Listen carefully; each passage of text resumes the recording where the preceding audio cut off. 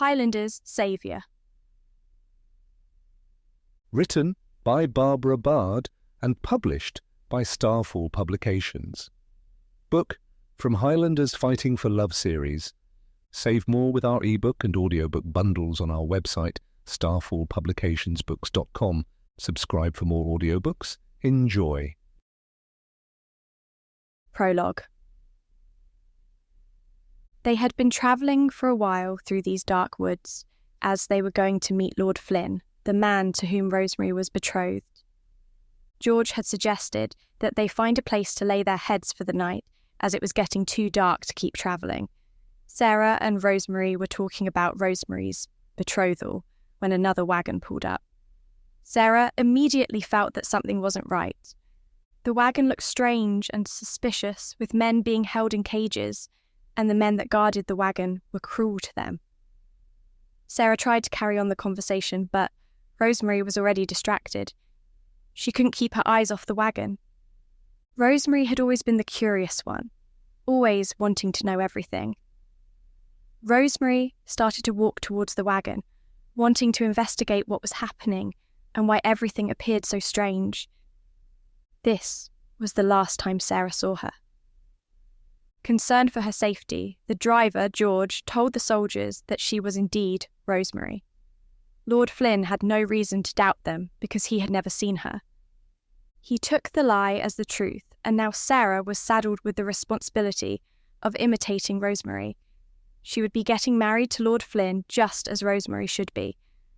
However, Sarah felt ashamed of pretending to be her friend, as she was nothing compared to the beauty and grace that Rosemary carried with her.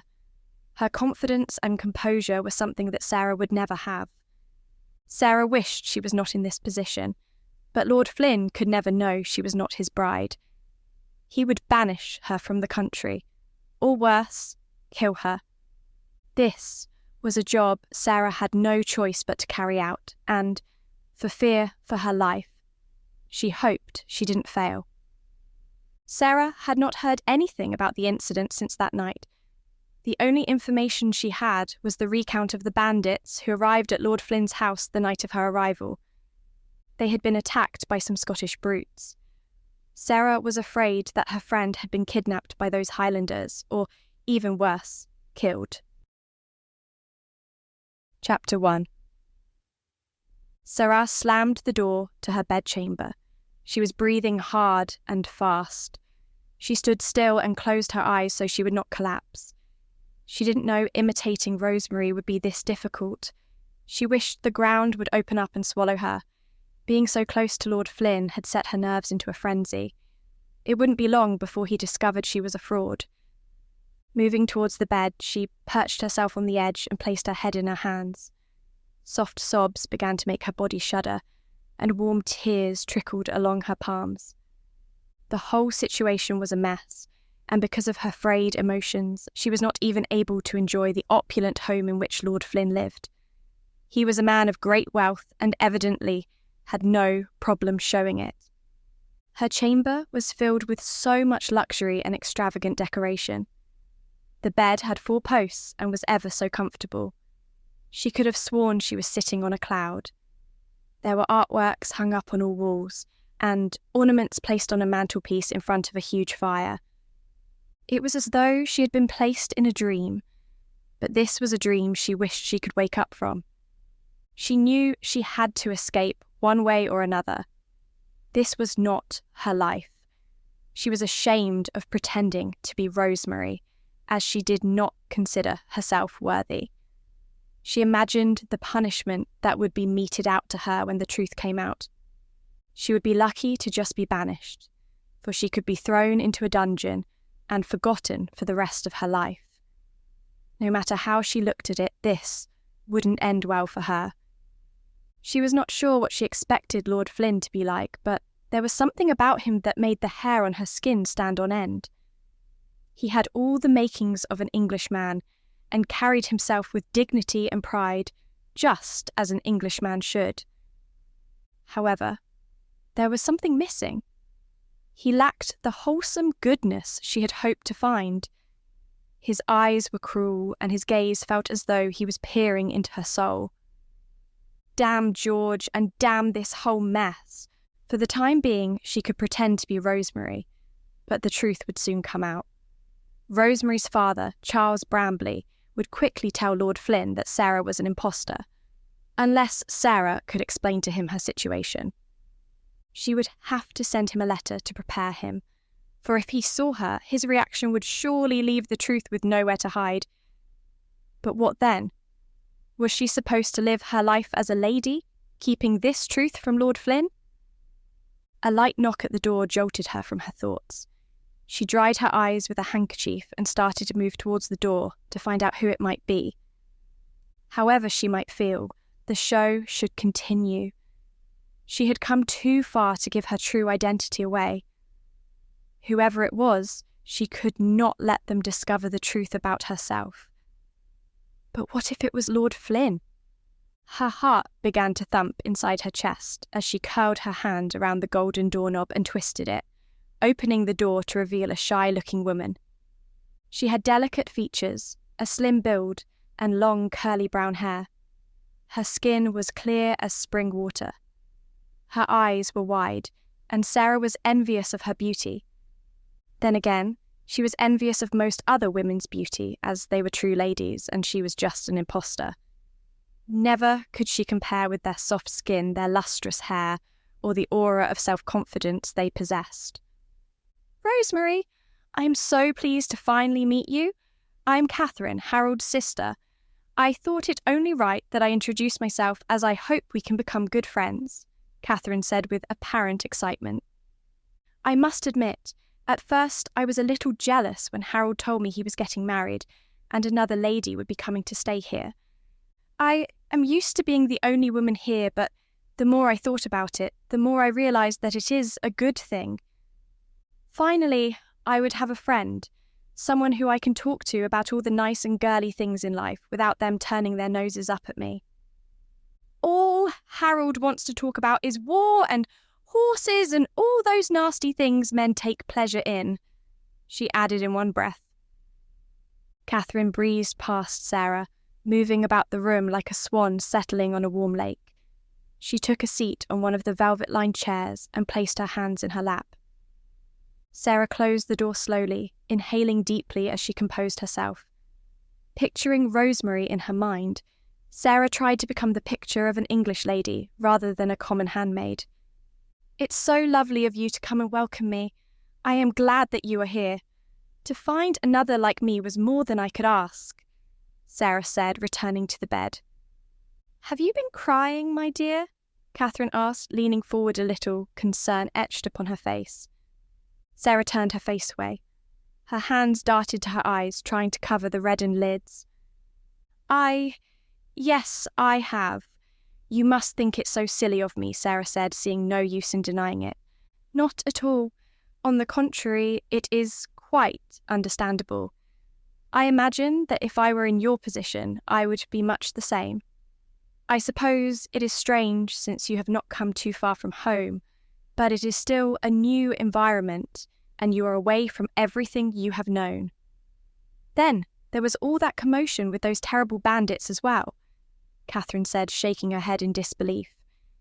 "It has been a trying time, thank you for understanding. I am excited to be here, of course, but as you say, it is quite different from what I have known. I had to leave my home and father, of course." "That must have been very difficult for you. I did ask Harold about you, and he said that it was just you and your father.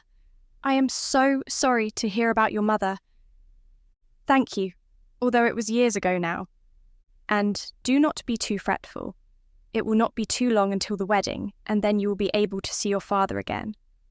I imagine that the two of you became quite close after your mother died." "We did, indeed. There were just the two of us. We cried and consoled ourselves. We only had each other. He tried to do everything to lift the cloak of sadness from our house. We tried to celebrate her memory instead of losing ourselves in a gloomy mood. But things will never be the same again." "I suppose that is all one can do. I am sorry to say that I cannot offer much in the way of understanding this conversation, as I have neither lost a parent nor enjoyed a close relationship with either of them. You haven't? Catherine shook her head and sighed. Father is always off on one escapade or another, looking to raise the prestige of the family. Mother was more concerned with her tea parties than anything else. Harold and I were mostly left to our own devices when we were younger, and now that Harold is getting married, he will have his own family. I am not sure where that leaves me. You shall always have a place here, of that I am sure, Sarah said quickly. Thank you so much. That does mean a lot to me, Catherine said, her face brightening, although I am quite sure that in time I will be promised to a duke in London. Father has always told me I shall not marry below my station, and that he will work on finding the best match for me. That sounds rather exciting. Hardly, Catherine said, a sly look in her eyes. Father simply wants the best marriage for the family. Knowing him, I shall be passed off to some feeble duke who probably drools and cannot even walk without aid.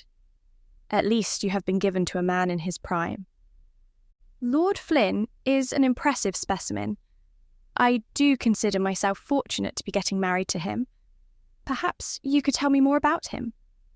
My father was often quick to tell me about Lord Flynn's virtues. There were times when I think he viewed Lord Flynn as a younger version of himself. You are in a much better position to tell me about him. I would be pleased if you could give me a more personal view. Where to start with my brother? Catherine said, tilting her head back. She took a few moments to look around the room, pressing her lips together as she contemplated the question. Well, if you want complete honesty, he was a terror growing up. He would chase and pester me all day long. I think he wanted a brother and tried to turn me into one. Catherine tittered with laughter. Sarah gasped. Was it really that bad? Oh, I am just playing. It was just the typical thing that siblings go through. I do not know about that. I was an only child. I suppose that is why I had such a close relationship with my parents. We did not have anyone else growing up. The only friend I had was my handmaid. Oh, how awful for you. It must have been challenging to be friends with someone below your station. I am sure they wouldn't have been able to understand the nuances of our lives. Well, you have me now, and the handmaidens can be left to do their job. Yes, indeed, Sarah said, holding her tongue. She had always been a good friend to Rosemary, and the two of them had had lots of things in common. Anyway, to continue with the evaluation of my brother, he is charming, as I'm sure you've been able to tell by now. He's good at hunting, at cards, at riding. Sometimes I think he would be better suited to living in the wild, rather than in a house such as this. He is a passionate man, and sometimes this can lead to rather intense moods. But one just has to learn how to handle him. And how would I go about doing something like that? I will tell you when I learn, Catherine laughed again. The only person who has been able to control him completely is Father. All Harold really wants to do is make him proud. I hope I learn how to please him. I want to be a good wife to your brother. Don't worry, I am sure you will make a good wife and a very beautiful bride. Harold wants to make it a wedding nobody will ever forget. You are going to be the centre of attention. Nobody would be able to take their eyes off you. That sounds rather daunting. I am used to a quiet life. I attended a few balls with Father, but we mostly kept to ourselves. We enjoyed a peaceful life. I often enjoyed sitting at my window, looking at the wide green hills, wondering about the world outside. You may not find the time to do that here. Harold does enjoy his parties, and as his wife, you will be expected to be at his side at all times. Harold inherited my father's ambition. The two of them want to become powerful men in the realm. All his life, Father has worked to rise closer to the king, hoping one day that a member of our dynasty shall take their place in the royal family, and perhaps even sit on the throne themselves. A lofty ambition, I cannot say I ever thought of anything like that. I fear my world has been so small. It has gotten bigger now, and it will be wonderful. The times ahead are going to be glorious, and I am so glad that we will be sisters-in-law. We shall have so much fun until the wedding." "We shall," Sarah said. Talking with Catherine made her feel quite at ease, even though it was painful to lie to her the entire time. Sarah had wanted to close herself off from most of the people in the palace, just so she would have to lie to as few people as possible. It was going to be difficult enough to bear the shame of having deceived Lord Flynn, but now she would have to betray Catherine's confidence as well. "I wonder if it would be possible for me to write a letter to my father, just to let him know that I arrived safely. He does fret so, and I would like to put his mind at ease." "Of course. I shall have some writing materials sent up to your chambers. Later on, we should take a walk around the gardens. I will have to show you all around the palace, and have lunch later. But I should let you rest for now. It has been a long day, and you must be tired. I am glad we had this conversation, though, and I look forward to spending much more time with you," Catherine said as she rose from her chair and approached Sarah. Sarah rose too and found herself being embraced tightly. Catherine kissed her on the cheek and clasped her hands together, smiling warmly. Then she looked down, a little taken aback by the rough skin on Sarah's hands. "I say, I have only ever seen hands like these on handmaidens and servants," Catherine exclaimed. Sarah's heart lurched in her chest, fearing she had been found out. Sarah pulled her hands away quickly, hiding them behind her back. "It is nothing to be ashamed of," Catherine said, a look of horror on her face. "And I did not mean to offend. It was a difficult life without Mother. We had some servants, but many of them left after Mother died, and Father simply did not have the will to replace them. I ended up doing some of the work, trying to keep the house in good condition." "How awful! At least you do not have to worry about that any longer. While living here, you do not have to worry about a thing. I promise you that. Your life will be relaxing, and your troubles are over." With that, Catherine exited the room. When the door closed behind her, Sarah breathed a sigh of relief and sank to the floor. Lying so much was draining, and she did not know how she was going to keep up with this. She almost had to laugh at the irony of Catherine's statement. Her troubles were only just beginning. Once Lord Flynn found out that she was not who she said she was, Sarah would be in so much trouble. Somewhere out there, Rosemary was alive. Perhaps she had found freedom and happiness. Before she left, Rosemary had expressed doubts about marrying a man she had never met. Sarah had thought her foolish for thinking such a thing. But although Sarah dreamed of marrying a noble, she did not want it to happen like this. Not when she had to take on the guise of another person. She was about to drift away again when she heard another knock on the door. Catherine had sent a handmaiden with a pot of ink, a pen, and some papers. Sarah took them from the handmaiden and thanked her. The handmaiden was taken aback by this gesture and showed her surprise. Sarah immediately realised that she is a lady now, or at least she was pretending to be one, and it was not in her place to thank handmaidens and servants. She immediately composed herself and dismissed the servant. She needed to be more careful if she didn't want to be caught by Lord Flynn. She placed the writing materials on the table, pulled out the chair to sit on, and proceeded to write the letter to Lord Brambley, Rosemary's father. "Dearest Lord Brambley, it is with great regret that I write to you. You may be told that this letter is from your loving daughter, but actually it is Sarah who is writing this. There has been a terrible misunderstanding. While we were travelling through the forest, we encountered a wagon filled with prisoners. Rosemary wanted to investigate, fearing that something strange was occurring. I tried to dissuade her, but she was set on her course of action, and she disappeared into the night. I do not know what happened to her. I have only heard a rumour that she was seen with a Highlander being carried away to the north. and I fear for her safety. But to protect us from the soldiers who were guarding the prisoners, George told them that I was Rosemary. We were escorted here, and since then I have had to remain true to the lie. I wish that I could speak the truth to Lord Flynn, but I am afraid that he will not take too kindly to this subterfuge, even though it was not a conscious decision on my part. I feel ashamed, guilty, and scared. I do not think there is anyone to whom I can turn aside from you. Please help me, Lord Brambley. You are my only hope. Yours faithfully, Sarah.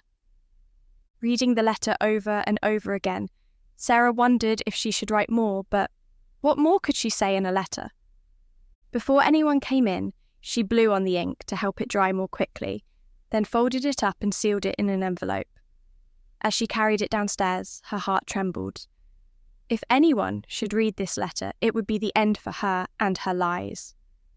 She walked so quickly that she stumbled. The letter slipped from her hand and slid out of her reach. Her hands slammed against the carpeted floor, as did her knees. She gasped and reached out for the letter immediately. As she tilted her head up, she found out that she had been beaten to it by Lord Flynn. He was holding the letter in between his fingers and looking down at her. "Ah, a letter! How intriguing!" he said, turning it over in his hands. Sarah's breath caught in her throat. "What secrets does it hold, I wonder? Did I get a mention?" "I hope you are not writing to your father in hopes of calling off the wedding," he said. Sarah couldn't decide if he was joking or not. "I would never do that. I am so excited for our impending wedding," she replied. Lord Flynn looked down at her as he ran his fingertip along the edge of the envelope. He tapped it, and for a moment Sarah was sure that he was going to tear open the paper and find out all she had been hiding. Surely a man as intelligent and wise as Lord Flynn had seen through her lie. It wasn't as though she was a mastermind. Before this, she had never told a lie in her life. To her relief, Lord Flynn leaned down and offered her a hand, helping her back to her feet. He handed the letter to her and caressed her cheek gently. "As you should be," he said. "Are you sure you are not injured, my lady?" he asked, looking her up and down. "I believe so. I merely lost track of my thoughts," she said, offering him an apologetic smile. "You are just like my sister, always rushing around as though you are running out of time." "We are quite a pair," Sarah agreed. "Just be careful. I would not want to see anything harm your appearance. I want everyone that comes to our wedding to see how beautiful you are." Sarah bowed her head. "Now, are you not going to ask me about my hunt?" "Of course, I apologise. The fool shook my wits from me. How was your hunt, my lord?" "It was successful, thank you for asking. At this instance, I am going to freshen up. I am looking forward to dinner tonight. I shall regale you with the tale of the great hunt." "I look forward to it, my lord." A smile tugged at the corners of Lord Flynn's mouth. He nodded, then spun on his heels and walked away. Sarah breathed a sigh of relief, pressing the letter into her bosom. She had to escape soon.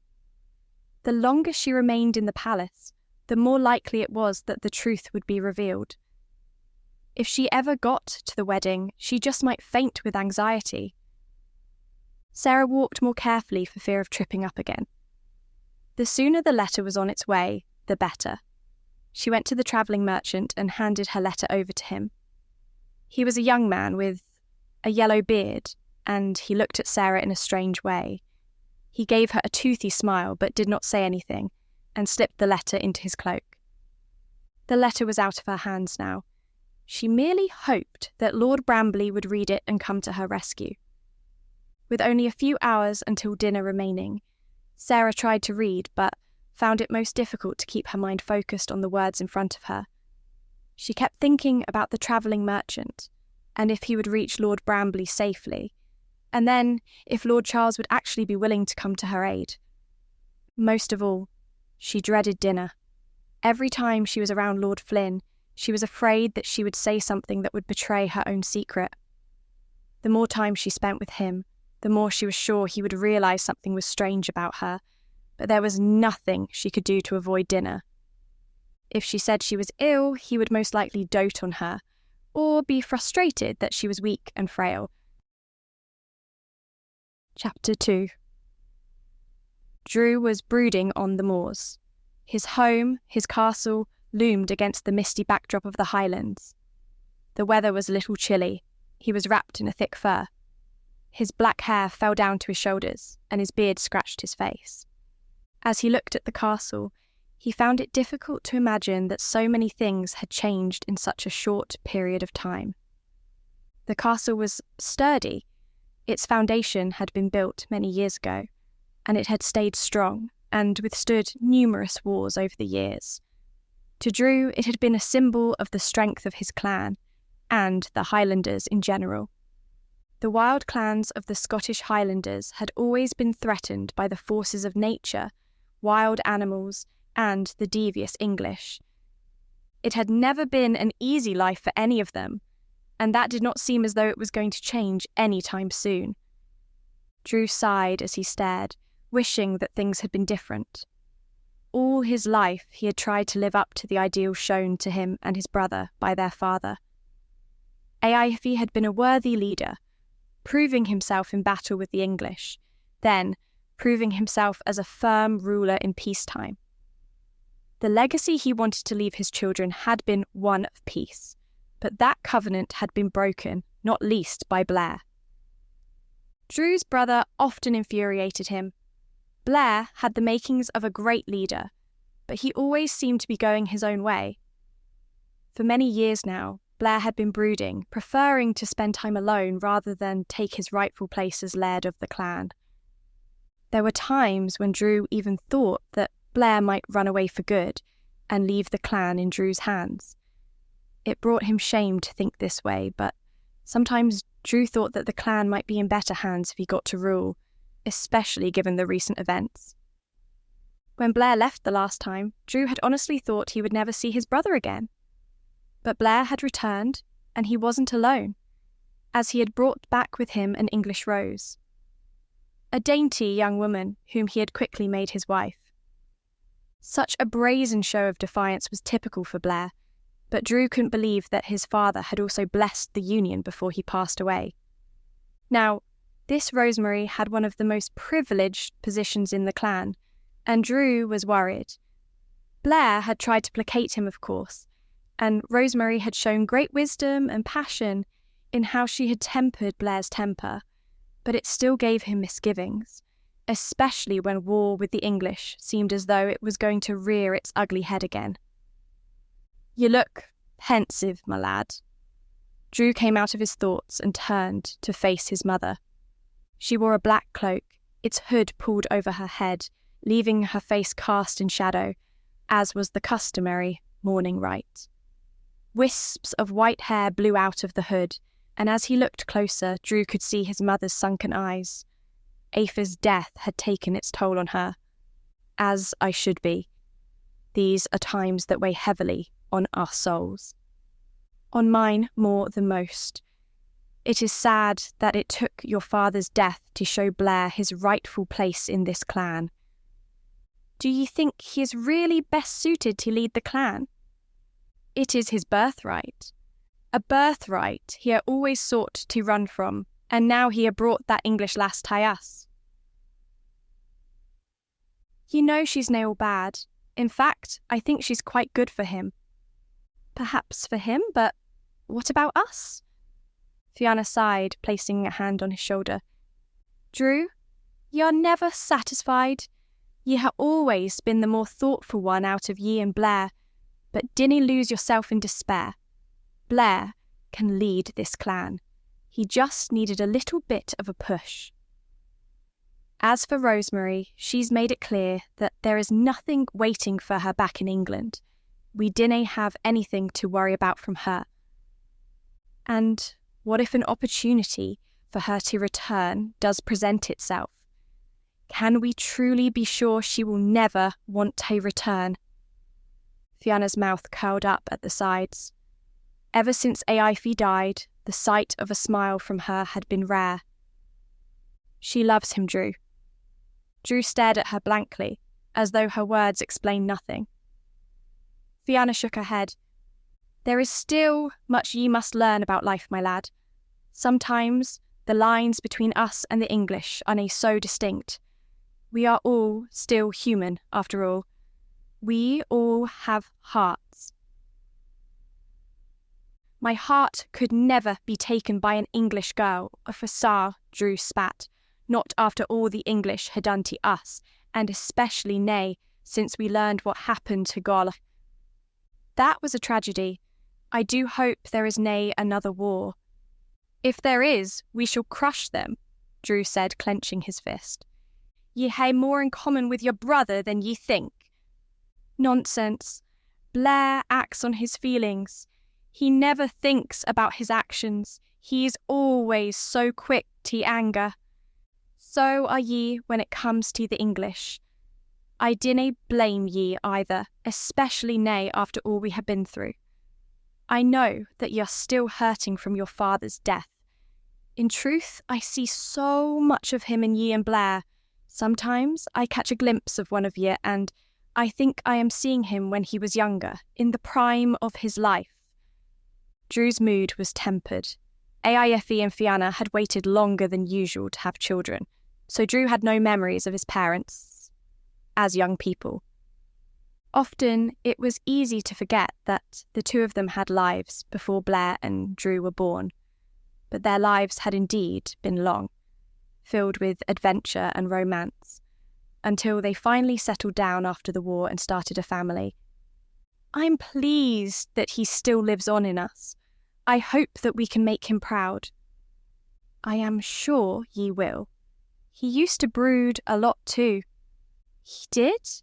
Even when he was younger? Before we continue into the story, do us a favour. Like this video and hit the subscribe button because it helps very much with YouTube's algorithm. If you want the audiobooks ads free, visit our website and select our bundles to save more. Thank you again. Now back to our story. Oh, yes, especially in the war. The responsibility of killing weighed heavily on him. There were times when he often wondered why there is so much anger inside all of us. But he was one of the fiercest warriors the clans have ever known.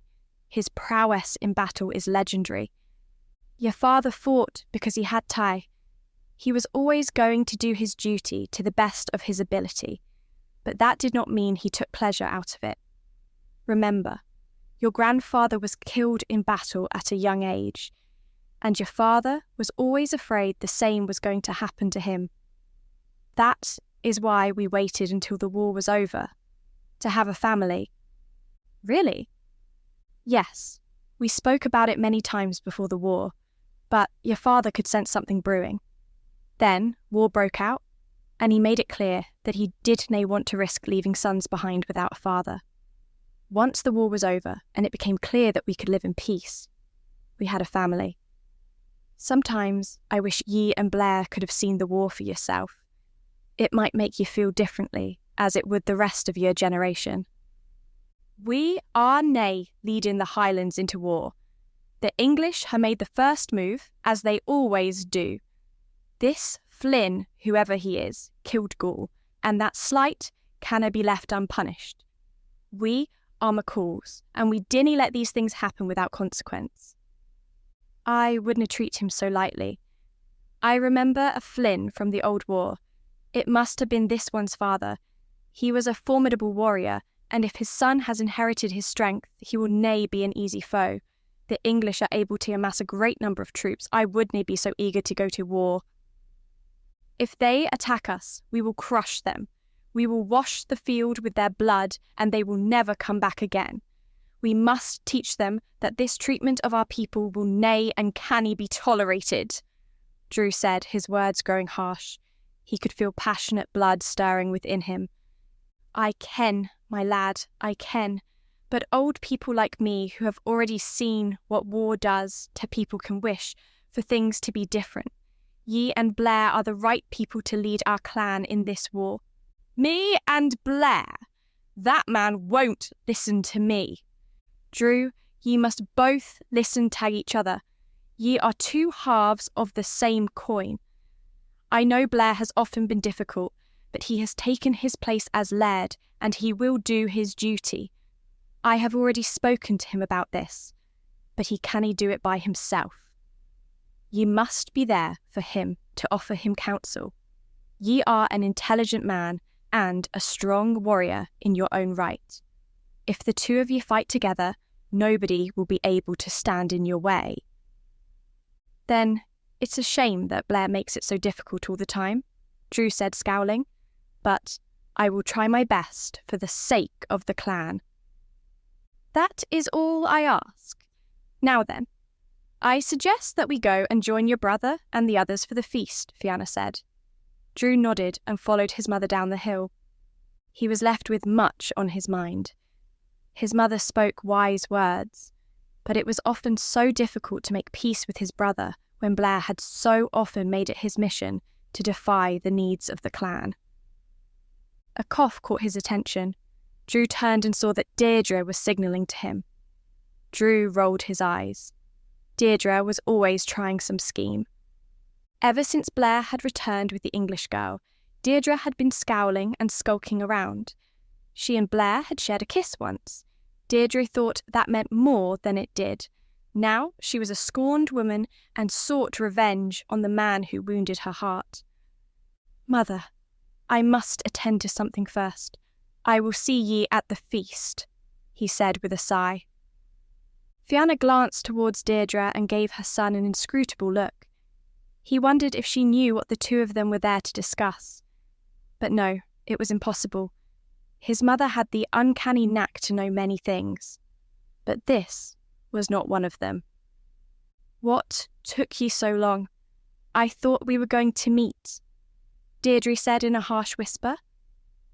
Her flaming red hair framed her freckled face. Anger blazed in her eyes. Mother distracted me. Ye are worse than your brother for keeping track of time. Have ye thought any more about my proposal? I have indeed, Drew said, and it is nae right, Deirdre. I know ye have been insulted by Blair's actions, but it is nae enough to go to these lengths. Nay right? Nay right? Surely ye of all people can see that what Blair has done goes against our blood.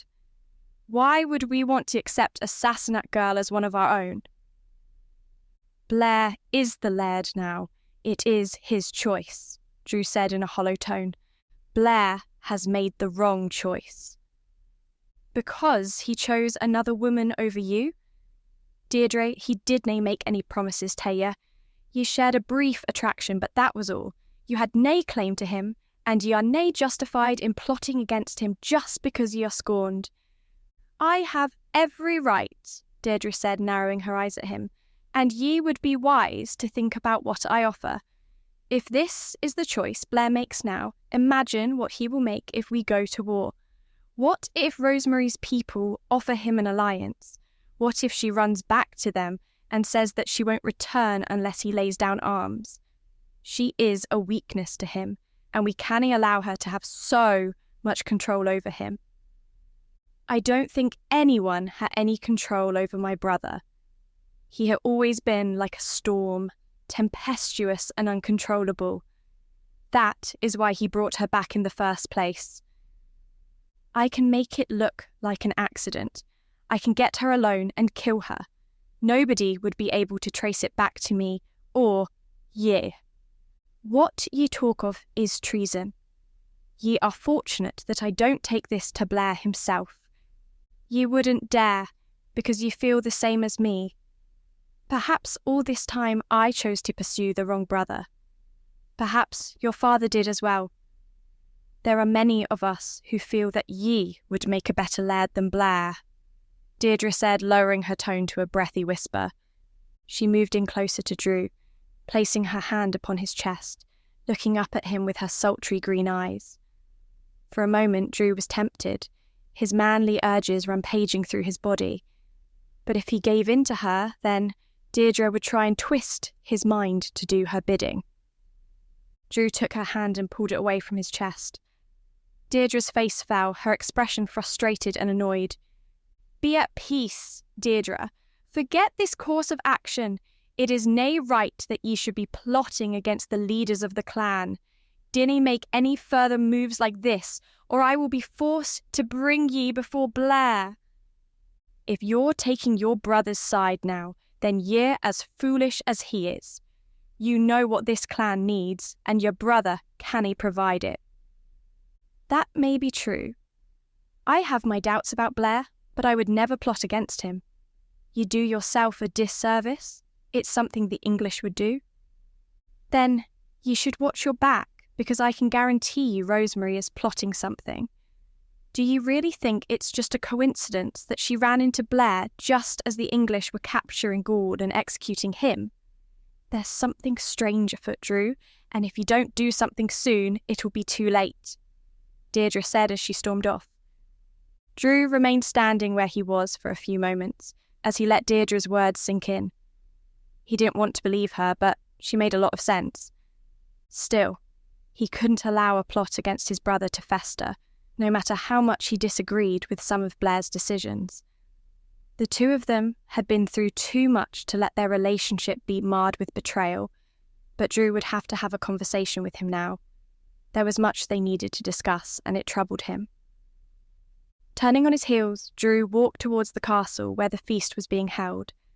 His heart was heavy, and the air was thick with grim portents of the future. The closer he got to the castle, the louder the noise inside grew.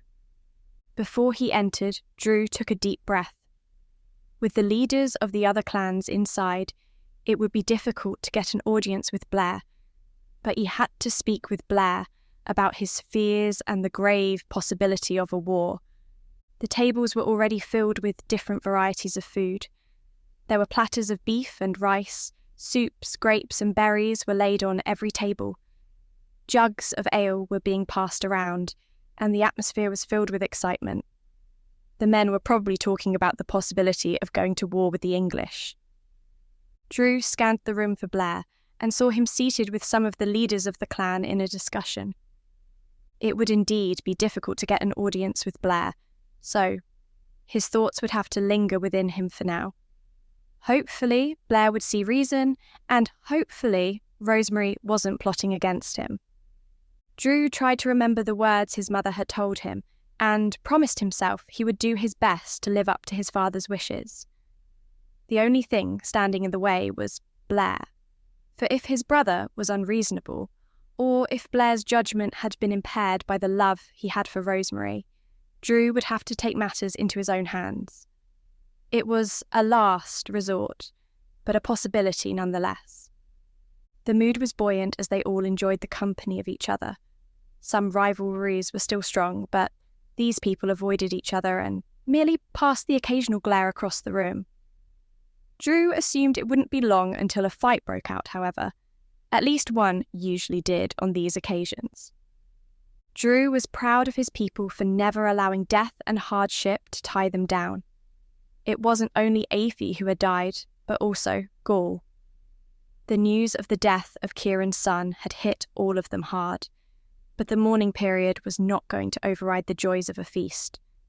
Drew walked into the hall and waved to a few others, greeting more as they cheered his arrival. He walked to the head table where Blair rose, and wrapped a strong arm around Drew's neck. His breath was heavy with the stench of alcohol. "Brother, I was wondering when you were going to show up," he said. "I haven't missed too much, have I?" Nay, the party is just getting started," Blair yelled in his deep brogue. His words were met with a loud cheer. He thrust a mug of ale into Drew's hand and gestured for him to sit down. Drew looked beyond his brother to see Rosemary sitting there. The Englishwoman was inscrutable. Drew did not know what to make of her. She and Fianna were the only ones who were not throwing themselves into the jovial mood. Drew set the mug down and picked up a chicken leg, tearing at it with his teeth. The meat was succulent and tender. The juice ran down his jowls, satisfyingly so. There were few greater pleasures in life than a good feast, and Drew's smile was genuine.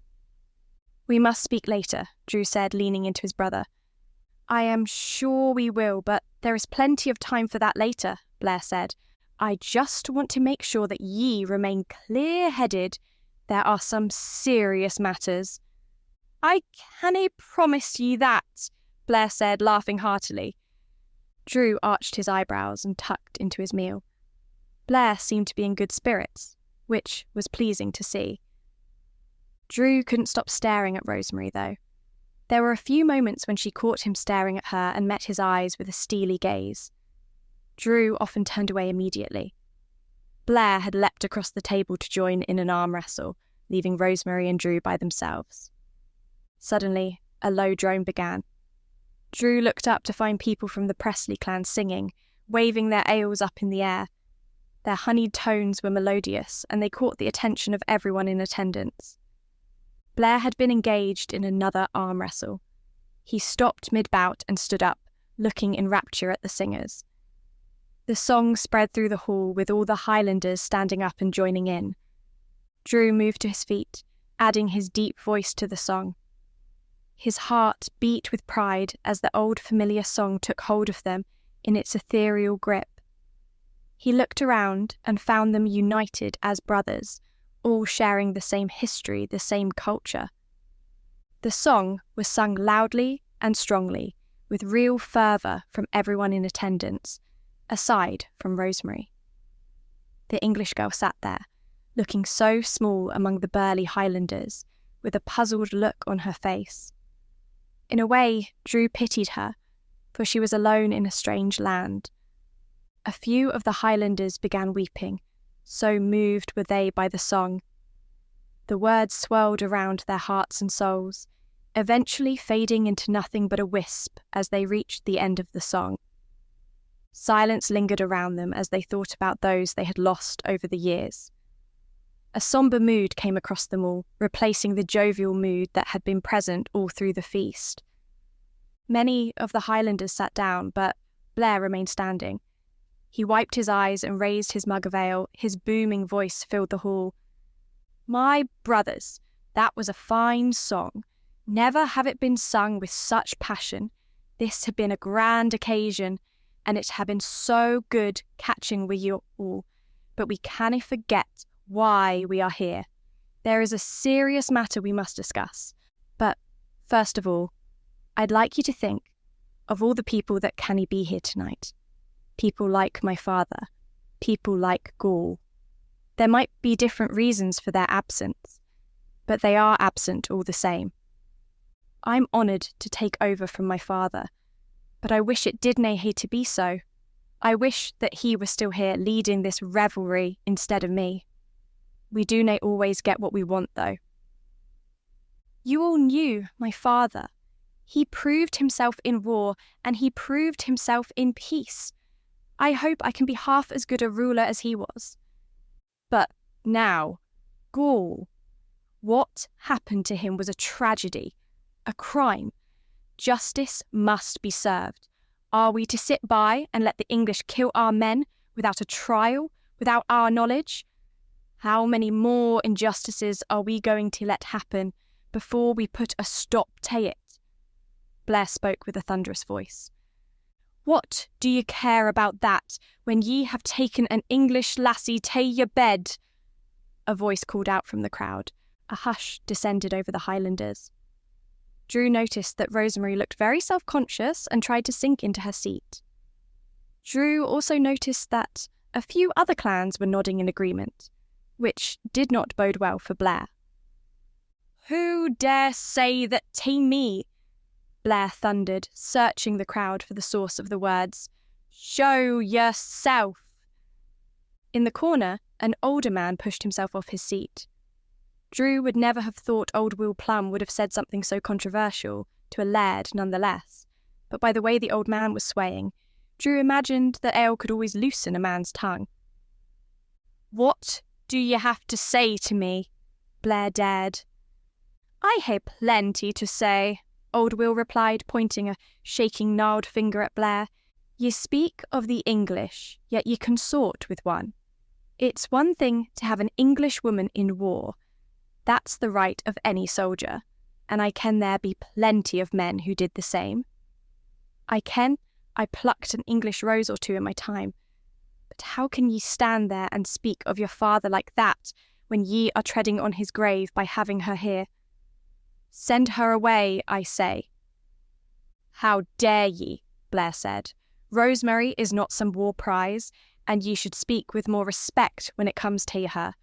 Listen to me now," he said, raising his voice. Even Drew felt goosebumps crawl and rise along his body. "Rosemary is not the enemy. She ran away from the English. She's their victim just as much as any of us have been. She stays, and any one of ye that has a problem with that can take it up with me. And anyone who speaks about her with disrespect can also take it up with me. And if ye think I'll be lenient with ye can test that thought," he said, glaring around the room. If there was one thing Blair was good at, it was intimidating a crowd. Even though most of the Highlanders were imposing warriors, Blair had a knack for making himself larger than life. It must have been because of how much time he spent out in the wild, tracking and hunting wild predators. Sometimes Blair was more animal than man, which was perfect for occasions like this. Although Drew's attention was focused on Blair, he spared a thought for Rosemary, wondering what she thought when she saw him like this. Was she afraid of the wild animal, or did she like it? Anyway, we are nae here to talk about Rosemary. We are here to talk about the future of the Highlands and the tragedy that was Ghoul's death. It seems that the English are looking our way again. Perhaps they think we are unprepared for war, but they are wrong. I ken that if we join forces again, just like the clans did in the last war, we can emerge triumphant. We can beat the English back, this time for good. I dinna want to just give them a bloody nose. I want to send them back so they never return. I want to send them one last message to make sure they ken that we are nae here for their amusement. But we must take the vote. Who here is ready for war? Who will pledge themselves to fight the English?" Drew looked around, a lump forming in his throat. For a moment there was a tense silence. Then, one by one, everyone raised their glasses and met the cry for war. "War!" they shouted, their voices as loud as when they had been singing. Drew looked around, unsure if this was the right call.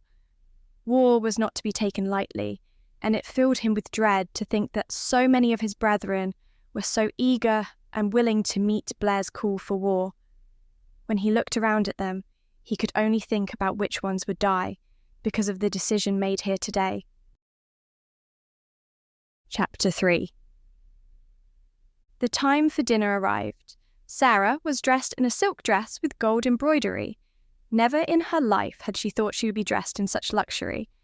She considered this dress the nicest thing she'd ever worn. She didn't think she would ever become comfortable in noble attire. When she entered the room, Sarah noticed that Catherine and Lord Flynn were already seated, as per usual. The table was filled with all manner of delicious food.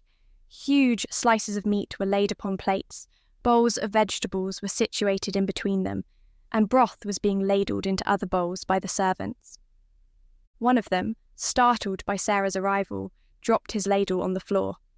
It clattered down and the broth spilled over the floor.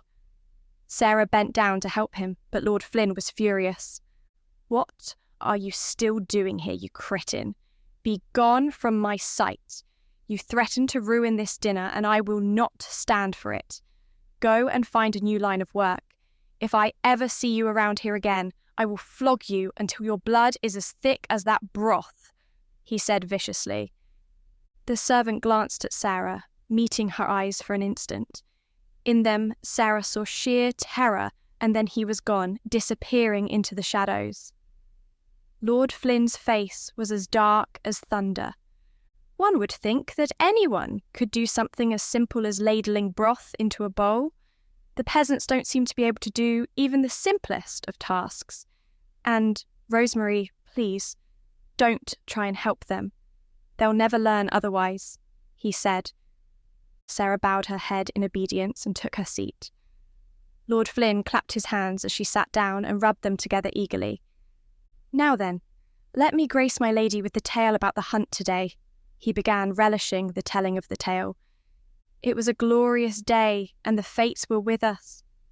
First, we saw a fat pheasant, and I thought to myself it would make a lovely addition to the dinner table. I drew my bow, set my aim, and the arrow flew true. It struck the bird directly in the heart, and it fell to the ground with its last breath. After this, we galloped through the forest until we came across a deer. I tried to be quiet, but one of my men exclaimed in shock. It was the biggest deer any of us had ever seen. But still, there needs to be some decorum. I had him taken back. He won't be going on a hunt with me ever again. Still, the chase was on, and I was not going to let this deer get away. We spread out, chasing the deer. The horse's hooves thundered across the ground. Our hearts beat fiercely. It was glorious. It's a shame that you women will never be able to experience the glory of the hunt. You could always take us with you one day, brother, Catherine said. Lord Flynn gave her a withering look, then continued with his story, not regarding her words as worthy of comment. As I was saying, the deer had a head start and was a strong, powerful beast. It was so fast we lost sight of it more than once, but we always managed to find its trail again. Although there were others with me, I felt a strange sensation wash over me. It was as though I was the only one on the hunt, as though this deer was fated for me. I knew that I could catch it and kill it, that it would only be me. I encouraged my horse and broke away from the rest of the hunting party. I kept my eyes peeled, searching the forest for any sign of this great beast. For a moment there, I thought I had lost him completely, and then I heard the crack of a branch. I twisted around and saw the deer fleeing again. I chased him, for how long I do not know, because time lost all meaning to me. Then I finally came upon it. I drew my bow and my arrow flew true once again, lodging itself in the beast's neck. It carried on lumbering forward for a time, but eventually stumbled and sank to its knees. I alighted from my horse and finished him with my blade. He was worthy prey, and I am sure that his meat will taste good, he said, beaming widely. Catherine yawned. Sarah pretended that she was in awe of his prowess. You are such a wonderful hunter, she said. Thank you, yes. Well, it is a skill I inherited from father, really, Lord Flynn said without a hint of modesty. Some men are simply born to be great warriors. I only hope I get the chance to prove myself one of these days. I imagine that hunting the Highlanders would be much like hunting this deer. They are but animals themselves, of course, with little intelligence other than to feed and mate. In fact, the deer would probably pose more of a challenge, he said, throwing back his head with a loud laugh. Sarah smiled as well, laughing softly. There was something else she wanted to ask Lord Flynn, although it could prove to be risky. Meekly she turned to him. Speaking of the Highlanders, my lord, I was wondering if it would be possible to send a rescue party to try and see what happened to my handmaid. If she was carried off by a Highlander, I would like to know what happened to her. Isn't she wonderful, Lord Flynn commented, smiling widely towards Catherine. That you would care so deeply for a mere servant. Unfortunately, my dear, I am sure that we all know her fate, even if we would not like to think of it. The Highlanders show no mercy when it comes to these matters. I do not believe there would be anything of her left to find, even if we ventured into their territory. Besides, I do not think a mere servant is worth going to war over. No, there will be another cause. Of that I am sure. But she was close to me. I knew her all my life. It would please me greatly if something could be done, Sarah said beseechingly. The smile faded from Lord Flynn's face. Do not press me, woman. I have already told you about my decision. I appreciate your kindness and compassion, but do not forget, they are just servants. They do not matter in the grand scheme of things. I would not send men into dangerous territory to search for a handmaiden, especially not when the likelihood is that she is dead. His words were bitter, and they shot at her like daggers. Sarah stifled a sob and focused on eating her meal. Now my mood has been soured. Bring me meat. I wish to dine on my quarry, Lord Flynn ordered. Catherine and Sarah remained quiet. Sarah averted her eyes from his gaze, not wanting to provoke his wrath again. A servant came over and put a slice of meat on Lord Flynn's plate. He took a bite and murmured his delight, then gestured for meat to be placed on the women's plates. Sarah wanted to pass, for her appetite had disappeared, but she knew that doing so would only make him angrier at her. A huge slab of meat was placed on her plate. It was daunting, and the sight of it almost made her nauseous. Lord Flynn seemed to be delighted at its taste. Sarah cut off a small morsel and placed it in her mouth, and she had to hide her disgust. The meat was tough and flavourless. Sarah coughed and sipped some water. "Well, what do you think?" he asked. Sarah and Catherine glanced at each other, both getting the impression that they had the same opinion of the meat. "It is incredibly tasty," Sarah lied, "but I am afraid I ate too much bread with my broth, and I am not sure I will be able to eat any more," she said. Lord Flynn's face fell, and he gripped his fork tightly. "You wouldn't be lying to me now, would you?" he said in a low, harsh voice. "Of course not, my lord." "Because you know that lying is the greatest sin. A husband must have loyalty from his wife. There can be no secrets between us. If I am unable to trust you," he said, standing up, pacing around the table towards her. Sarah suddenly felt vulnerable. She looked towards Catherine. "I poured my heart and soul into that hunt. I chased that deer through the forest, endangering myself and my horse. I was out there bringing home this food for you, and you dare to tell me that you won't put in the effort to eat it, because you've filled up on bread. Now that is no way for a wife to treat her husband. I require you to appreciate the things I do, which means that you must eat this meat," he said. Sarah pressed her lips together, wondering how she was going to get through this. The thought of having another mouthful of meat filled her with nausea. She had only just managed to force the first piece down, and the meat was as big as the plate. In fact, she had never seen a slab of meat as big as this one. I will try," she said. "That is not good enough," Lord Flynn said. "You must enjoy the fruits of my labour," he snarled, snatching the cutlery from her hands and cutting up her meat for her. He skewered a piece on the end of the fork and proceeded to force it into her mouth. Sarah felt the meat being pushed inside her and almost gagged at the sensation of having it thrust inside her. "Now eat it and enjoy it," he barked. Sarah chewed dutifully, hating every minute of it. Tears welled up in her eyes and she coughed, choking on the heavy, dry meat. Lord Flynn stood there with another chunk of meat poised on the end of the fork, ready to be given to Sarah again. The thought of having yet another piece of meat inside her was abhorrent, and her stomach began to groan. "Harold, I hate to say this, but the meat is rather tough," Catherine said. Lord Flynn glared at her. The fork dropped from his hand and clattered against the plate. Lord Flynn began to move around the table when Sarah felt a hacking cough rise through her.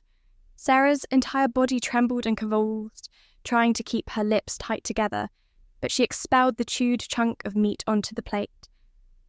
Lord Flynn glared at her, aghast that she would dare to spit out some of the meat he had hunted. But it was so dry and unpalatable that she could not even fake enjoyment of the food.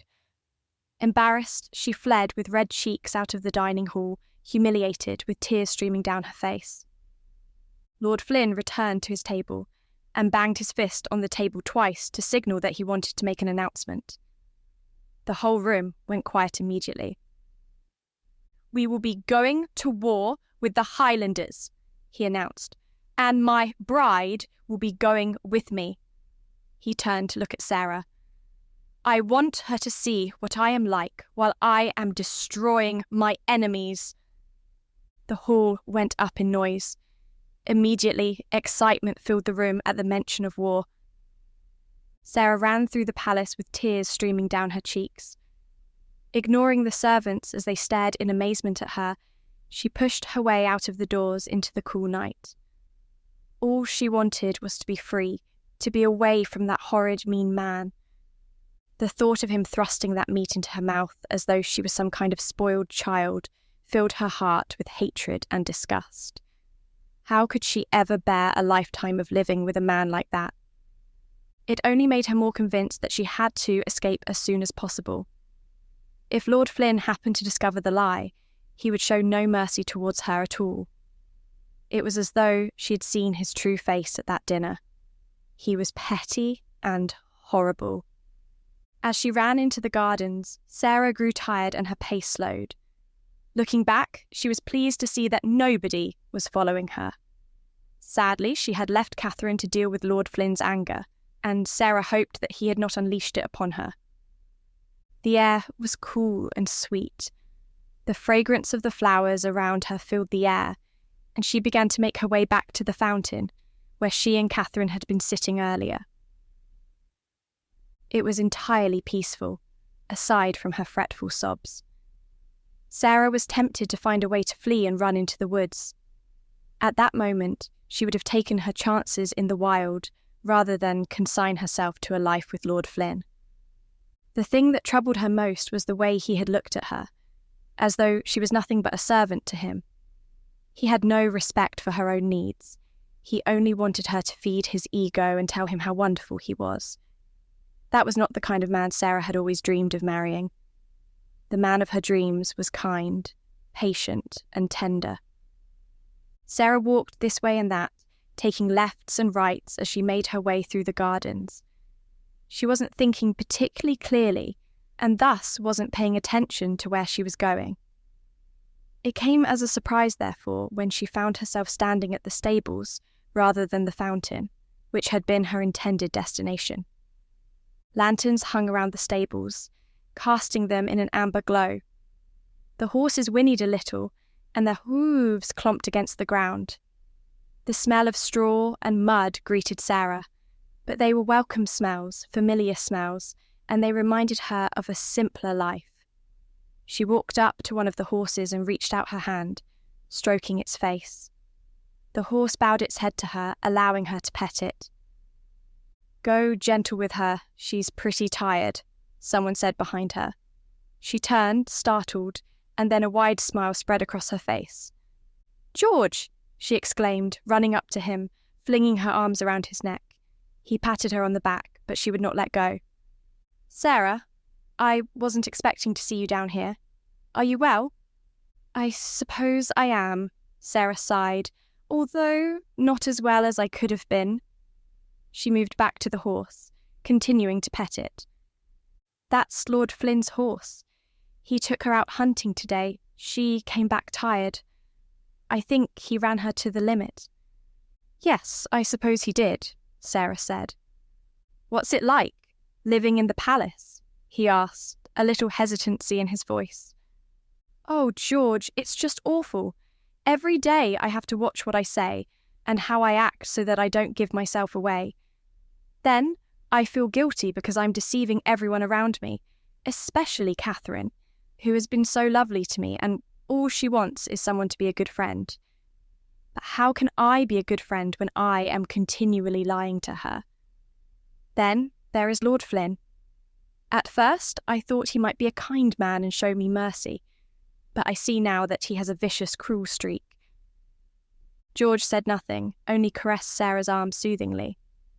Sarah was grateful for the opportunity to talk, however. "He wouldn't even send out a search party for Rosemary." "You told him about Rosemary?"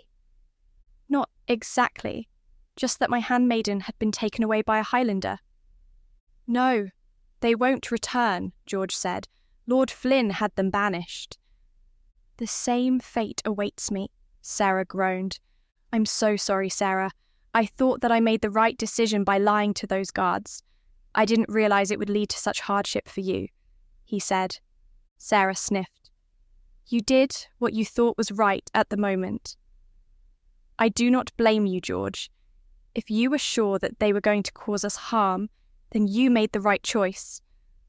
"I was sure, unfortunately, but I fear I have only delayed the inevitable, and I have only prolonged your suffering." Is there any chance for my escape? Sarah asked with concern etched on her face. Her eyes glistened silver. I do not know. If you were to escape, you would need to find passage away from this region. I cannot imagine that Lord Flynn would take the loss of his bride easily. He would hunt you down. And I know how much he likes hunting, Sarah groaned, placing her head in her hands. I am just a simple handmaiden. I never asked for this life. I wish I could help you, Sarah.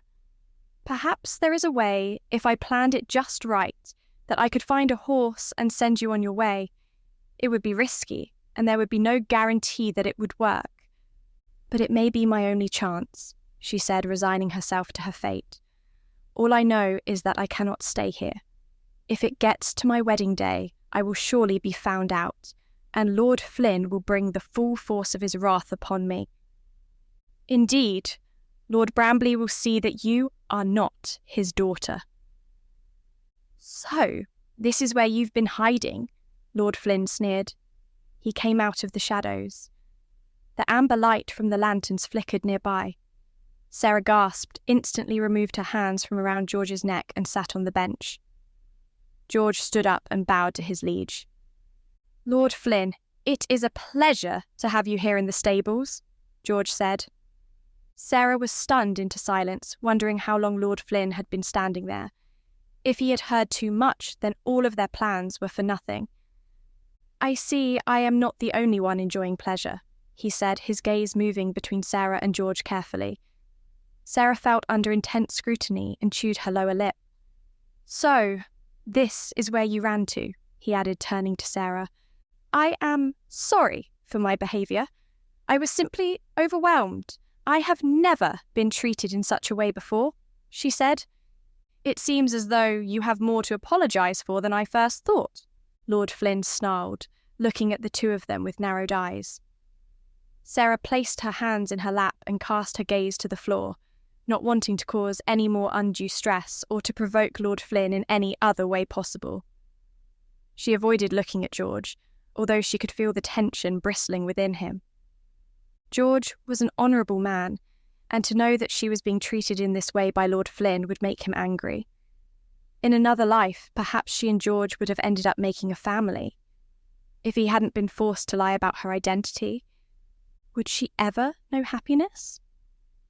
Return to your bedchamber.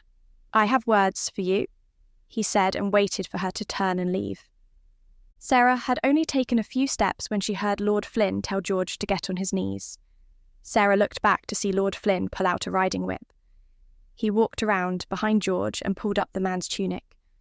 Then the air cracked as the whip slashed against George's back. The still, peaceful night air was shattered by George's cries of agony. His eyes clamped shut and his neck jerked backward as the pain lanced through him. Again and again. Lord Flynn brought the whip down, slashing George's skin. Sarah turned away in shock and ran back to her chambers, not wanting to witness any more. She closed the door behind herself and threw herself on the bed, wishing that she could slip away in the night and disappear. For a brief moment, she felt hope and actually believed that George could have saved her. He'd saved her once, after all. Why not a second time? But then Lord Flynn had arrived. That man was maddening, always in the wrong place at the wrong time. And soon he would be coming for her. Would she get the whip as well? Or would a far more terrible fate be in store for her? Sarah trembled, staring at the door, waiting as each moment passed, bringing her closer to her doom. Footsteps began to approach. Sarah's throat tightened and the colour drained from her face.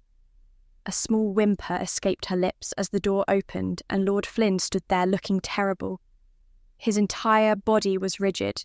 His fists were clenched beside him, and his face was the picture of cruelty. His eyes were cold and harsh, and each step was deliberate. Even the air seemed to grow colder around Sarah, and she could not move. Lord Flynn remained silent as he approached the bed, towering over her. Sarah could not stop herself from looking at him. I am sorry, Lord Flynn. I should never have run away like that, or seek comfort in the arms of a friend. I did not mean anything by it. I was overwhelmed and George comforted me. You see, in the forest, George was there to help me through that. It was a testing time and it just felt natural. And I am sorry that you had to see me in such a position, but you know that I would never do anything to besmirch your honour. This marriage means everything to me, and I would not do anything to jeopardise it. And? Sarah sniffed and wiped tears from her eyes. I'm sorry, Lord Flynn, was all she could muster.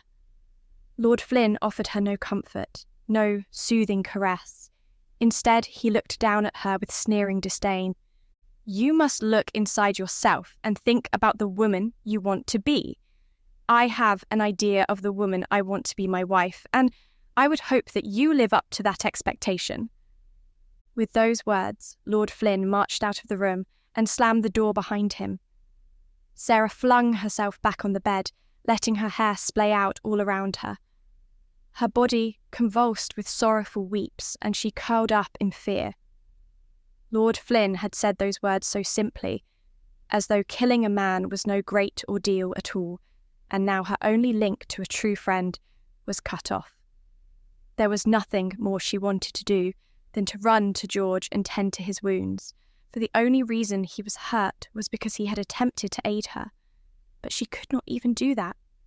She would have to find some other way to escape this fate. Chapter 4. What followed was much revelry, but Drew was pensive as he continued feasting. He noticed a few people casting wary glances at Rosemary, but, to her credit, she remained seated. Perhaps she had more determination than Drew had first assumed. He also occasionally threw a few glances at her with a wary eye. I can see the way you have been looking at me. Do you have a problem with me? Rosemary asked as she leaned towards him. The question startled him. Drew wasn't entirely sure how to answer that. It's just that you keep looking at me. If you have something to say to me, I'd prefer that you say it, she added. I was just wondering if this is what you imagined life with Blair would be like. You don't seem like you're enjoying the feast, Drew said, trying to keep his words guarded, just in case the English rose had a nefarious purpose. I am merely trying to adjust. Life wasn't like this in my home. It's very noisy. It's fun, though. I'm just trying to keep track of who everyone is. In truth, we had not had one of these feasts for a long time. I find myself having to adjust as well. I think we're the only ones, though. Blair seems to have taken to it quite naturally. I know. It's not a side of him I'm used to seeing, she said. Well, lassie, I think you'll find that Blair is a complicated fella. He always was, since he was a bairn. We may not be so simple as you might think, Drew said in a soft burr. Rosemary turned up her nose. I never believed Blair was a simple man, but he seems to have changed recently. I suppose being the leader of a clan would do that to someone. Aye, ye cannae have him all to yourself now. Let me ask ye a question now. Hae ye given any thought to the future? What's your plan here, lassie? Do ye want to go home, or are ye happy staying with us for the foreseeable future? Rosemary shifted in her chair, looking around the room at the loud Highlanders. Drew imagined it must have been quite the change for her. He doubted that English people knew how to throw feasts like this. They were all so proper and prim. If I returned home now, I would not be safe. It's better if I stay here. Besides, I love Blair. I do not want to be away from him. I know that may be difficult for you to understand, but when I speak of my feelings for your brother, I speak the truth. I know it is not usual for two people like us to find each other and share the same feelings. I cannot speak to why the fates would want such a romance to take place, but all I know is that I want to be true to the feelings in my heart. Aye, well, ye two being true could bring about another war, Drew said, shaking his head. He took a long gulp of ale and set the heavy mug down on the table. I don't blame ye or Blair, not really, but I feel like the two of you hain't really given much thought to the rest of us. Look around you. Do you really want these people to go to war? No, I don't. Frankly, I don't know why everyone is thinking that war is inevitable. I'd much rather the English and the Highlanders left each other alone. What a world that would be, Drew said wistfully. I know that you and I do not have much in common, but I hope that we are able to find a way to be civil with each other. I have no plans to leave, and I love Blair fiercely. I will not be pushed aside. I have no claims on your life, lassie. Frankly, I have better things to do with me time. But I will be keeping a close eye on ye, just to make sure you don't make a mess of things. Blair sometimes does know what he's getting himself in for. You seem like a fine lassie, Tammy. It's just the way things have happened that I have a problem with. I always worry that somewhere there's some lord who is missing ye, and if they come to find ye, what will they think? Will they believe that ye fell in love with a Highlander? I'll make them believe it, Rosemary said, her face set in determination. But then she looked away and gazed into the distance. Drew wondered what thoughts passed through her mind. Drew leaned back and worked his way through a chicken leg, picking the gristle from his teeth. It was good to see the feasting hall being occupied with such a grand occasion, but it was a shame his father could not be here. He watched Blair move through the crowd, speaking with the other clan leaders, engaging them in conversation and just arm wrestles. In these moments, Drew felt glad that Blair was the Laird rather than him, as he was not used to being so gregarious. Towards the end of the night, Drew rose from his seat, leaving the bones on the table, and walked over to Blair, who was in the middle of telling a story. His eyes were bloodshot and his words were slurring. "We must talk, brother," Drew said. Blair shrugged him off. "Now," Drew added, more insistent. Blair hung his head and apologised to the people around him before he rose.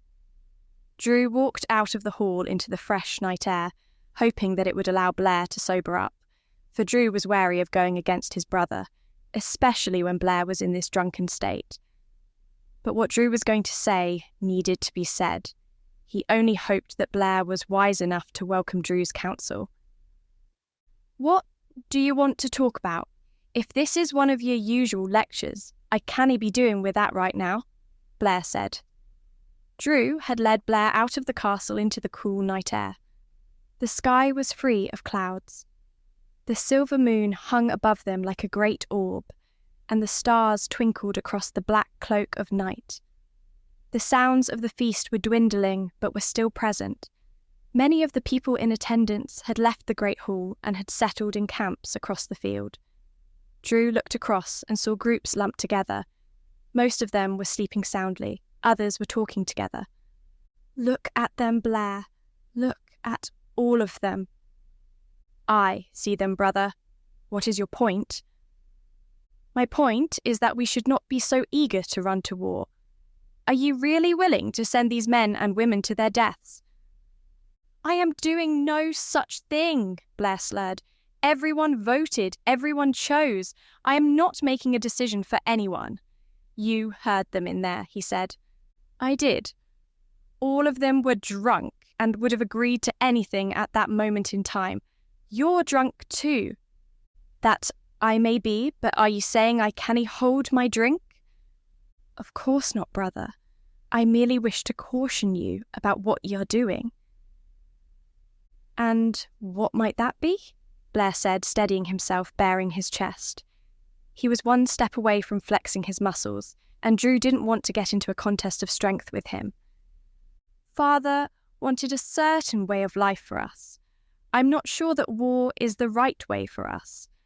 War is the only way out of this. Gaul's death cannae be left without punishment. The English have done too much. Aye, we remember all they did, all the deaths caused, all the blood spilled. How many of the people around us will come back? What of the rest of the Highlanders? You think that will be the only end? You think badly of us, Drew. We are strong and we can beat the Sassenach. I am tired of living in fear of them, of always having to worry if they are going to attack. We do hate to fear them. If we let this transgression go unpunished, how much further will they go? How much will they take from us? If we keep letting them get away with these things, we will only encourage them to move further up north, taking our territory, and by the time they declare war, it will be too late. We must strike before they take more liberties than we can afford to give," he said passionately. Drew sighed and turned his back to Blair.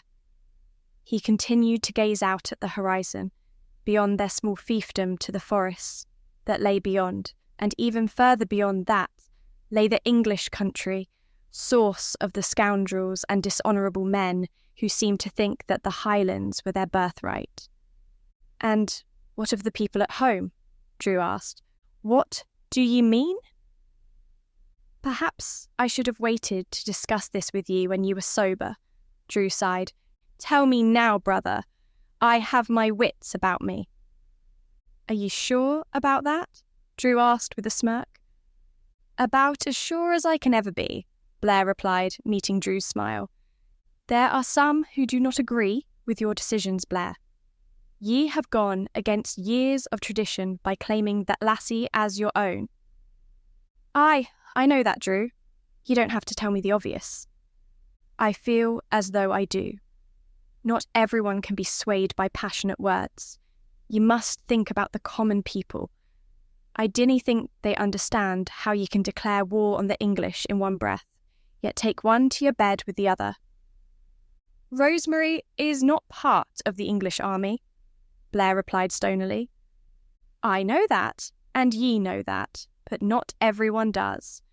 To some, she's just an English lass who has worked her way into your bed. I cannae blame them, really. I felt the same when ye first came back with her." "And what do you make of her now?" "I've talked to her a bit. She seems like she has a good head on her shoulders, except for choosing to love ye," he said, teasing Blair. "I dinna believe we do choose who we love, Drew. I think one day soon you'll see that for yourself." "Aye, maybe, if I see this war through. Just be careful, Blair. That's all I want from you. These are dangerous times for all of us, and things should not be taken lightly. Remember how vicious the English can be. I hope ye know what ye are doing when it comes to her." All good humour disappeared from Blair's face. "I told ye not to speak of her like that. Nobody can speak of her like that," he growled. "I dinna mean it like that, brother." "Forgive me," Drew said. Blair looked at him through narrowed eyes and eventually relented. Drew breathed a sigh of relief as his brother wished him a good night, and then disappeared back into the castle. Drew stayed out for a little while, hoping that these people would remain safe. Then, with a sweep of his cloak, he returned to his room and lay in bed, thanking the gods for all the ale he had drunk, for if it hadn't been for that, he never would have been blessed by sleep. The morning came, and with it Drew awoke with a yawn. He stretched his limbs and dragged himself out of bed, going down to the stream, where he bathed with all of the others. Men and women were together, some wrestling and enjoying the feeling of being in the water. Drew looked at them, tinged with sadness. Whenever he looked at them, he couldn't help but wonder how many of them would be slain in war. How much blood would be on all their hands. After washing, Drew took a walk along the river bank when he heard a soft voice. From the accent, there was no doubting that it was Rosemary. He stopped before she noticed him and thought about moving away.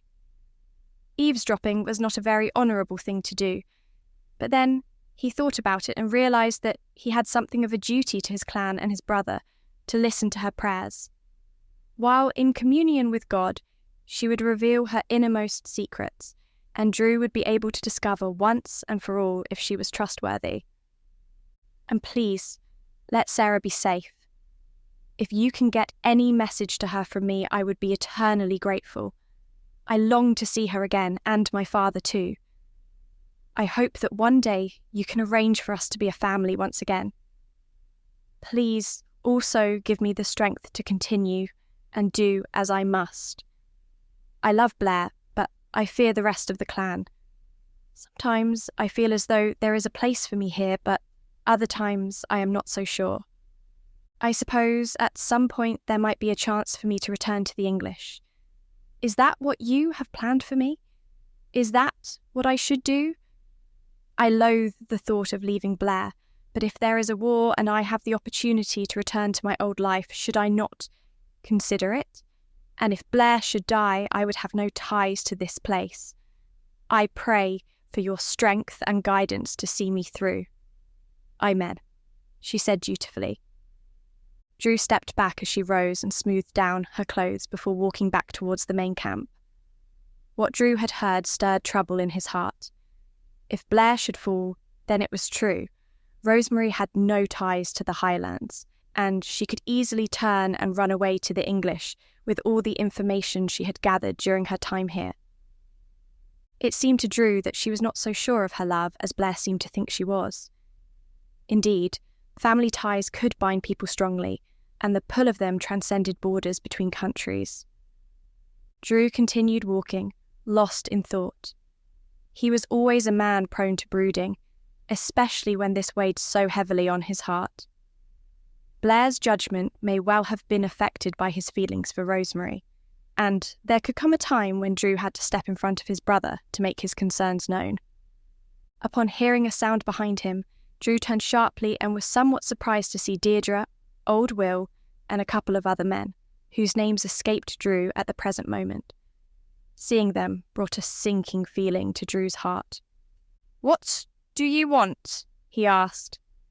Old Will and Deirdre glanced at each other. It was Old Will who shuffled forward first. His head leaned forward, his wispy hair hovered around his head, and his beady eyes looked straight at Drew. "I think you know why we're here," Old Will said. "I think I do too, and I dinna like it," Drew said. "Like it or nay, ye must have this conversation with us," Old Will said. A wheezing sound accompanied every other word, for Old Will had lost a number of teeth over the years. Nobody knew exactly how Old Will was. Some rumoured him to be over 100 years old. "I tried to speak some sense into your brother last night, but he would nae listen. He's been swayed by his heart. He would nae be the first man to suffer such a fate, but we cannae allow it to continue. Ye heard what my brother said.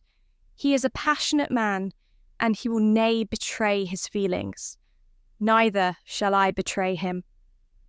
I have already had a conversation like this with Deirdre, and my answer remains the same. Aye, ye will not betray him, but what if he already betrayed us? What do we ken of this lass? She could be a spy. She could want to run away from Blair at the first sign of trouble." Drew thought back to Rosemary's prayer and wished he hadn't heard what he did. Stroking his jaw, he blew out his cheeks and shook his head. "What's really important is that we support Blair. The clan must be united in a time like this. We cannae go to war with the English if we're divided. And we cannae go to war if there is a spy in our camp," Deirdre shrieked. Old Will shook his head towards her, but Deirdre marched forward, her eyes flaming almost as brightly as her hair. "I know ye think I am mad and jealous about what happened, but really I just have the best interest of the clan at my heart. You know Blair better than any of us, but even I know that he's as stubborn as a mule. He's convinced that this lass is genuine, but how can we trust her? What proof has she given us? All we have to gae on is Blair's heart, and this is a man who wanted to run away and leave. Can ye honestly say that ye trust Rosemary?" There was a long pause. "Nay, Deirdre, I cannae, but I also cannae go against Blair. What ye propose is mutiny, and that is worse than anything the English could do to us. What if Rosemary is a spy? Surely she'd want to sow discord among us, so by doing this, ye are doing exactly what she wants. Nay, If Rosemary is a spy, then eventually she'll reveal herself. I'm not going to fight Blair. We canny fight against each other, but I will keep an eye on her, and at the first sign of trouble, I'll confront Blair. I had my worries about the lass as well." "What worries, Drew? Do you know something you're not telling us?" "Nay, I dinna know anything, but I hae my suspicions. All I'll say is that I'm more worried about what Rosemary would do if Blair died than what she'll do while he's alive. I had to think about what to do next, but I didn't want any of this to continue. You think you're doing something good for the clan, but you're only sowing discord, and this isn't right. Do your best, do your duty, and let me worry about Blair." Without waiting for their reply, Drew pushed through them and left them in the forest. At the moment, Blair was oblivious to the brewing discontent, but if it got worse, a faction could arise that would prove Blair's downfall. It was left to Drew to try and diplomatically conjure up a solution to this mess, but he didn't think Blair was going to like anything presented to him, especially not when it concerned Rosemary's honesty. However, Drew couldn't let what he heard pass without comment. If there was even a chance that Rosemary would forsake them, Drew had to do something, even if it meant provoking the wrath of his brother. So it was with a heavy heart that Drew made his way back to the castle, where he would have to confront Blair once again. The suspicion of Rosemary could not be allowed to fester, though. Drew wished that Blair had never brought that woman back with him.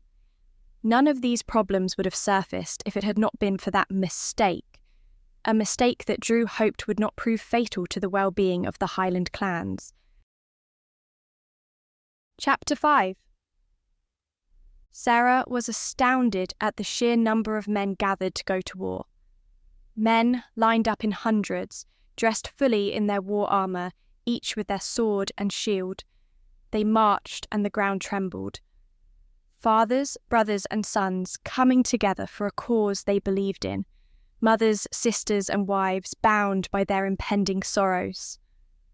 Drums of war and tears went up into the atmosphere. Until now, she hadn't really known the gravity of war, the pain it could bring. She had never seen such a stark reminder of how many lives were on the line, and her heart was filled with fear. The thought of going to the front lines of the war filled her with trepidation, for there she could be killed. But it wasn't as though Lord Flynn would have it any other way. He wanted to mark his glory with a wedding. She looked away from the men and saw Lord Flynn approaching her. Thankfully, she and Catherine were riding towards the back of the army, while Lord Flynn was leading the charge. When he reached her, he took her hand and helped her into the carriage. He held her hands and covered them with his other hand. "My beloved Rosemary, I will be honoured to take your hand in marriage when this war is won. My glory in battle will only be second to my glory of marrying you. I know it will not be the wedding we envisioned for ourselves, but we shall have our love and our countrymen. There will be nothing more we can need," he said as she climbed up the carriage and sat down. "My lord, nothing will please me more than to be your wife and bear your children. We shall have the wedding here after your victory over the Highlanders." With this, Lord Flynn went to his carriage and proceeded for battle. After what seemed like forever, the army came to a stop. The tension in the air was palpable. Sarah leaned out of the carriage to look at the men, and they were all getting themselves ready for war. Some of them looked pensive, others were eager to get started. Some, she could tell, were trying to keep themselves from weeping. The door to the carriage opened. Lord Flynn was standing there. He helped Catherine out and then beamed at Sarah. "This is it. The time is almost upon us," Lord Flynn declared, his eyes gleaming with excitement. "I wish you well," Sarah said, her eyes darting around furtively, just in case Lord Brambley was anywhere to be seen. "We received a messenger saying that your father was delayed. He should be here presently," Lord Flynn said, puffing out his chest as he breathed in the air around them. But he should hurry, otherwise he may find that the battle has already been won, he boasted. You should not be so confident yet. From all reports, the Highlanders are savage enemies, Catherine said. Indeed, they are savages. They are mindless brutes who do nothing but attack. They have nobody the equal of me. I have a strategic mind, you see. I have studied under the best. Father saw to that, and I shall make him proud that I am his son. Lord Flynn turned to Sarah and saw that she was troubled, although for entirely different reasons than he suspected. Do not fret, my beloved. The war will not last long. It will be a swift victory for the English, and then we will be wed. Even though I shall be leading the troops, I will not die. It is not my time. God has many plans for me yet, including raising a family with you. This is going to be the start of the rest of our lives together, and it will be glorious. I am sure you will make us all proud, Sarah said. I will, Rosemary. I will show you the kind of man you are marrying. Before I am done, this field will be soaked in the blood of the barbarians. He leaned forward to kiss her hand again, then strode away with his head held high. He acted as though this was what he had been born for, but Sarah wondered if he wasn't being as foolhardy as all the other young soldiers who welcomed war. Sarah turned away, dabbing at her eyes with a handkerchief. It will all be well, Rosemary. My brother will not die. He is far too stubborn for that, Catherine said lightly, trying to comfort Sarah. She was unable to stop the tears from falling, though. Soon, Sarah's eyes were wet with warm tears. They trickled down her face, and her body trembled. Catherine's arms opened in a comforting embrace, and she held Sarah tightly. I know you are scared, but we shall look after each other. We are the only friends each of us has, and we must look out for each other, Catherine said softly. This only made Sarah weep more forcefully, and had her face not been buried in Catherine's shoulder, her wails would have echoed through the camp. Catherine caressed her back in an effort to comfort her, and whispered that everything was going to turn out for the best. Sarah wasn't weeping for that, though. She wept because she would have to leave Catherine, who, indeed, was her only friend. Like Rosemary, Sarah would have to run away, and then Catherine would be left to find out the truth from Lord Bramley. Sarah only hoped that Catherine wouldn't feel too betrayed, but her mind was made up. She was going to leave as soon as the opportunity presented itself. Some time passed as the army organised itself and the men fell into ranks. It was quite a sight to see, and Sarah dried her eyes to witness it. She and Catherine remained behind with the carriages and wagons, along with other servants, squires and medics. The air was heavy with the weight of what was happening. A battle was never a light-hearted affair, and the closer it came to beginning, the more people grew anxious. For a moment, when all had been arranged, everything was still. The air was tranquil, and it seemed entirely peaceful. Sarah afforded herself a moment to look around at the surrounding area, at the blue sky overhead, at the lush green trees framing the field, and the bright green grass under their feet. It seemed a shame that such a place of natural beauty would be marred by the ugliness of war. Then another noise approached. It sounded like the far-off rumbling of thunder, but there were no storm clouds in the sky. The army bristled, and there were cries of warning as the enemy approached. Sarah peered into the distance and saw a huge black mass of bodies storming forward like an onrushing earthquake. The air was pierced by their loud screams, and the steel of their swords flashed as they reflected the sun. The sound of a bugle droned nearby, and then the English army charged as well. Horses kicked up mud, men drew weapons, and Sarah held her breath. The battle had begun. Asterisk, asterisk, asterisk. Drew roared as he and Blair charged forward, flanked by their most fearsome and formidable warriors.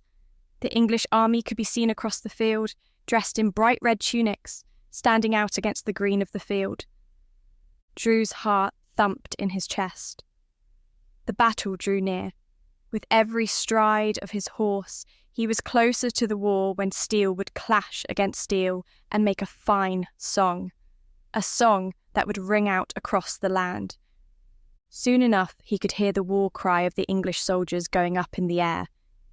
He had always dreamt of this day, and now it was here. He was going to send the head of Lord Flynn back to his father on a stake.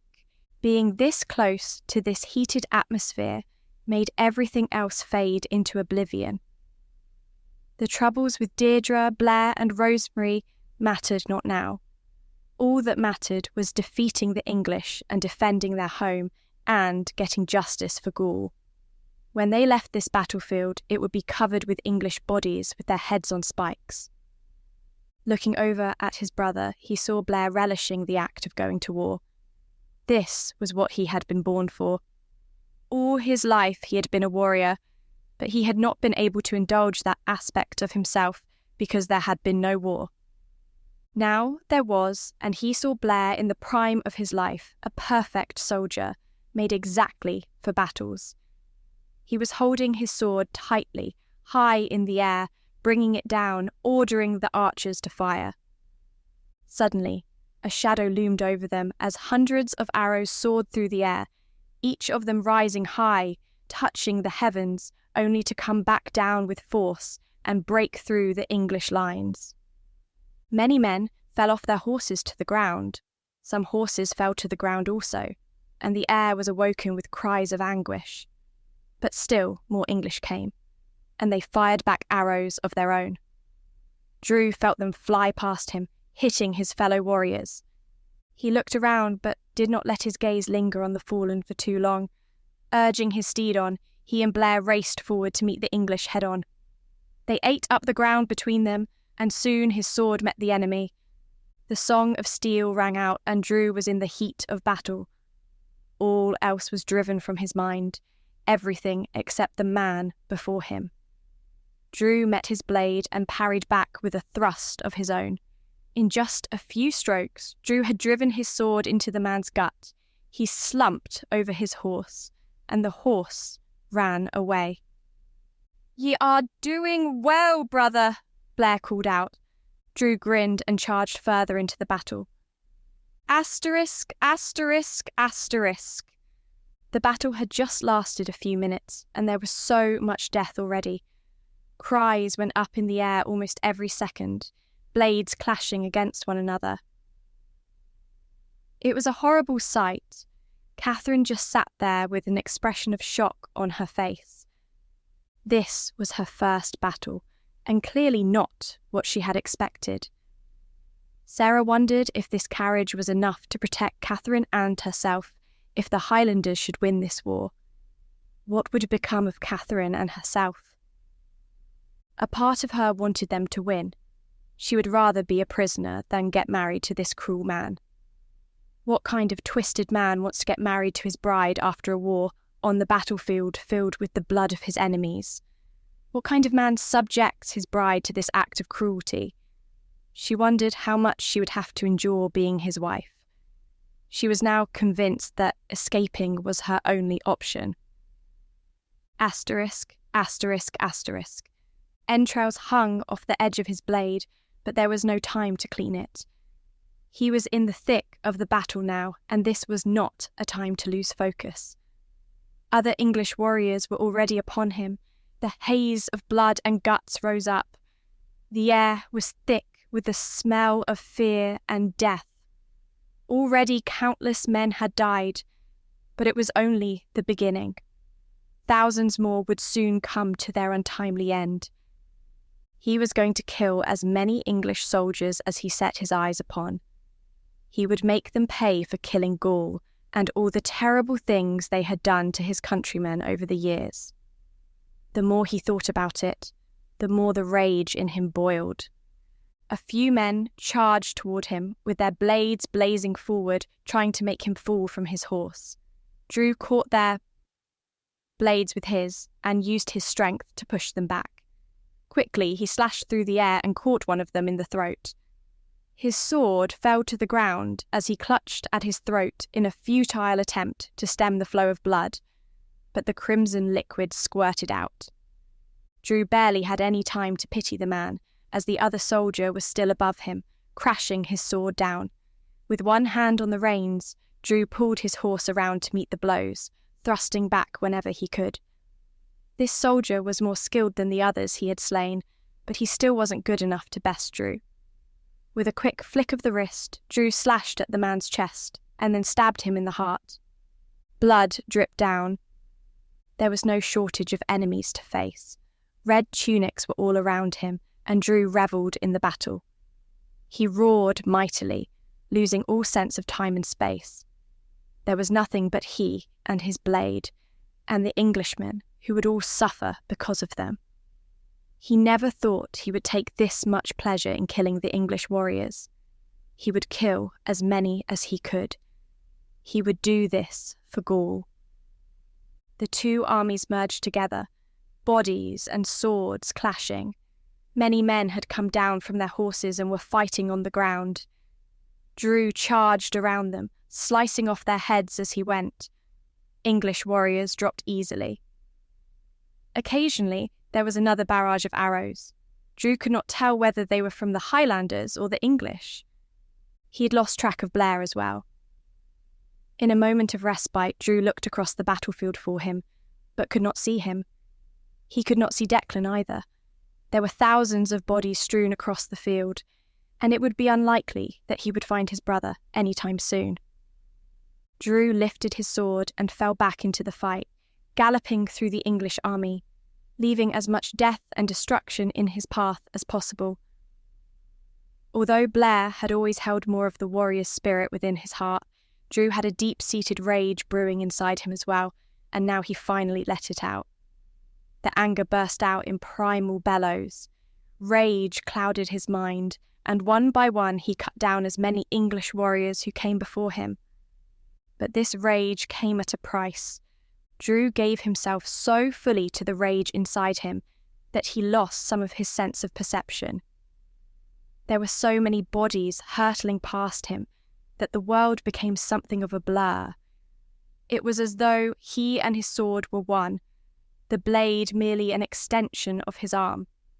He swerved and dodged, parried and struck truly. Nobody could stand in his way, and he stood tall among all the Highlanders and Englishmen. He welcomed more soldiers coming to him, ready to send them all to their graves. For a long time, Drew's blade drank of the English soldiers' blood. He left bodies in his wake as he kept charging towards the heat of the battle. Then there was a lancing pain through his leg. He cried out and only just managed to hold on to his sword. His head throbbed and his heart beat frantically. Looking down, he saw that a javelin stuck out from his leg. He had been so focused on what was in front of him that he hadn't paid enough attention to everything around him. Then again, it was almost impossible to keep track of everything on the battlefield since there was danger from all sides. Drew managed to fend off another attack, then reached down to pull the javelin from his flesh. The pain was excruciating. Drew gritted his teeth as he tried to bear it, but the javelin was just a little too low for him to be able to pull it out. Reluctantly, he sheathed his sword to give himself better purchase, and turned his horse away from the onrushing English soldiers to give himself a few moments of respite. Drew managed to reach down and feel the warm blood that was seeping out of the wound. He wrapped his fingers around the thick wooden javelin and started to pull, a guttural scream bursting from his lungs. When he eventually looked up, he saw a huge, hulking man thundering towards him. The man was unarmed, but his fists were like clubs, and he smacked Drew in the jaw as he passed. Fueled by the momentum of the horse, the strike was even more powerful than it would have been had the men been standing, and Drew slumped over his horse, giving in to the encroaching darkness. His fingers loosened and were unable to pull the javelin. The horse rode away from battle into the thick woods. Without Drew to guide it, the steed listened to its own instincts and took Drew away from the fighting. Chapter 6. Everything was utter chaos. Sarah didn't know what she was supposed to do. The air was thick with arrows and the ground was wet with blood. War cries and painful screams occasionally pierced the air. Before her, she saw hundreds of men die before the battle had even begun. All of them had sought glory, but only a few of them would actually attain it. The Highlanders screamed like monsters as they raged into battle. The English met them, and the air was alive with the sounds of clashing swords. Sarah winced and turned her head away. She could not bear to see such a horrible sight. But just as when she had been young, she could not close her ears and had to listen to the horrors of war. Medics ran forward to aid the men who had been wounded by arrows, while the battle raged in the middle of the field. Sarah forced herself to watch, looking at all the men who were losing their lives. In a way, it was poetic because although there were two opposing sides, they were both the same. Both sides were losing men at an alarming rate. Catherine stood beside Sarah. Sarah felt Catherine's hand slip inside hers and squeezed. "Is this what you expected?" Sarah asked.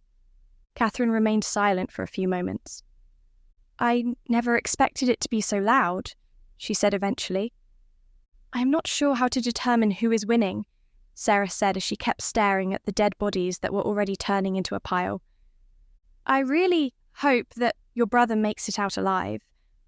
I wish there was a better way to resolve conflict. If only they could just talk to each other. A lot of men have died already, and the war just started." Sarah tore her eyes away from the bodies as she let her tears flow freely. "My brother is too proud to talk to his enemies. He doesn't listen to anyone except Father and himself. Even with Father's warning that the soldiers are not ready for war, he still rode them into battle. Now men are dead and will die because of his ego and pride." The two girls stayed there for a time, watching the battle unfold. The two armies clashed. The red of the English merged with the brown and black cloaks of the Highlanders. Soldiers from each side fell to the ground. Horses whinnied and ran off in a panic. Everywhere there were terrible cries of pain and fear. Sarah closed her eyes and was taken back to that time when she was a child, hearing her parents being killed. It was almost too much to bear. Indeed, it proved too much for Catherine, who turned away and retreated into the carriage. It was evidently worse than she had imagined, but perhaps it was better that she be faced with the reality of war. Maybe it would make her less naive, or give her a better understanding of the world. Sarah thought about going to talk to her, about being a friend, but she realised that this was her moment. The people around her were focused on the battle. Medics were running through the battlefield, tending to those who had fallen. In some ways, those men were even braver than the soldiers, Sarah thought. Guilt pervaded her soul, for she felt that she should do something to help her countrymen. But then, she thought about what would happen to her if she were to stay here when Lord Flynn returned. Steeling her heart, she turned away and clenched her fists. Taking it one step at a time, she walked away from the carriage, turning her back on the battle. Closing her eyes, she breathed evenly, and was such a small figure that nobody took any notice. They were all too fixated on the battle, and on all the men who were dying. Sarah took a last look at the chaos behind her, and started to walk very fast. Her heart was beating at an alarming rate that made Sarah scared that it would jump out of her chest. She cut quite an incongruous figure as she was still wearing the dress that had been intended for her wedding. She avoided looking at anyone else as she walked away, afraid that someone would stop her. As she drew closer to the rear of the entourage, she was afraid that she would be held back, stopped by one of Lord Flynn's men. But the call never came. Catherine never came out of the carriage to look for her. Nobody seemed to care about her, and soon Sarah found herself wandering free. As soon as she was far enough away from the army, Sarah hitched up her dress and ran to the edge of the forest. As she got to the edge of the forest, she was confused as to which path she should take, as they all led to different places. She realised that she had not thought things through. She did not have much of a plan at all, only to get to the shroud of the forest and hide away. She wanted to make her way back to England eventually, and find a small village in which to live. She assumed that Lord Flynn would not scour the country for her. He would likely think that she had been taken away by some Highlander. Even if he sent out a search party for her, she hoped to be far gone by then, working as a tavern maid in an unpopular village. Sarah tried hard not to cry, for she was forsaking everything she knew. The hardest thing was to leave Catherine, for it felt as though she was betraying a true friend. Catherine had been so kind to her and had been so looking forward to their lives together that it seemed a shame to have to deny her that. But Sarah could do nothing else. This was her only way to freedom, her only way to break free from the lie that had weighed so heavily upon her. Through the woods she walked, leaves and branches being crushed underfoot. Her heart beat frantically and her breaths were sharp. She soon lost track of where she was going. Looking behind her, she could only see the vague outline of the battle, and the noises were like a far-off echo. It was as though she had entered another world, far from the one filled with death and destruction that she had just left. The trees were like guardians, protecting her from the war. Their wide, thick leaves hung down, shielding her from the outside world. Sunlight occasionally broke through the trees, but the light it cast was green. Sarah sometimes jumped as she heard a rustling, but was always relieved when it was just an animal. She walked as quickly as her legs could carry her, wanting to get as far away from the battle as possible. The sooner she was back on safe ground, the better. Sarah tried not to think about all she was leaving behind, all those men who were dying on the battlefield. She wondered if this was how Rosemary had felt when she had left on that fateful night. The chances of her ever seeing Rosemary again were now 0. If Rosemary had been captured by the Highlanders, there had been a chance that Lord Flynn would be able to free her when he emerged victorious. But everything was only a possibility. There seemed to be few certainties in her life. Pushing through the branches, Sarah began to grow tired. She started to tell herself that she should have gathered supplies. She picked some fruits off a tree and enjoyed the juice as it flowed down her cheeks. Nearby was the sound of rushing water, and she suddenly realised how thirsty she was. Following the sound, she really had no idea in which direction she was going, but all she wanted was to relieve the aching thirst in her throat. When she saw the crystal water, she flung herself to the ground and dipped her hands into the water, cupping them together to bring up a handful. She splashed it over her face and opened her mouth, gulping it down. The water was cool and refreshing. She gulped it down heartily, and then lay on her back, facing towards the sun, smiling and laughing. Free, she was finally free. It had been such a long time since she had felt anything like this. In fact, she wasn't sure if she had ever felt anything like it. Even though she had enjoyed being Rosemary's handmaiden, her fate had still been locked with Rosemary's. She had to go where Rosemary went, and there was nothing she could have done about it. Her entire life had been tethered to Rosemary, but now she was free from those shackles. She could go anywhere she wanted and be anything she wanted to be. It was almost frightening how open the world was to her, but it was all hers. She was free of Lord Flynn. No longer did she have to worry about being thrown into a dungeon or hanged until the breath slipped away from her body. It was hard giving up her home and everything she had known, but now she was on her own for the first time in her life. She could make whatever decision she wanted. She would start a new life and maybe even fall in love with a man and marry him. It was a shame to think about how disappointed Catherine would be, but Catherine was strong and would soon find another person to be friends with. Sarah would too, in time. She would find a small hamlet in which to live. She could be a cook or a maid in a tavern and live a simple life, far away from war and far from any kind of danger. It would be a peaceful life, and she couldn't wait for it to begin. The dress was beginning to cling to her, for it was rather warm. She was tempted to strip off and bathe in the refreshing water. But then she wondered if she was far enough from the battle yet. She thought it better to continue moving and increase the distance between herself and the English army, and the Scottish army for that matter. The last thing she wanted was to be captured by them when she was so close to being free. Then she heard a whinny. She looked up and saw a horse trundling forward. It was huge and black, looking entirely fearsome. Sarah stiffened and crouched down, hoping that the beast wouldn't make any sudden movements. The horse shook its head and seemed to ignore Sarah. It turned around and bowed its head. A pink tongue shot out and lapped at the water, but that was not what caught Sarah's attention.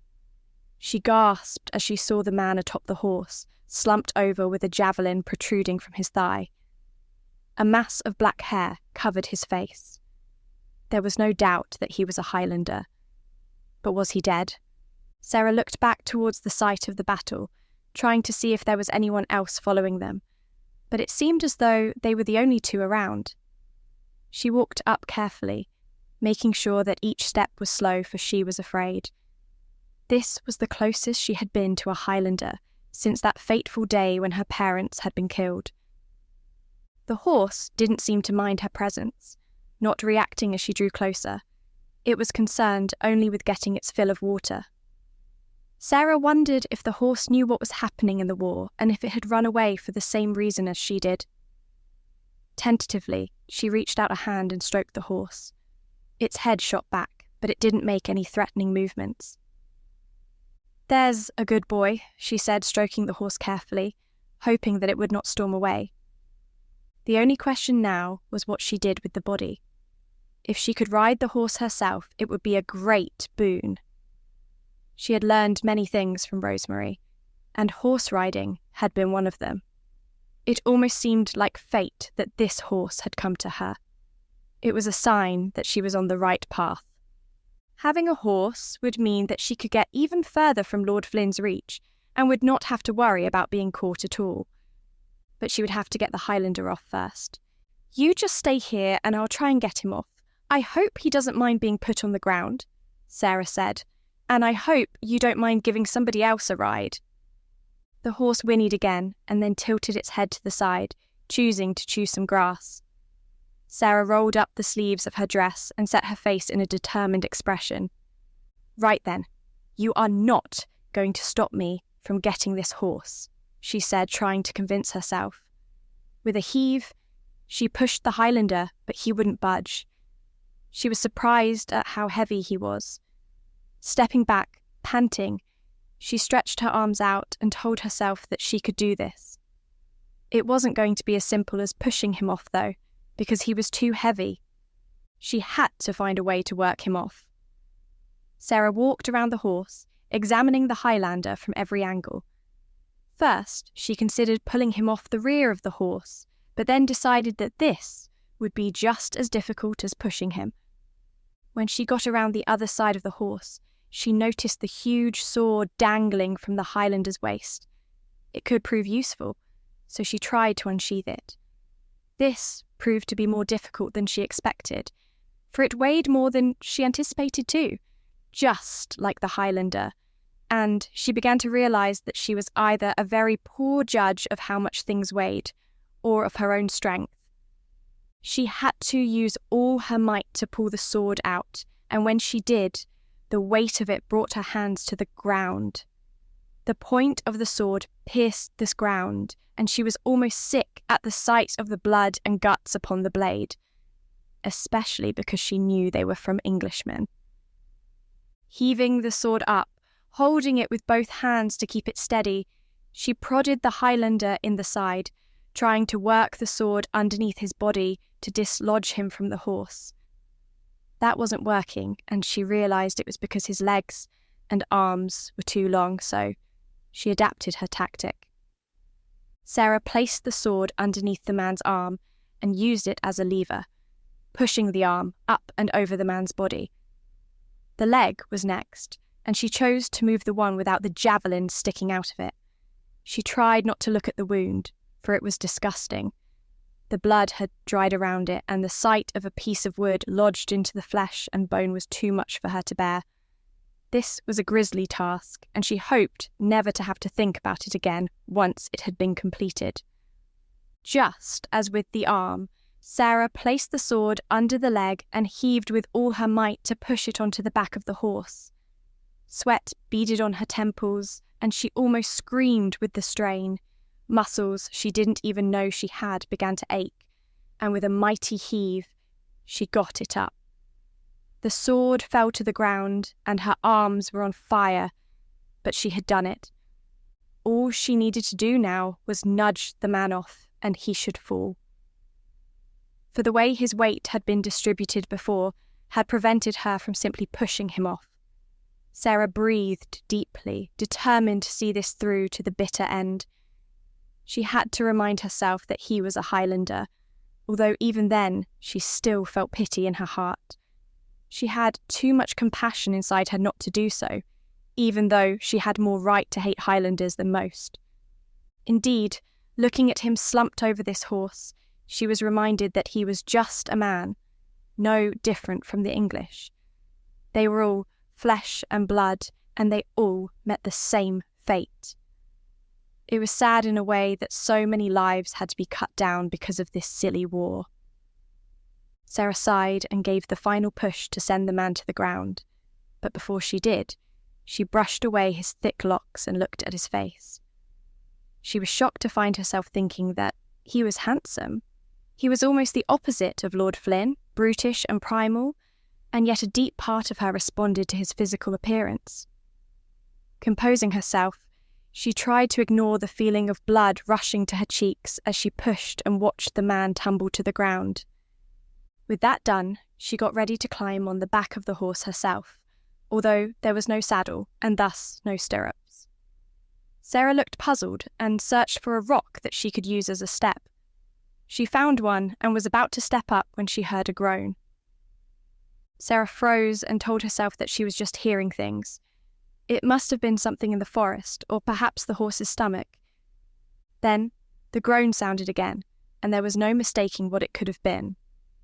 She timidly looked around the horse to see the Highlander pushing himself up, shaking the haze from his head. Sarah's throat tightened. Looking around quickly, she realised that there was nowhere to hide. She rushed out and picked up the sword, pointing it directly at the Highlander. She held it with both hands, and even then the heavy blade trembled. The man rubbed his eyes and ran a hand through his hair, throwing his black locks back, revealing his strong, bearded jaw and handsome face. The piercing eyes looked at her, eyes that gazed deeply into her soul.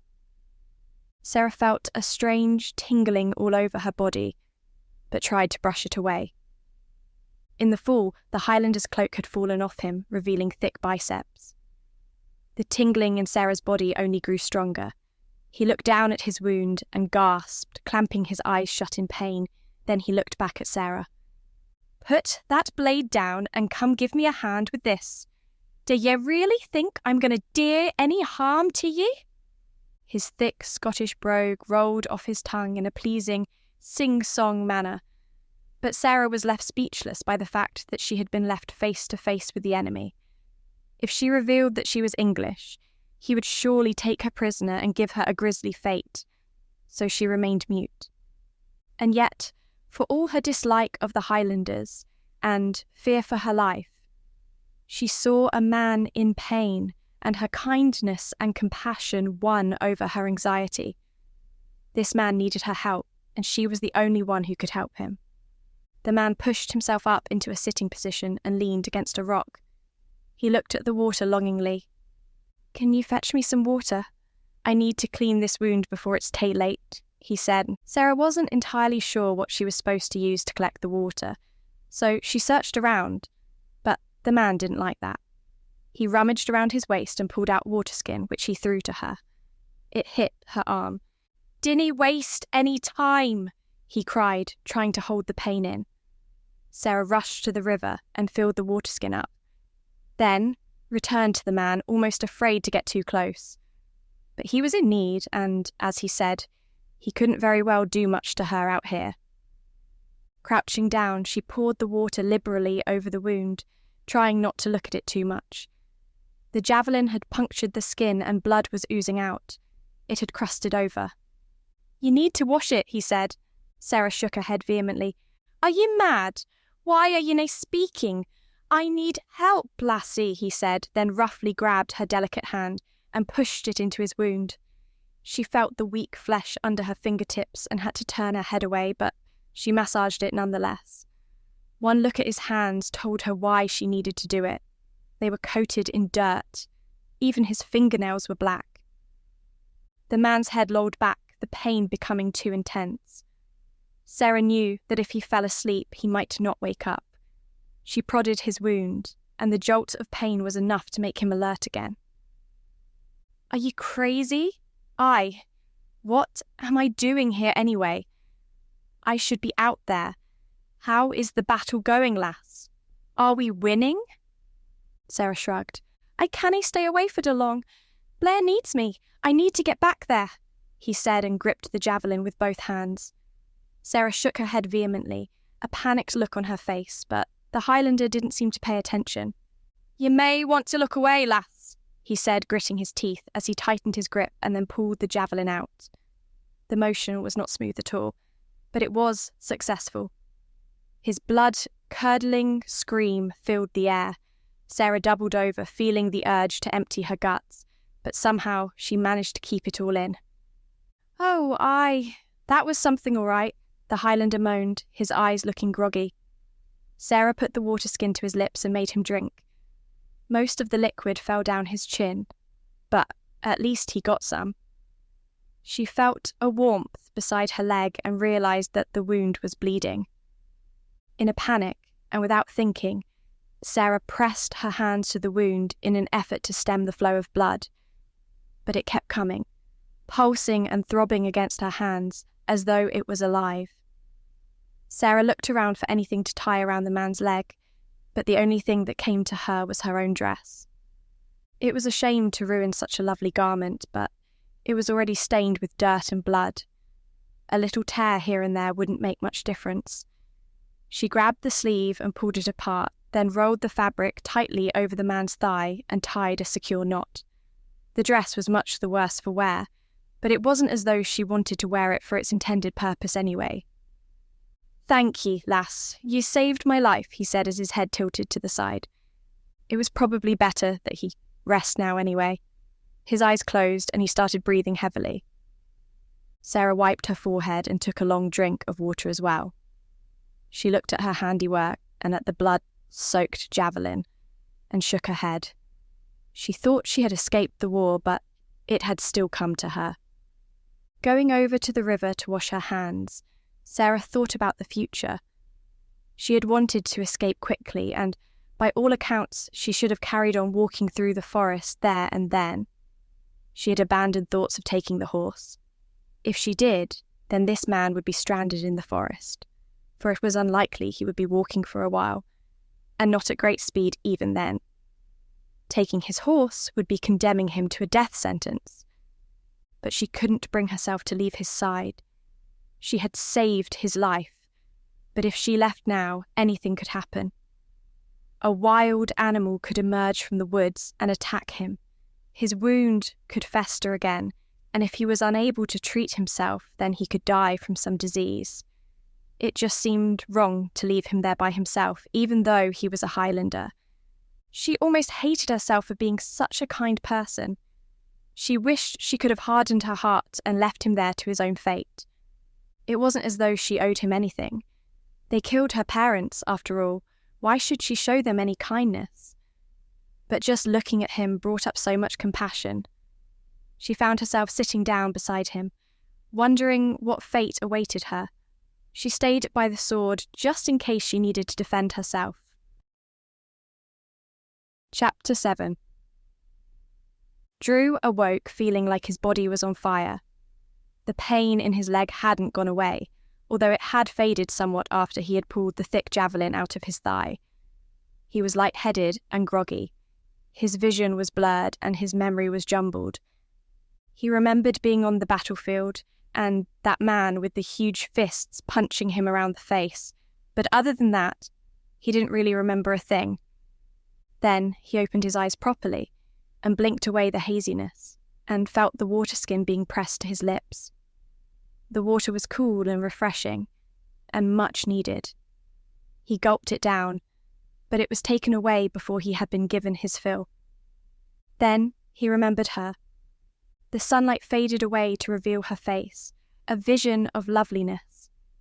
Her almond-shaped eyes darted away, almost as though she was afraid to look at him. A slight smile tugged at her shy lips, and her cheeks were rosy. She looked a full-figured, healthy girl, and Drew had been blessed she found him in these woods. Her clothes were strange for someone in these woods to be wearing, but at that moment in time his mind was focused on his wound and the pain it was causing, rather than on anything else. She had yet to say anything, and Drew wondered if she lacked the ability to talk. "Thank you, lass. You did me a great honour by saving me. I would have been done for if you hadn't been here." The girl inclined her head demurely. Drew was still in a lot of pain, but he shifted his position and sighed. "I don't suppose ye have any food?" he asked hopefully. The girl raised her hands, revealing some berries and fruit. It wasn't exactly a hearty meal, but it would have to do. Drew grabbed some from her hand, his rough flesh sliding against her smooth skin. He popped the berries in his mouth and chewed them, letting their natural juice slide down his throat. Her skin was softer than his, and he hadn't expected to find anything like her in these forests. She was a rare beauty, and for a moment, Drew wondered if she was a forest nymph, just like in the stories his mother used to tell him. Then, he smiled and pushed those thoughts away from his mind. There were no such things as fairies. This girl was as real as he was. Drew finished off the berries and then reached out for the water skin, straining hard as it was just out of his reach. His leg still throbbed with pain, and any time he attempted to move, a sharp feeling lanced through his leg. He winced and gritted his teeth, trying to stop himself from yelling. "Are ye from around here, lass?" he asked. The girl looked away from him again. It was such a terrible thing not to be able to speak. He wondered what kind of life she must have had. I wouldn't worry about it too much. I'll try not to ask ye any more questions. It must be hard to live as you do. But listen, I wouldn't wander too far off into these woods. There is a battle going on, and it is nae the place for a lassie like you. I suppose ye should know my name? I'm Drew. A strange look came upon her face, a look that Drew was unable to decipher. We're fighting the English, lassie. I dinna know if you've heard, but they killed a man for nae reason, so we've gone to war again. I need to get back there, he said, suddenly realising that he had been away from the battle for some time. Thoughts of Blair and the others ran through his head. But when he pushed himself up, he grunted. The pain was just too much to bear, and he settled back down with the help of the girl. He eventually calmed down, although his heart burned furiously. It was a lucky shot that got me. I didn't see him coming towards me. I suppose I should count myself lucky, but I need to get back to the battle.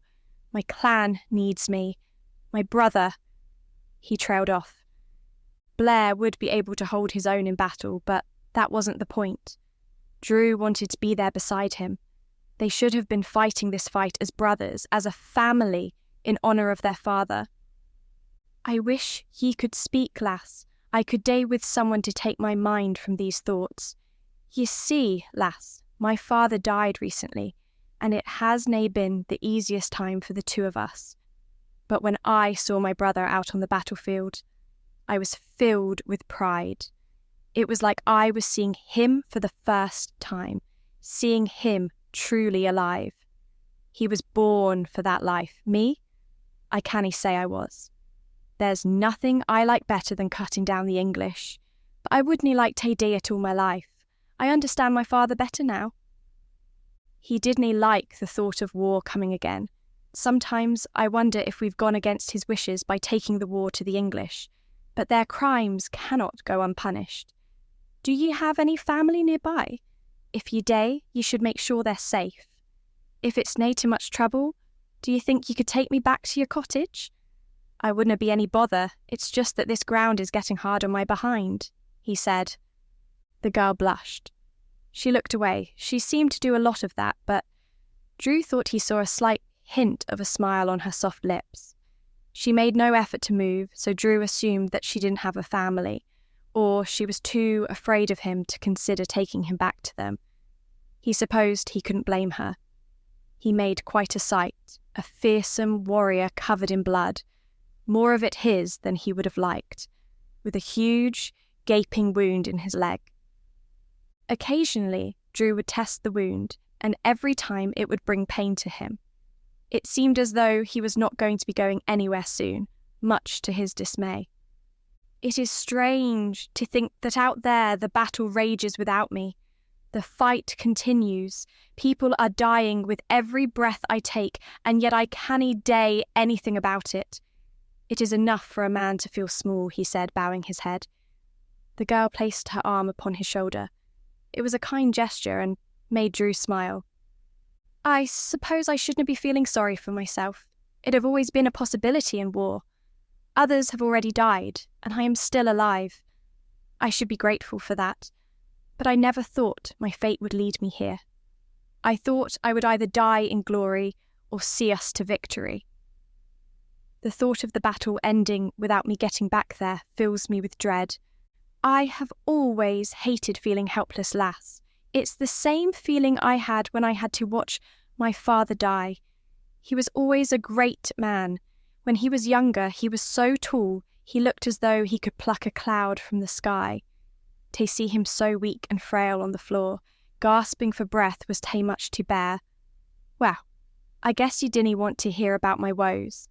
You must have some of your own, although if you do live nearby, then I envy ye.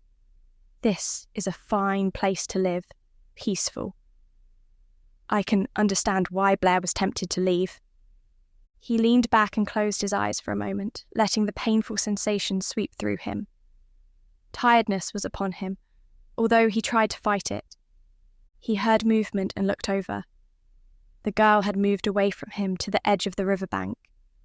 She tore off more of her fabric and leaned over. He admired the view. The curves of her body were pleasing to him, and although there was much about this situation that vexed him, there was plenty to provide him with relief as well. There were far worse fates than to be in a secluded, shaded glade with a beautiful girl. She came back and wrung some moisture out of the fabric she had ripped away, then leaned over Drew and dabbed at his forehead and temples with the cloth. Cool water trickled down his skin. Drew closed his eyes again and murmured in contentment. He breathed in her sweet, feminine scent, enjoying the feeling of her taking care of him. What she was doing was incredibly refreshing, although he wasn't sure if it was the act she was performing or the fact that it was she who was carrying it out. The moment seemed to last forever. The world was perfectly still around him, and for all of the lust for battle that burned within his heart, he was quite content to stay there forever. The girl's hair fell forward as she moved across his forehead. The ends of the strands brushed against his cheek and made his entire body tremble. Never before had he been in the presence of one that made him feel as strongly as this. He felt stirrings in his groin, but he knew he must ignore it. This poor girl risked her life to save him, and he must show her kindness. He glanced at her face again, and all of a sudden pushed her off him. Surprised at his action, she screamed and ran away from him. From where he was lying, he could see the fear in her eyes.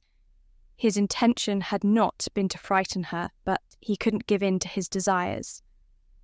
"I thought ye couldna speak, lass?" Drew asked. His voice had a concerned edge to it. Quickly his eyes darted around, searching for any threat. "If this is a trap, it is a strange one," he added. The girl's eyes darted furtively around too. She looked scared. "I didna mean to strike fear into your heart," he said. "I got ahead of myself there for a moment. Well, it is. I didn't know what came over me, really. I was just thinking about the war, and if we are winning and my brother and I lost control of myself. But Tell me, can ye speak? Truly? And why ha' ye been silent all this time?" The girl didn't respond. Drew wondered what was wrong with her. He'd heard about people like this before, those who didn't fit into society and were cast away into the woods, destined to make their own way in life. Most of them didn't ever make it. Maybe she had only recently been outcast. "If ye are an outcast, ye dinna hae to be ashamed. Ye have my thanks truly. How long ha' ye been out here? How long ha' ye been alone? Talk to me, lass, please. Maybe I can help ye," Drew said. He wasn't sure why, but there was a firm feeling in his heart that he had to help this girl. After all, she had helped him, saved his life, in fact, and if there was anything he could do for her, then he wanted to do as much as he could. He implored her with his eyes, and for a moment he thought that she was going to reveal her truth to him. But instead, she turned away and broke down in fretful sobs. Drew's heart went out to her. He could not imagine what she had been through, but he wanted to make it right.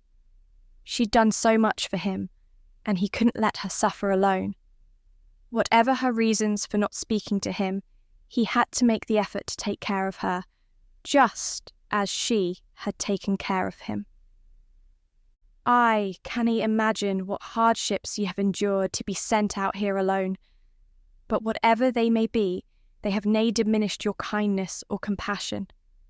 Ye saved my life, me, a stranger, and I owe ye. I will dae anything in my power to see that nae harm comes to ye. That is a promise, an oath. Ye have my word on that. Please, lass, ye dinna need to cry. Ye can speak freely. There is nothing ye can say that would hurt me." A few moments passed. Drew endured the pain to push himself over to her, then placed a hand on her shoulder. She turned around to face him. Redness rimmed her eyes, and tears streamed down her cheeks. It marred the beauty she had when she was at peace, but it did not make her unattractive. Breaking away from him again, she walked off a few steps. It took Drew only a moment to realize that she was going towards the sword, and fear, mixed with confusion, filled his heart. She sniffed back the tears and stopped crying, although her body still trembled slightly. "What are ye doing, lass?" he asked in disbelief as she reached down for the sword, picking it up with both hands, the weight taking its strain on her arms. "It's not what I say that would anger you, but the way I say it," she said in a trembling, scared voice. She had every right to tremble as well, for she was English. Drew's eyes widened. He pushed himself back. His hands curled into fists. Dirt moved through his fingernails, and grass was ripped from the ground. Anger beat within him, and he almost wanted to spit out the desire he'd felt for her. "Ye are English!" he cried. "Then ye are a prisoner of war." Chapter 8. The fury on Drew's face was more than Sarah could bear. The sword was heavy in her arms, seeming to get heavier by the second, but she did not want to let go. Anger welled up in her as she tightened her grip on the sword. Her face was set in anger. All her life she had been told what mindless savages the Highlanders were. She had just saved this man's life, and she was sure that he would hold her prisoner. Sarah's breath came out hot and fast. Being so close to him had already made her realize that she had stayed in this place for too long. She should never have helped the enemy, and yet, in her heart, she was still sure it was the right thing to do. Her mistake had been sticking around. She had escaped Lord Flynn's cruelty, only to be held hostage by his enemy. His hands grabbed at the ground around him, clawing like a wild animal to push himself forward. But with every inch of ground he made, Sarah stepped back, keeping the distance between them. As he struggled to get off the ground, all that Sarah could see was rippling muscles and hard flesh. She had already been too close to him, already felt the heat of his body next to hers, his strong arms around her, and the thought of it filled her with revulsion.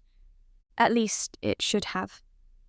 To her surprise and horror, she felt the tingling sensation, as though 1,000 fairies were dancing upon her skin, and it scared her.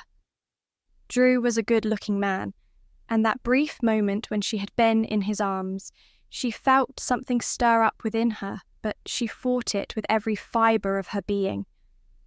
There was something about him that made him appealing, and it was more than just his looks.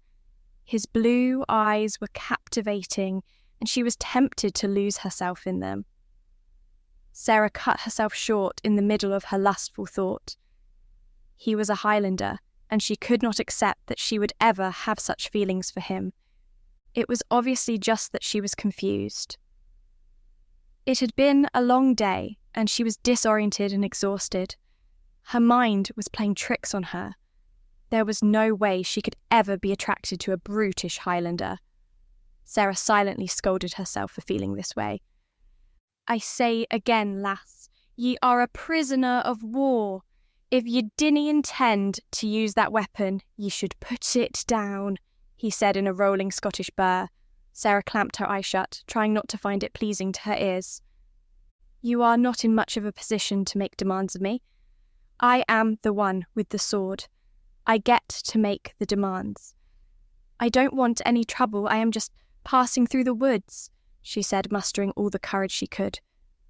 She wasn't sure how much of it managed to make it through, though. "Let go of the sword, and we can talk about this like adults," he said. Sarah kept hold of the sword, the tip pointing towards Drew. She had no idea if she could actually use it or not, and even though she didn't have much to fear from him because of his leg, she wasn't about to let go of her only defense.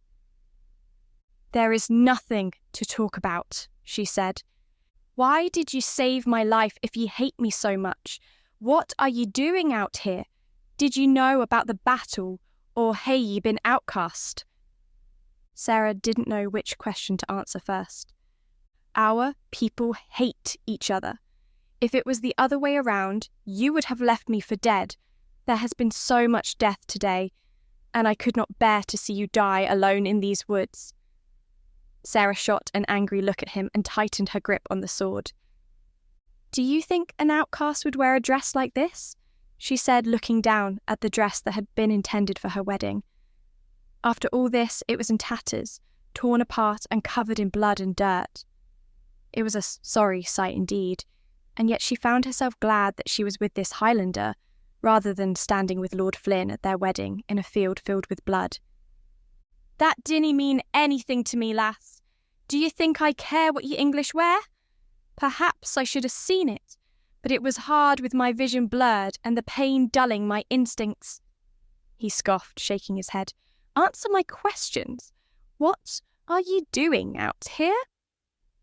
"Perhaps I should have left you for dead," Sarah replied as she sent him a scathing look. Sarah was caught in a bind. The last thing she wanted was to be beholden to another cruel man.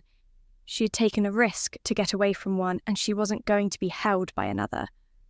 The thought of being a prisoner was abhorrent to her, and she wasn't going to let that fate come to pass.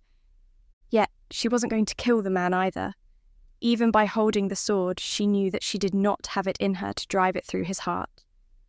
He looked well enough now. He'd had some water and berries, and he was able to push himself around. It was time for her to move on, to disappear into the woods again and put this sorry affair behind her. The war, the English nobility, and the Highlanders would all be a distant memory, and she would find happiness with someone she loved.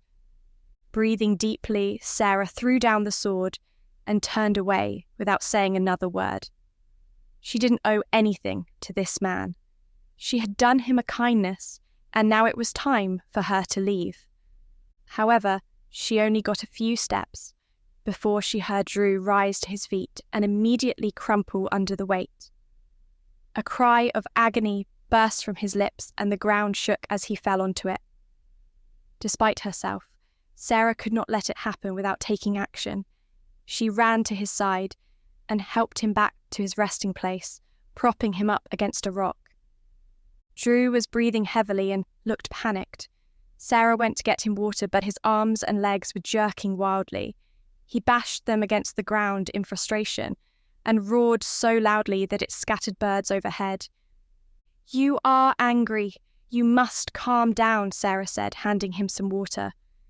Drew angrily gulped it down and threw the water skin to the ground. Some of the water spilled out. It was fortunate they were by a river and had an endless supply. Otherwise, it would have been a wasteful gesture. Sarah hitched up her dress, picked up the water skin and refilled it. "Calm down? I cannae do that, lass. Nay, when I had been speared through the leg, then tended to by a beautiful lass, only to find out that English blood runs through her veins. How would ye feel? More than that, I cannae even stand on my own 2 feet. How am I supposed to help my brother in war when I cannae even get back to it? War, that is all you Highlanders think of, isn't it? There is more to life than violence. It offends me to think that there are people out there like you who are so consumed with war that you would attack innocent people. There was no need for you to march south. Why not just stay in your own territories and tend to your fields? Be productive people. Did you hear all the screams on the battlefield? Did you see all the young men being slain? It is such a waste of life, but that is all you know. It fills my heart with dread to know that there are such barbaric neighbours so close to us." Sarah folded her arms across her chest. Her cheeks reddened with the force of the outburst. She surprised herself with her vehemence, but she felt no desire to coat her words with politeness to this Highlander. Drew listened to her words, and she expected him to fight back with roars and bellows, but to her utmost surprise, he threw his head back and let out a deep, throaty laugh. This only served to anger Sarah even more. She stamped her foot on the ground and glared at him. "Ye seem to think ye know a lot about me and my people. Before we go any further, tell me your name," he said. Sarah rolled her tongue over her lips. She had become so used to living under Rosemary's name that she almost said it again here, before realising that she no longer had to live that lie. She was free. She could use her own name again, and when she said it, it was with great relief. "Well then, Sarah," Drew continued, "it seems I have to give ye a lesson. I am willing to admit that we have earned a warrior's reputation, but to claim that the English are innocent is a jest. The only reason we are here is to seek justice for one of ours, one who was cruelly executed." The expression on Sarah's face changed to one of puzzlement. Drew saw this and seemed to enjoy her changing moods. "Aye, I see you didn't know that. I wonder how many of the soldiers know that either. His name was Gaul. He was out ranging and hunting. He got a little too close to the border when he was captured by your leader, Lord Flynn. Flynn executed him when he had no reason to. Gaul was just a wee lad with his whole life ahead of him. Then he was hanged. What have ye to say about that? Do ye think we can just let the English hang our people without reply, as though they are hunting for animals?" Sarah staggered back. Her hand came to her breast and her mouth fell open with shock. She'd always thought of the Highlanders as the monsters, and although she had seen Lord Flynn's cruelty firsthand, she hadn't thought of it in terms of the war before. Yet now, it all made sense, and she even wondered if all the times Lord Flynn had been going hunting, he hadn't actually been hunting for Highlanders rather than for animals. "What do you know of Lord Flynn?" she asked. "I know that he is an evil man. Gaul had done nothing to him. This lord is typical of the English, thinking that he can go around doing whatever he wants without consequence." Drew shook his head. "Ye are all mad." "You can say what you like about Lord Flynn, but do not think to imply we are all like him," Sarah retorted. The thought of anyone thinking that she had anything in common with Lord Flynn was horrid. "Besides," she continued, "it is not as though you Highlanders are completely blameless. In the last war, you all did terrible things. Perhaps that is the reason for this war. It is time to pay for your crimes," she said bitterly. The hatred she had been holding on to for years now came pouring out. all the fear and festering rage suddenly spewed forth, exploding out of her like lava from a dormant volcano. All through the years, she had been terrified of coming face to face with a Highlander, and yet in her mind, she had always wondered what would happen if she did. Now she had the chance. He was sitting there, wounded but still dangerous. And yet it was not at all like she had imagined. Drew wasn't some raging maniac fueled only by violence. In fact, he seemed like a somewhat reasonable man, as reasonable as a barbarian could be anyway. "Ye dinna want me to think all ye English are the same as Flynn, but ye would believe that all Highlanders are mindless brutes? And to compare this with the last war. Hey, ye lost your mind, lass? I was barely knee-high in the last war, and ye must have been similar. I was barely even born. The war was coming to a close. There were only some skirmishes, some raiding parties left. As far as I was concerned, the war was over before I was born. It was the same for all of us." "Not for me," Sarah said. "It might have ended for you, but it didn't for me. Your raiding parties were still pillaging villages. They came to my home and ransacked the place. I was one of the few survivors. They killed my parents right in front of my eyes. I was just a babe. So don't you tell me that Highlanders are innocent." Drew exhaled deeply. Revealing the truth had cost Sarah a lot of energy. She felt vulnerable, alone. Her throat ached from the force with which she had expelled her words, and the emotion behind them had left her mind dazed and tired. The day had taken its toll on her, and she was about ready to drop.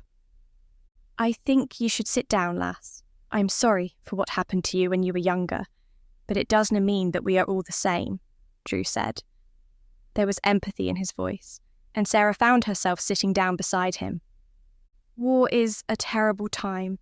It takes its toll on people who are not on the battlefield. I know it weighed heavily on my father's soul. He wanted peace to reign for a long time, and he often spoke of how haunted he was by war. He wanted us to be good sons, and did nae want us to die. I think he always knew the horrors of war even when he was a soldier. He waited until the last days of the war before he started to have a family. He did nae want to see his sons die in battle." "Does it not make you feel guilty that you have found yourself in a war?" Sarah asked. Drew pressed his lips together and hung his head. Sarah found herself intrigued by this man. He seemed to be a man filled with conflicts and was not at all what she had expected from a Highlander. "I am, but war is a part of life. It cannae be avoided. We may not like it, but we had to avenge Gaul's death. It is nae an easy thing, but it must be done. I do wish things could be different. My brother was more eager for war than I, but the English deserve what they are getting." "No, Lord Flynn deserves that, not those men on the battlefield." Drew ruminated on her words. Sarah toyed with her fingers, wondering what she should do next. Now that they had begun speaking, she didn't find Drew as scary as before, although she was still keeping her distance. The thought of being around him was not unappealing, but she could not help but think about what would happen after. They were at war, and soon they would have to return to their roles as a Highland warrior and an English prisoner.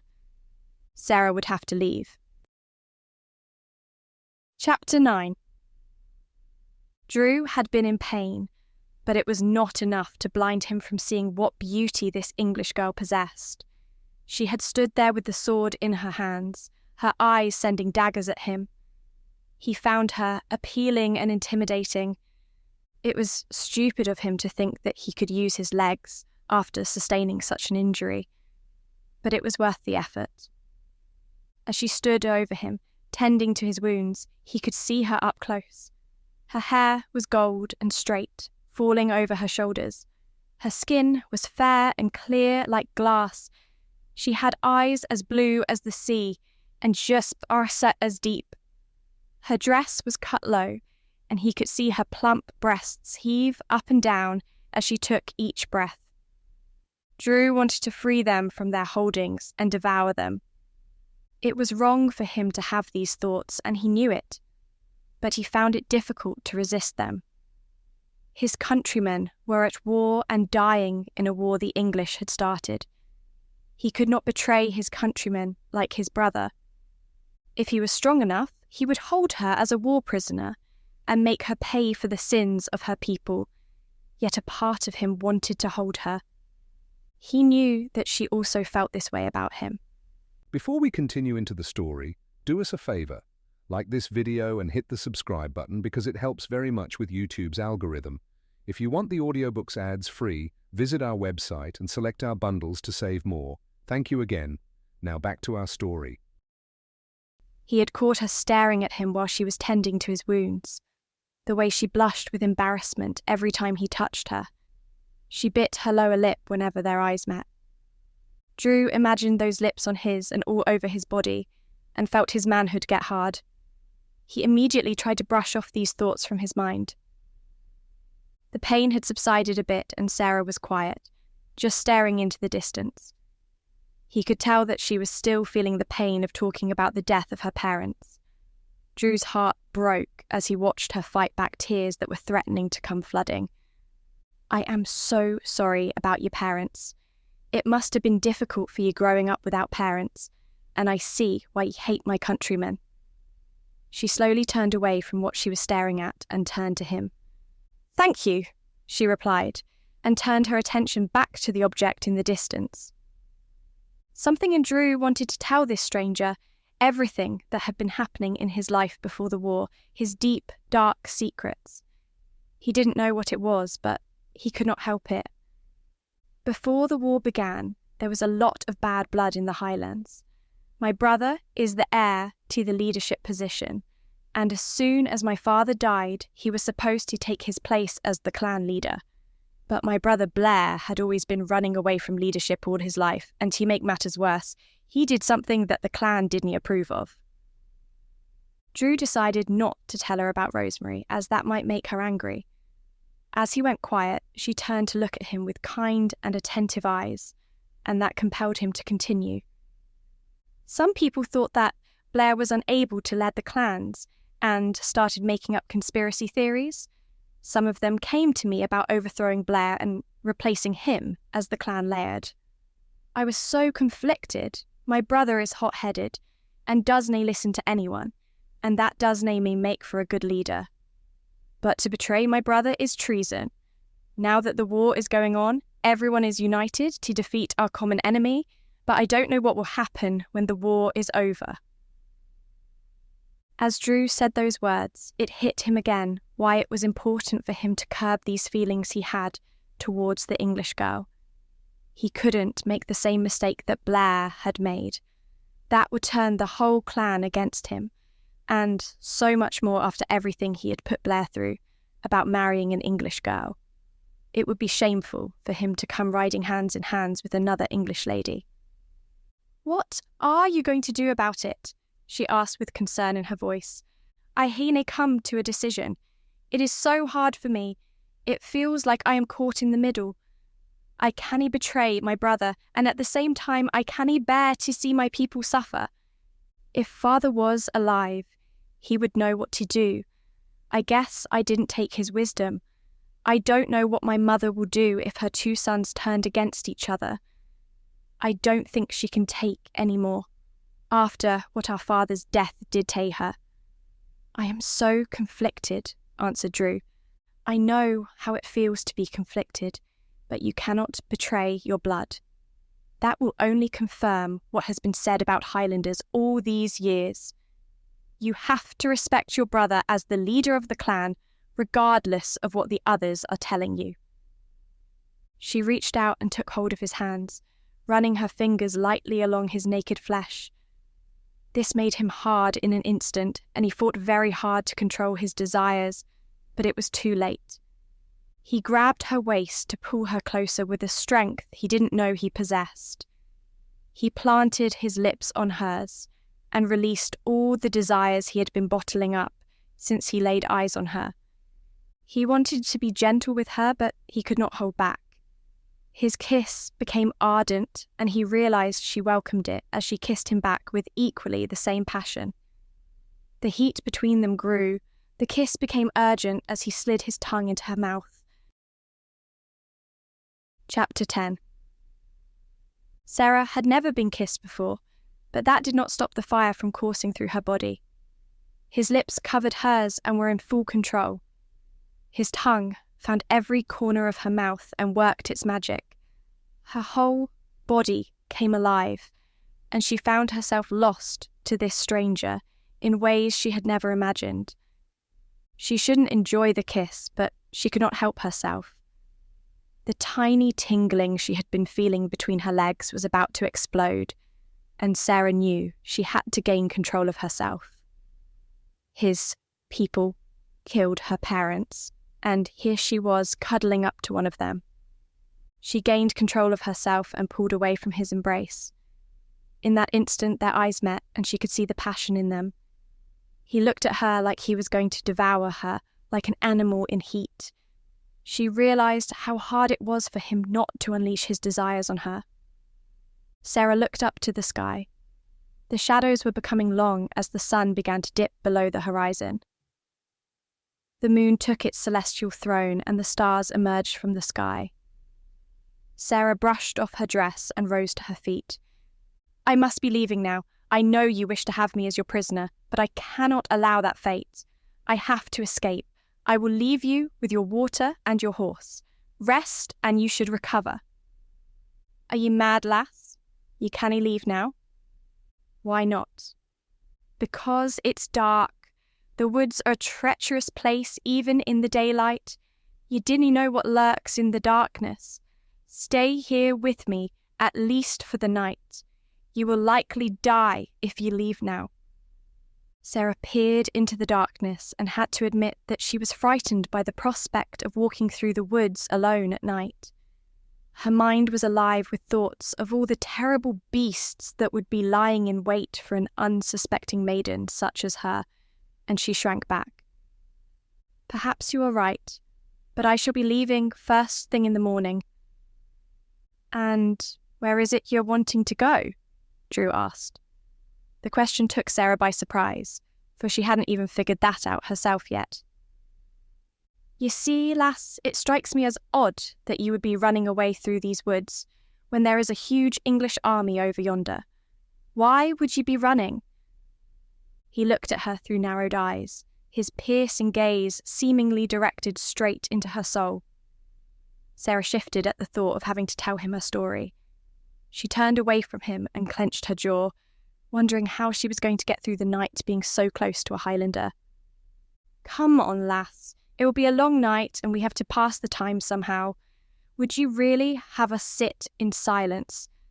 This is nae where either of us would choose to be, but it is where we ha' ended up. Let us make the best of the situation. At least we may be able to learn something from each other."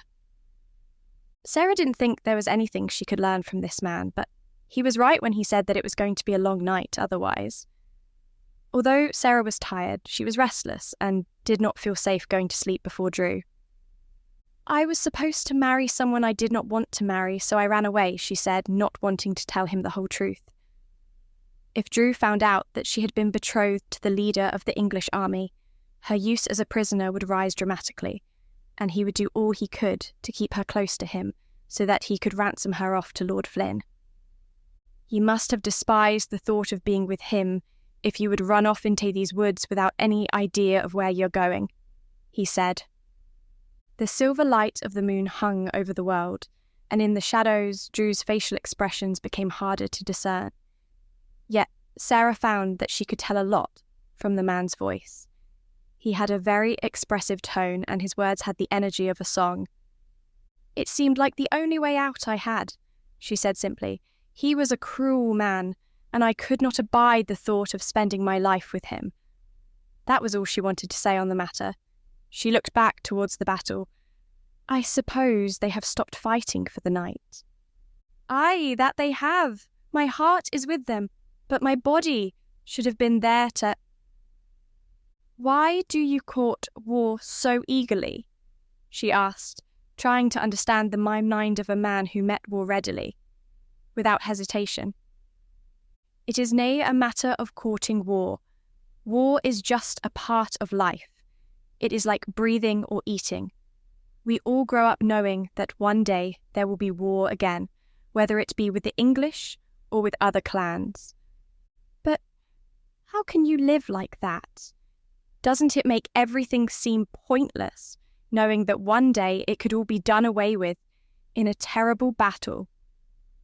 Drew shifted his position. She wondered how he was doing for comfort. He was bearing the pain well, much better than she would have been able to if the roles had been reversed. It reminds us that life is worth living. It reminds us to appreciate the calm times. It is like enjoying the summer even though you are aware that winter is soon going to follow. That is the best way I can put it. Some men like testing themselves, like my brother. I only want to see justice done. I would nay fight unless I had a cause. I am nay like my brother in that regard. You speak of him fondly. Are the two of you close? I sometimes do close. We often argue, but when it matters most, we come down on the right side of things. Riding into battle by his side was the proudest I have ever been. I wish I could feel something like that. I was an only child. There was a girl I thought of as my sister. She is probably dead now too, Sarah murmured. She did not dare ask Drew about Rosemary, for she was afraid of the answer. It was unlikely that he would know anyway. Rosemary had probably wandered away in the woods and been killed by now, or was being held somewhere far away. Perhaps, when all this was done, she could even get Drew's help in looking for her, but she didn't trust him enough for that yet. It is a sad thing to see people we love die. All we can do is remember them and honour them and try to make them proud. Was that a tear that glistened in the moonlight? Sarah would never have thought this man capable of showing such emotion, but there it was, plain as day. She lay on the ground thinking about Drew and all he had revealed to her. He was a most uncommon man, but he was a Highlander. She should have been afraid. She should have felt anger rise within her breast, yet she felt entirely comfortable talking with him. It was the most comfortable she had felt in what seemed like a long time. Before too long, she felt her eyelids growing heavy. She tried to fight it, telling herself that she shouldn't fall asleep and make herself vulnerable in front of Drew, but she was unable to fend away the exhaustion that seized her body and dragged her to a state of unconsciousness. Chapter 11. Drew continued talking for a while before he realised that Sarah had fallen asleep. He chuckled at himself as her soft murmurs rose through the air. The night air was cool, but not inhospitable. He peeled off his cloak and draped it over her body to act as a blanket. He looked at her again and saw how beautiful she looked even when she slept. She seemed so much at peace, and he could swear she was dreaming of a beautiful world. A world without war and bloodshed. A world filled with just love and peace. He wished he could give her that world. He didn't know what it was about this lass that made him want to change his world for her. She was a most uncommon woman. When he'd first learned that she was English, he'd felt betrayed, not by her, but by his own feelings. He should have known that she was English. Now that he had gotten to know her a little better, he found himself warming up to her. There was something about her that spoke to him, something that gave them an instant rapport even though they had never met each other before this day. But she was an English girl, and having feelings for her meant betraying his people. After everything he said to his brother about marrying an English girl, it would be shameful to have an English girl riding on his arms after the war was over. Drew had never been this conflicted in his entire life. His heart was torn between his feelings for this strange lass and his people. He wondered if this was the way Blair felt about Rosemary. The feeling of being carefree with another person and being able to share his deepest secrets and fears. He had been a fool for always antagonizing his brother. He now believed his brother when he told him he could not understand how he felt. It seemed to be a strange set of circumstances that would throw them together, and Drew wondered if it was a machination of fate. Sarah was, by all accounts, lovely and beautiful. There was something in her eyes that told him she carried a story, a burden that she wanted to share. Yet, she was English too.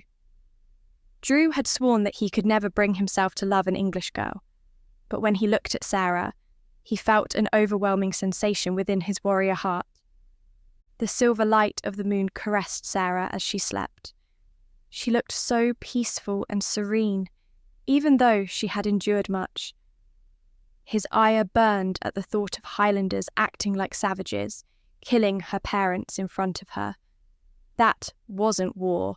It must have been another clan, for Drew knew his father would never have seen that as an honourable action. And then, to be fleeing from a cruel husband. The thought of another man touching her without respect filled Drew with hatred, and he found himself vowing that he would see no harm come to her. Then Drew smiled, for he remembered what his brother had told him about love sneaking up on him. Blair had fallen in love with Rosemary, and up until that moment Drew had never understood how it happened, or how Blair had let it happen. It was indeed true that men did not have a choice when it came to their hearts. He sighed and shook his head. The pain was a dull ache, ever present, but he was steeling himself against it. He rested his head against the rock and stared out at the darkness while he waited for sleep to claim him. It soon did, and the two of them slept until sunrise. Drew awoke feeling refreshed, although his body ached as he had been unable to turn much in the night. He touched his leg and winced. It was still painful, although he tested it and found that he could put some weight on it without it buckling from under him. Another day brought another day of war, and Drew hoped to be back on the front lines as soon as possible. He hated the thought of the battle being won or lost without him, or worse, of Blair being wounded.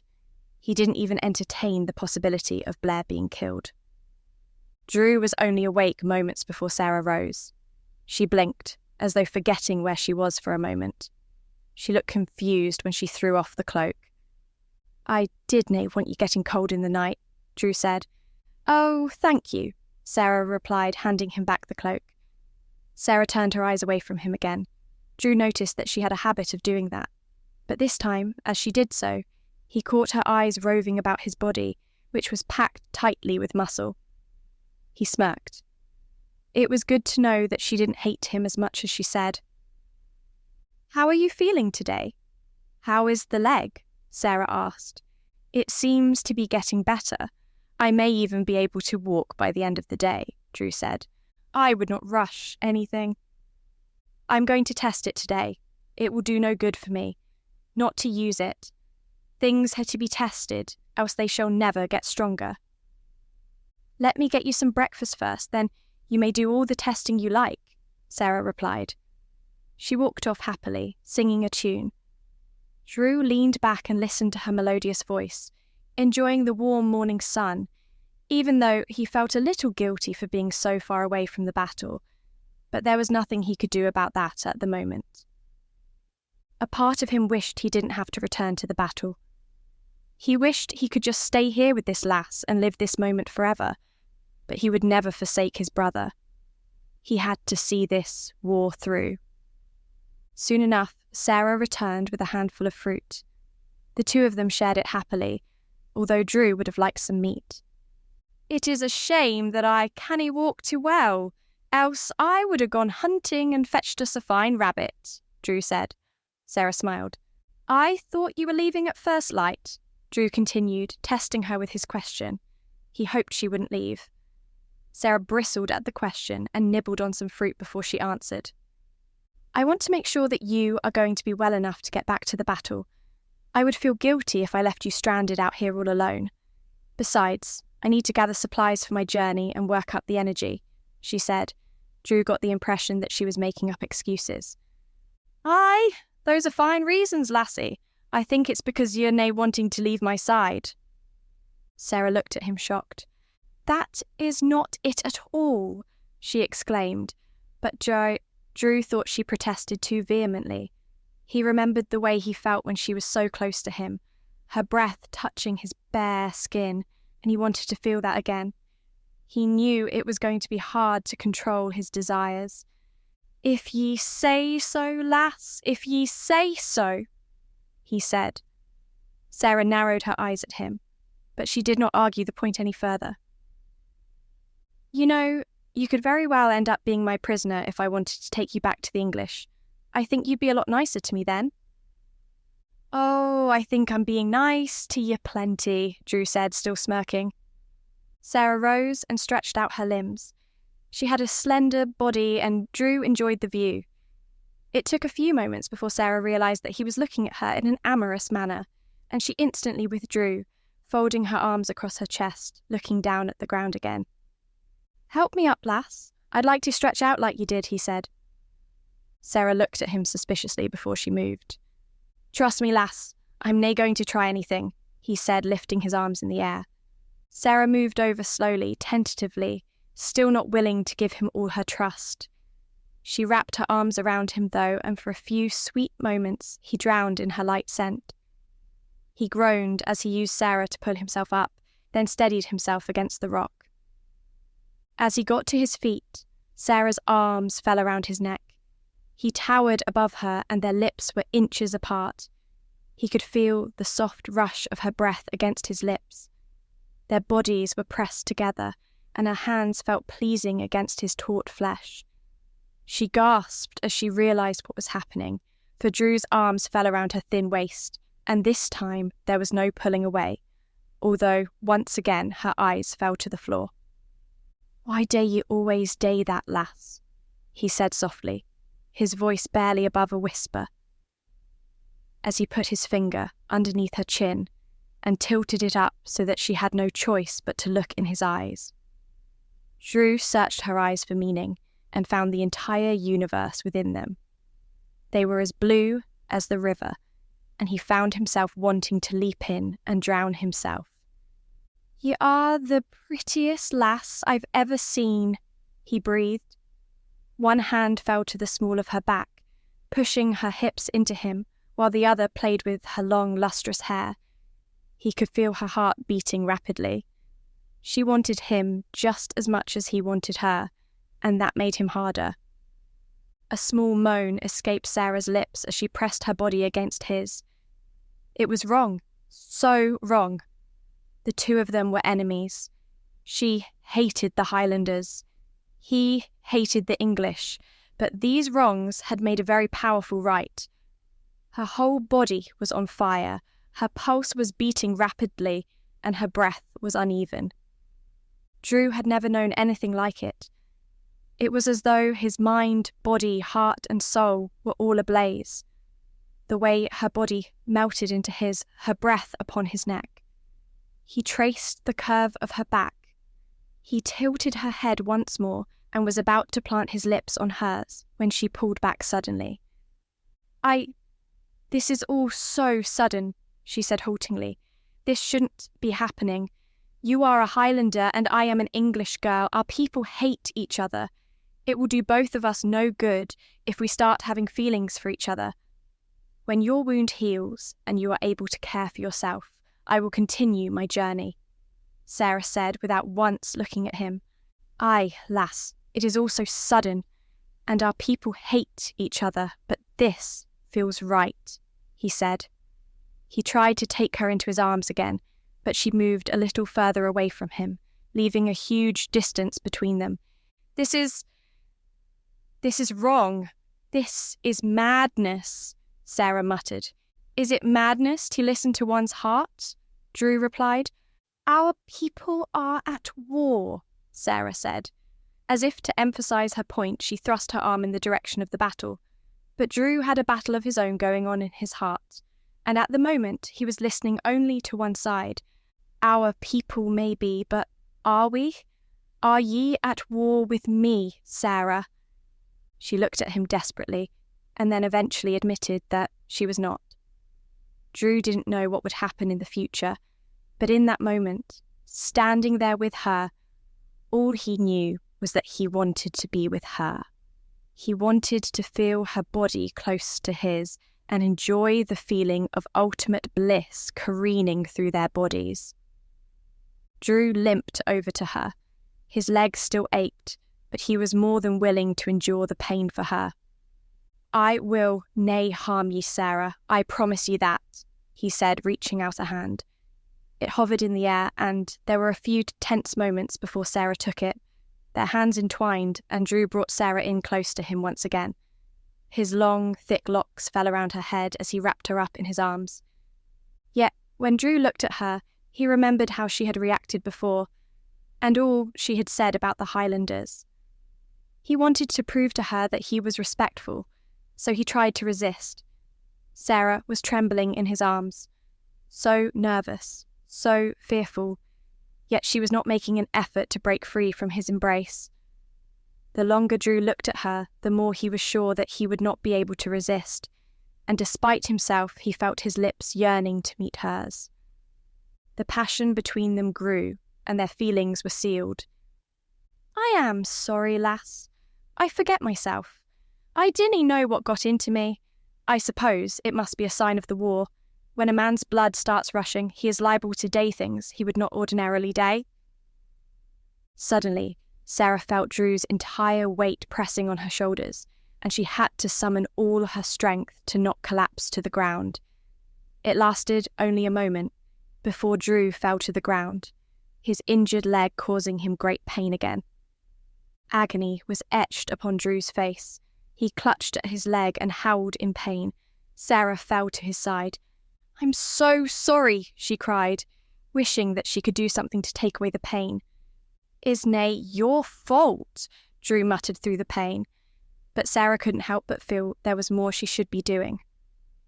Looking down, she peeled the cloth away to look at the wound and drew back. It was dark and red.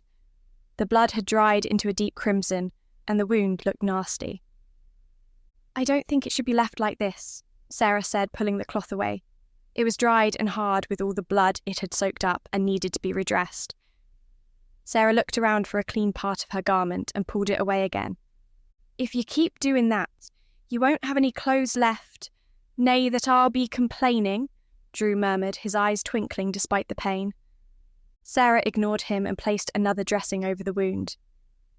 "I don't think you'll be walking anywhere today. You need to give it rest," Sarah said. Drew leaned his head back against the rock and shook his head with disappointment. "I feel so helpless," he uttered in frustration. Sarah didn't know what to say to him. His physical prowess was evident, and it must have been difficult for him to accept that his body wasn't at its usual level. "I wish I could do more. Ye hae done enough. I would nae be sitting here if it weren't for ye. Ye saved my life. I can never repay ye for that." It was the right thing to do. "Ye are a kind soul, lass, a kind soul indeed. I think ye may be right about me needing some rest. I can feel myself getting tired already. I think I'll just close my eyes for a little while." "You do that, Drew. Just rest. And I'm sure you'll be feeling better when you wake up," she replied, stroking the top of his head and placing a kiss on his forehead. Drew's head lolled to the side as he quickly fell asleep, and Sarah was amazed at how quickly the gentle giant could be tamed. She stood up and walked around. It would be so easy to escape now, to continue her adventure into the heart of the forest, to a new life. But what kind of life would it be? The smart thing to do seemed to be to leave Drew here, but then she thought about the future. What if she always regretted leaving this place? What happiness might she miss out on if she walked away? There was no telling if she could make it back to England safely. As Drew said, there were plenty of dangers that lurked in the forest. Even then, there was still a chance that Lord Flynn could find her. If she stayed with Drew, however, Lord Flynn would never find her. It seemed strange to admit it, but the safest place for her might have been with the Highlander. It was an easy choice to make. Sarah was intoxicated with thoughts of being in his arms again, of their feelings defying the boundaries between them. She was struck with thoughts that were similar to those she had experienced when seeing the battlefield. As the dead lay strewn upon the ground, she noticed how they were all the same. It didn't matter if they were English or Scottish. They were all dead. It was the same in love. Being of two different cultures did not matter to Sarah, for it was their love that was important. It was true and sincere. She could feel it in the very depth of her soul. She smiled as she thought of all this and decided that she was not going to leave. Instead, she chose to spend the time bathing. She had intended to bathe in the river the previous day, before Drew had presented himself. Now that he was sleeping, she could peel off her garments and wash herself in the river. Glancing over her shoulder to make sure that Drew wasn't peeking, she began to get undressed, letting her clothes fall to the ground. The only witness was the horse, and he didn't seem to pay much attention to her. The warm breeze felt good against her skin, almost as good as Drew's body. She closed her eyes and wrapped her arms around herself, imagining being enveloped by his strong arms again. The sensation of his kiss haunted her, and as she stepped towards the riverbank, her body glowed with arousal. Dipping her toe in, she found that the water was quite warm. The trees broke over the river, allowing the sun to shine directly onto the water, heating it all the way down. The water was crystal clear, with occasional foam rushing by. She smiled as she felt the liquid surround her feet, and then submerged herself fully. She dove under the water, opening her eyes to the cerulean-shaded depths of the river. A few fish swam by, but not enough to alarm her. The ground was rocky, but the current was gentle, so she did not have to worry about being swept along and dashed against the rocks. The water was refreshing over her body, and she felt alive. It was strange to think that a vicious battle was raging somewhere near this peaceful glade. It was almost a shame to think that soon they would have to return to that world. A world of war. It would have been perfect to live off the land in these woods and call nature home. When her lungs began to burn, she pushed herself up and broke through the surface of the water. It cascaded all around her, and her hair splayed out. She shook it and watched droplets of water trickle down the curves of her body. She felt around her stomach, and her hands reached lower, below the surface of the water, and found the heat between her legs. A soft moan escaped her lips as she let herself sink down in the comfort of the water. She breathed in the sweet smells of the forest and let the soft water surround her body. The fresh water slipped into her open mouth and lingered on her lips before sliding down her throat. Then her mouth turned into a smile. She sank down into the warm water and let it wash over her. The relaxing feeling took her far away from thoughts of the war and the terrible suffering she had endured. She closed her eyes and was transported to another realm, a realm where she was free of strife and anguish. After a time, she stood up in the water and washed herself, letting the water drip and trickle all over her naked body, scrubbing herself clean with her own hands. When Sarah was clean, she returned to the camp and found Drew lying on the ground, with sleep almost consuming him. She lay by his side, and he wrapped his arms around her. Sarah stayed still like this till sleep came and dragged her away. In the back of his mind, Drew had betrayed his people and his feelings, but in that secluded glade, hidden from the world, he didn't much care. Chapter 12. Sarah and Drew stayed in each other's arms, and time flew by. Sarah had never felt more at peace in her entire life. She wished she could stay in this stranger's arms forever. Everything felt so different and strange with him. She wanted to tell him about Rosemary, the bandits, Lord Flynn. She wanted to tell him everything, how she was imitating Rosemary and Lord Flynn's plan to take her as his wife after he had conquered the Highlanders. She did not know what it was about this stranger that made her want to divulge all her deepest secrets. Whatever it was, she knew she had to get away from him as soon as possible. She had to get away from Lord Flynn as fast as possible. The more she stayed close to the battlefield, the higher the possibility of him finding her. There was nobody here to protect her, except for him. He barely had the strength to walk, and he would not be able to hold his ground when faced in a duel with Lord Flynn. She could not bear the thought of going back to be Lord Flynn's wife. The cruelty and wickedness she had seen in him in the few days she spent at the castle. She would rather die than get married to such a man. Sarah's mind drifted to the battlefield. She wondered who was winning. She thought about Catherine. She missed her. She never imagined that she could feel the absence of her company. Catherine was different from her brother. Although cut from the same cloth, she could sense that Catherine was conflicted, like she wanted another life, one far away from her brother and father. Sarah knew that by now they would have found out that she escaped. She wondered if Lord Flynn would send out a search party for her after the war was over. That was if he won the war, or if he would just treat her as one of the casualties of war and find another poor girl to marry. She was sure that he would search for her. His ego was too large to let a girl trick him and escape from his grasp.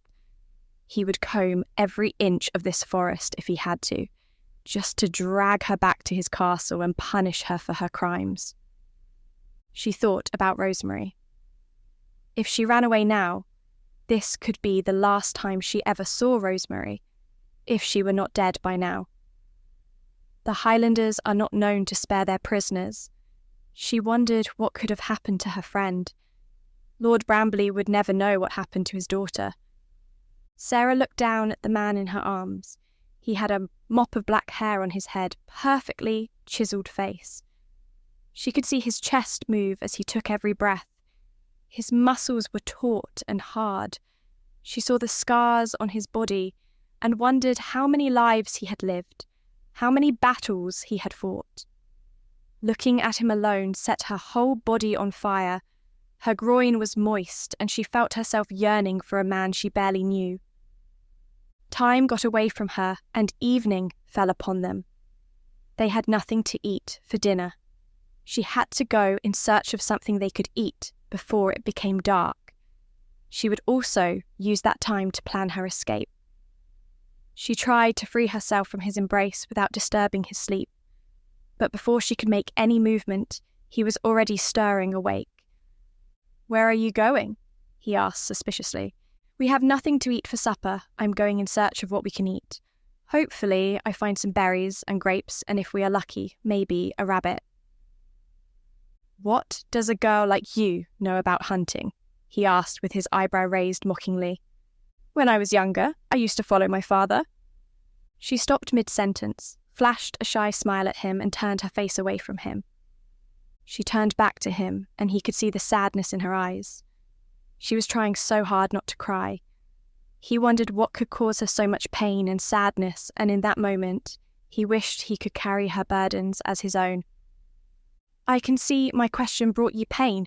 You don't need to tell me." "Try and get some sleep. You need to recover your strength."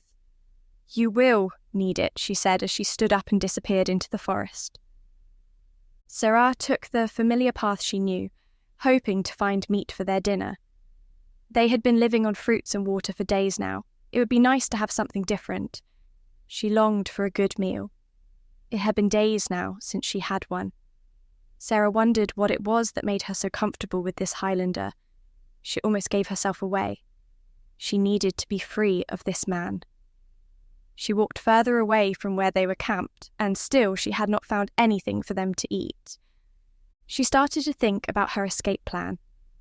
She would leave in the early hours at dawn when he was fast asleep. Sarah felt guilty that she was leaving without telling him, but this was the only way to get away from Lord Flynn. She could not bear to look at him. Her feelings would betray her. She would look for a small village where she would be far away from Lord Flynn. She could get a job as a tavern maid and hopefully find a man she could call her own. This was all she had ever wanted as a child. A man that she loved and that loved her. A family of her own. Sarah had been very kind to him. She saved his life at the expense of her own. She stayed back to care for him and treat his wound. His wound was healing, and very soon he would be able to use his legs without any pain.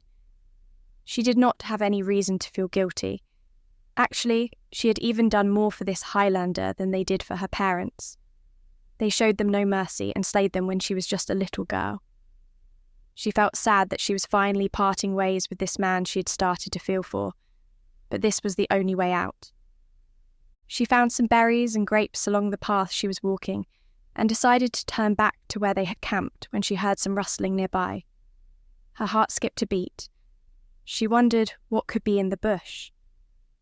She braced herself and went over to check what could be going on, and, to her surprise, she found a rabbit caught in a trap. Today must really be their lucky day. Sarah freed the rabbit from its trap and put it in her bag. It was getting dark, and if she stayed longer, it would be hard for her to trace her path. She headed back for their camp, happy, with everything she found for them to eat. When she got back, she found him sleeping. He needed all the sleep he could get to regain his lost strength. He needed it, now that she wouldn't be around to go hunting for food or care for his wound. She decided to wake him up when supper was ready. She made a fire, skinned the rabbit and left it to roast on the fire. She took the water skin and went to the river to get some water. She rinsed the fruit and set out everything that would be needed for the meal. Immediately the meat was done, she brought it down from the fire and shared it between them. It wasn't a grand meal, but they would have to make do. When she was done, Sarah went to where Drew slept and gently tapped his shoulder. He slowly awoke from his sleep. "When did you get back?" he asked in a sleepy voice. She slipped away from him and moved to where she had set their dinner. "I got back a while ago. I met you sleeping and did not want to wake you. You need all the sleep you can get to recover your strength," Sarah said as she sat down to eat her meal. "You should nae ha' let me sleep that long," he said as he struggled to lift himself up to join her for dinner. She watched as the moon shone on him, making his skin glisten. She saw his scars under the moonlight, and she wondered what story was behind each scar. He finally got up, and she immediately tore her eyes from his body and looked down at her food. "The food will get cold if you keep nagging me like this. Hurry up and come and eat your meal," she said teasingly. "You are in luck today. I found a poor rabbit struggling in a trap. I decided to set it free and roast it for dinner. I bet this is the best meal you have had since the war began." He chuckled and limped his way to her. He sat down in the space she had prepared for him. She took a plate and started filling it up with meat and grapes and berries. When it was full, she gave it to him along with the water skin. She went back to her space and continued eating her food. They set out to eat their meal in silence. Everywhere was quiet and one could hear the leaves move with the wind. When they were done, Sarah cleared the plates and killed the fire. The only light they had was the moonlight.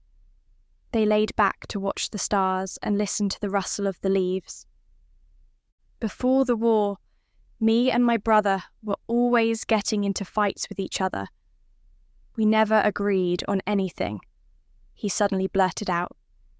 His voice pierced the stillness and echoed through the forest.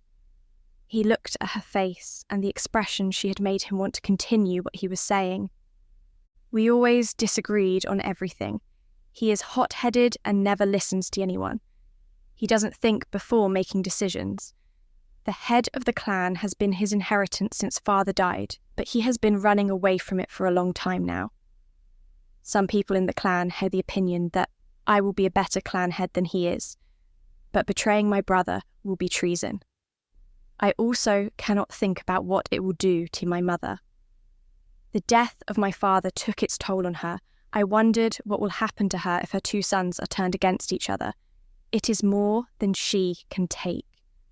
He decided not to mention Rosemary. "My heart was so conflicted before the war. With everyone telling me what a better leader I will be, I almost betrayed my brother. But on that day, on the battlefield, I realised that all those things did nae matter. I just want to fight by my brother and defend my country. He may not be the perfect leader, but he is my brother, and I'm willing to do everything within my power to help him become the leader our people need." Sarah could hear the honesty in his voice. All her life she had been told that the Highlanders were savages and mindless brutes, only capable of killing and destroying everything in their path. But here was this stranger, bearing his soul out to her, showing emotions. "I am sorry about you and your brother. That is something I would never know, the balance of hate and love between siblings. I have always wondered what it was like to have a sibling. I was just a little girl when my parents were slain before my very eyes. They left me with no siblings. I have always dreamt of having a baby sister. Dress her up in her nice clothes, plait her hair, and all the other things elder sisters do for their baby sisters." Sarah could feel the tears rising in her throat. She fought hard to hold them back. "I wish I had a sibling to argue and fight with. The only thing I have close to a sister is the daughter of the man that raised me." Sarah let the tears flow freely. He saw her tears flow, and that pierced his heart.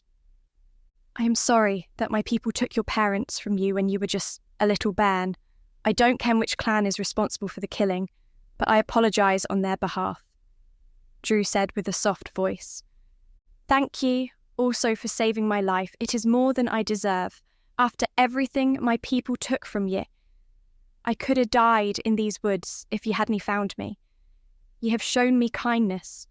When this battle is over, let me take ye to my country and repay the kindness you have shown me," he added. Chapter 13. Sarah awoke to his arms wrapped around her and his breath against her bare neck. She remembered last night. They had spoken about their childhood and their past. Sarah told him things she had only told Rosemary. She felt something for this Highlander, but she did not know what it was. It made her sad that she had to leave him. She turned carefully so as not to wake him, and took a look at him one last time. He slept peacefully, like there was not a war raging on just nearby. He should be able to move around well now. His wound had healed nicely, and he would be able to return to the battlefield to kill more English soldiers. Sarah felt guilty again for leaving him. She silently scolded herself for feeling this way. If the tables were turned, he would not have done the same for her. He would have left her in the woods to die. Who is to say that when his wound was healed, he wouldn't hold her prisoner of war? She quietly rose from beside him, picked up the water skin and other items she had with her when she ran away. She started to walk away from their camp slowly. She tiptoed carefully until she was far away from the camp, where he could not hear her. Her heart was beating rapidly and her breath uneven. When she had kept enough distance between herself and the camp, she sat on a rock and burst into tears. She sobbed uncontrollably for some few minutes. She had just spent a few days with this man, and she knew she was going to miss him. Asterisk, asterisk, asterisk. Drew could hear the birds chirping. It was like they were singing him a song. He was having a good dream, and he didn't want to wake up. He dreamt of a world without war and battle cries. He dreamt of Sarah, her beautiful hair, her blue eyes, her shy smile. In the dream, she had her back against him, and she was about to turn to him when he abruptly woke up. It took him a while to take in his environment, and when he finally did, he discovered that Sarah was missing. Drew's chest tightened, and then he remembered she could have gone to the stream to get them water. They drank all the water they had in the water skin last night. She also might have wanted to take a bath before he woke up. "Sarah! Sarah! Sarah!" Drew called out her name severally, but no response. He decided to tease her a little. "Are ye hiding from me? You want me to come and find you, lass? This is nae the time to play game, lass. There is a war going on out there. Come out now, before I find ye," he said teasingly. Still, there was no response from her. He decided to go to the stream to look for her. He pushed himself up on his feet. It wasn't a struggle like yesterday. His wound was healing nicely. He should be able to walk without any pain in a matter of days. He would return to battle soon to fight beside his brother. He thought about who could be winning the war. He said a prayer for his countrymen under his breath and decided to go to the stream to look for her. Drew slowly found his way to the stream, but did not find her there. He walked back to their camp to check if there was anything unusual. On getting there, he realised that her things were missing. The water skin was missing also. It didn't look like anyone attacked them at night. Everything was just as they had left it the previous night. The only strange thing here were her things that were missing. He could not have slept that deeply that he would not have heard if they were attacked at night. It took him a while to understand what was happening. Then, it hit him. They were not attacked. She left him. She had been planning this all along. This was why she was crying last night when he was thanking her for her kindness. Drew felt his chest tighten. His heart broke into so many pieces. He had not known her for long, but she had such a powerful effect on him. He was sad that she was gone, and he wouldn't be able to see her beautiful face again. In a split moment, the sadness changed to anger. How could she leave without telling him? What did she think was going to happen? That he was going to hold her hostage? That he was going to make her his prisoner? What did she think of him? That he was just another mindless brute? A savage, a Highlander? Drew felt the anger rise within him. His hands began to tremble. She had been kind to him. She saved his life and cared for his wound. He would have let her go if she had told him she wanted to leave. It would have been his own way of repaying her kindness. How could she think he would have held her prisoner? The English always thinking every Highlander was the same, just savages that cannot think. He hoped his countrymen were crushing them on the battlefield. As soon as he was well enough to join the battle, he would kill every English warrior he set his eyes on. His blade would taste as many of their blood as he could lay his hands on. He swore on his dead father. He was going to rest here for today and return to the battlefield at first light tomorrow. Chapter 14. Sarah was far from where she and the Highlander had set up their camp. She had been walking all morning with barely anything to eat. She had only eaten the berries and grapes she took with her from the previous night in water. Her strength was failing her. Her legs were tired and her head was aching. She thought about finding a place to rest before continuing her journey. Sarah thought about Drew, the Highlander that made her heart beat rapidly. By now he would have noticed that she was gone. She hoped he would understand why she had to leave without telling him. She had left him some grapes and berries and the remaining meat from last night. That should get him through the morning, although he should be strong enough to hunt for his meal by now. She was leaving all that she knew behind to go and start a new life in a place where nobody knew her. She would miss her friends, especially Rosemary. Maybe this was all for the best.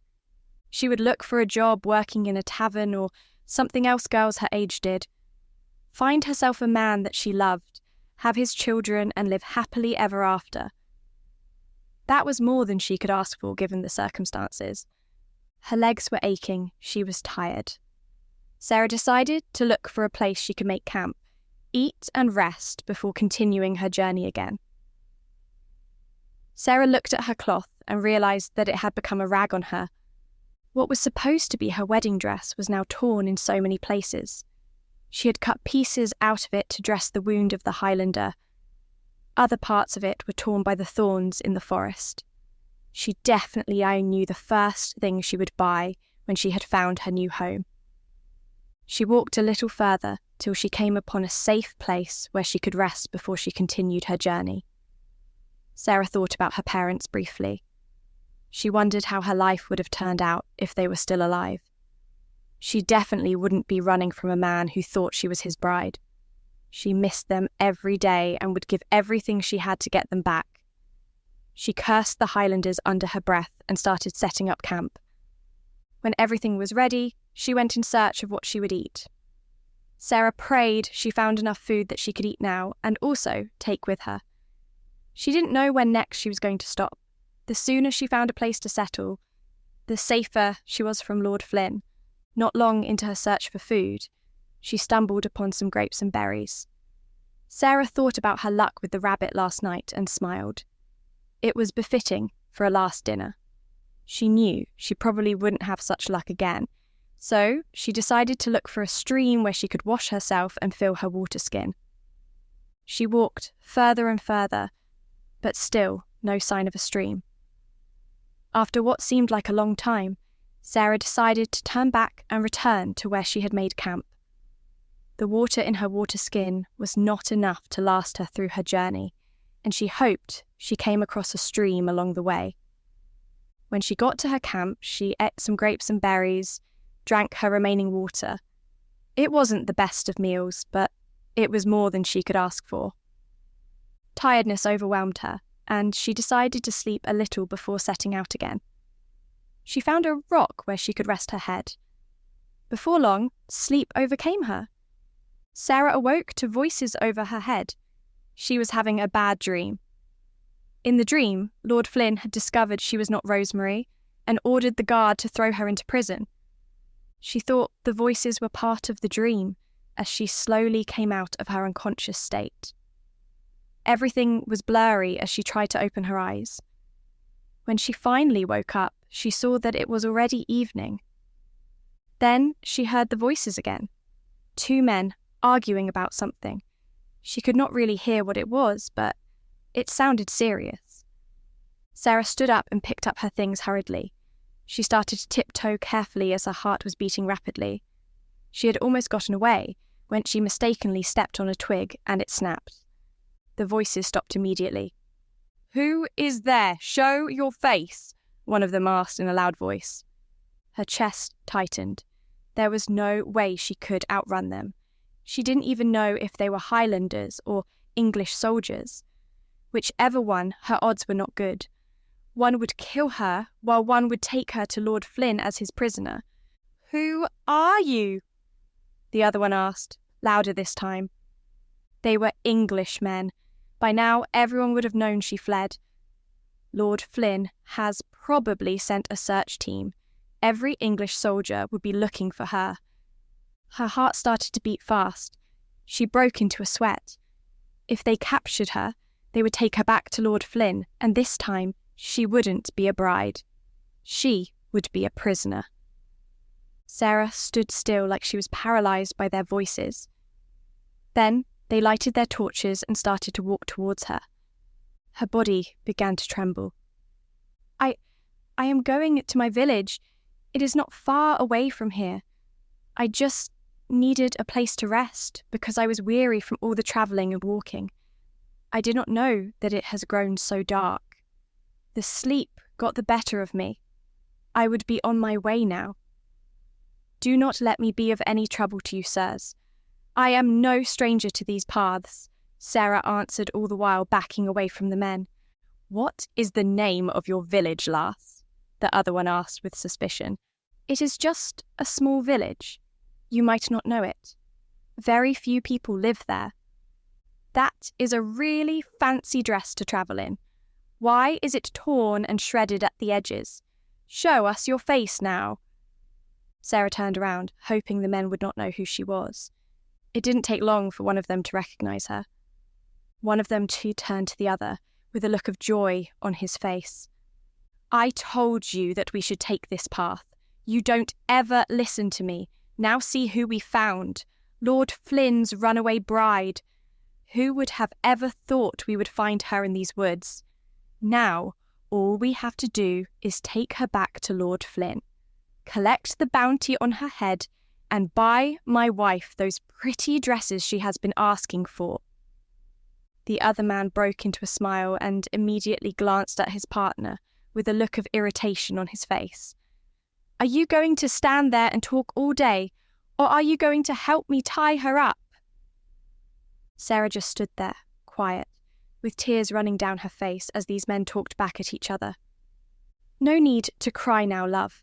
We are simply returning you to your husband. Just pray to your God that he touches his heart and Lord Flynn kills you immediately. There are other fates worse than death, and you don't want to know them, love." He flashed her a crooked smile as he tied up her hands. "You talk too much," the quiet man said, still with that look of irritation on his face. "We are going to be camping here for tonight. Darkness is upon us, and it will be difficult to see our way even with these torches. We move at the break of dawn." He came closer to check if the knots were tied properly. He looked at her with the tears running down her face, then almost immediately shifted his gaze to her bag. He glanced at the bag. "What do you have there?" he asked, looking back at her. "Just some grapes and berries," Sarah said as she sobbed. "We'll have that for dinner." He took the bag and brought out its contents. "You should get some rest. We travel at dawn." Chapter 15. Night was upon Drew once again. However, he hadn't intended to sleep that long. He had been so angry at the English lass this morning for running away, he didn't know when sleep took control of him.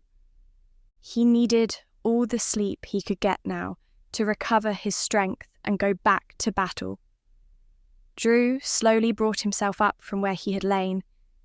He should be able to walk well tomorrow and return to the battlefield to fight alongside his brother. Drew looked to the sky. It was dark and the moon was the only light he had. Going to hunt for food now would prove futile. His stomach rumbled. He needed to eat for his journey tomorrow. He suddenly remembered that there was still leftover meat from the previous night. Drew wondered where she would be by now. Maybe she had got to the village she always talked about. He made a fire to heat the meat. He was supposed to be angry at her, but somehow his anger had dissolved. He took the meat from the fire and started to eat it. His stomach continued to rumble, as if telling him he didn't want stale rabbit meat. He had not had a decent meal since the war began, but he didn't have the time to think about that now. He would get all of the meat and wine he wanted when the war was over. His mind went back to what his mother told him about his father. He understood why he didn't want children till after the war. War was a nasty business. Thousands of men would die and leave their families behind. The wives would be left to mourn their husbands alone, while the children would grow up without a father. He wished that this all was avoided, but the English brought the war to them, and his country people did not turn down a fight. He was definitely sure Blair was holding his ground on the battlefield. It would take more than English soldiers to kill him. Aside from that, his mother could not take another loss after the death of her husband. She could barely cope with the loss of her husband. The death of any of her sons would crush her. For her, they had to win this war. If not, she would become a prisoner of war, and that would be more than she could bear. Asterisk, asterisk, asterisk. The night had been long and restless for Sarah. Twisting and turning all night, she had been unable to sleep properly, even though the night was quiet and still. Her dreams and thoughts had been plagued with horrible visions of her future. The pain, the shame, and eventual death that awaited her in the hands of Lord Flynn. By now, Lord Brambley would be on the campgrounds. He would recognise her and tell Lord Flynn that she wasn't Rosemary, that she was just a handmaid, a mere servant. Everyone would know she was an imposter. She knew Lord Flynn would look for new ways to show his cruelty and horrid nature, so she could suffer as much as possible. It was only a matter of time before she was found out. Perhaps it would have been better if she had simply announced the truth herself. If she had come clean of her own accord, Lord Flynn may have shown her mercy and not tossed her in a dungeon and left her for dead. But that was all in the past now. She could not possibly escape. Her legs and hands were tied. All she could think about was what her future held for her, the pain, the anguish that lay ahead for her. Sarah could feel the tears in her throat. She tried very hard to fight it. Her ravaged mind turned through many possibilities as the silver moon hung high in the sky. She did not know if death or a dungeon would be a worse fate. At least if she were executed, the suffering would be over quickly, and she could be with her parents once more. If she were thrown in a dungeon, she would have to suffer for the rest of her life, until her body eventually gave up anyway. The only other punishment she could take was being exiled. She could recover from that, even though it meant she would be on her own again, just like she was when her parents had died. It was doubtful that she would find anyone like Lord Bramley to take her in, but at the least she hoped she would be able to forge a life for herself. Maybe even find a man that loved her and settle down with him. That seemed to be the best-case scenario. The only other possibility remaining to her was that the ruse would actually work and Lord Flynn would never discover that she wasn't, in fact, Rosemary Bramley. It didn't seem possible that that could actually happen, though, and the fear stabbed at her mind. All night long she twisted and turned, imagining being in a dingy dungeon, laying against cold, hard rock with water dripping down. Dressed in rags, she would be torn from the world and given no chance to live a life of her own. She had hoped at some stage to have a family, to find a nice young man and be married. It would be a humble life, but one that she could cherish and call her own. Instead, she would be forgotten. There had to be a way out. In the middle of the night, Sarah awoke and looked at the sky, where she gazed out at the silver moon. The night sky was black, with stars dotted around. It looked entirely beautiful. The night was still and quiet, no cricket chirping, no rustling of the leaves, just stillness. Sarah let out a quiet cry. "Where are you, Rosemary?" she whispered, hoping that her words would be carried on the wind. Silent tears trickled down her face. Rosemary had always been a source of strength to Sarah. Without her, Sarah didn't know what to do or how to act. Looking at the sky, Sarah wondered what Rosemary would do in this situation. Rosemary had always had more courage than her. She would most likely, by now, have deceived the guards and sneaked away in the cloak of night. Sarah thought about it, but she couldn't bring herself to do anything like that. Undoubtedly, something would go wrong and the ruse would be discovered. No, her best chance was to stay there for the time being and pray as hard as she could that someone came to her rescue. If not, then her only hope was that Lord Bramley would show her mercy and identify her as Rosemary. If Lord Flynn found out that she was not Rosemary, he would have her killed. She would never get the chance of seeing Rosemary. If she were not dead herself. And Drew, she said his name in a whisper, hoping the wind would carry her voice to him. She would never see him again. The stranger that gave her that tingling sensation all over her body. She let more tears flow. They were all she had now. Sleep eventually came upon her.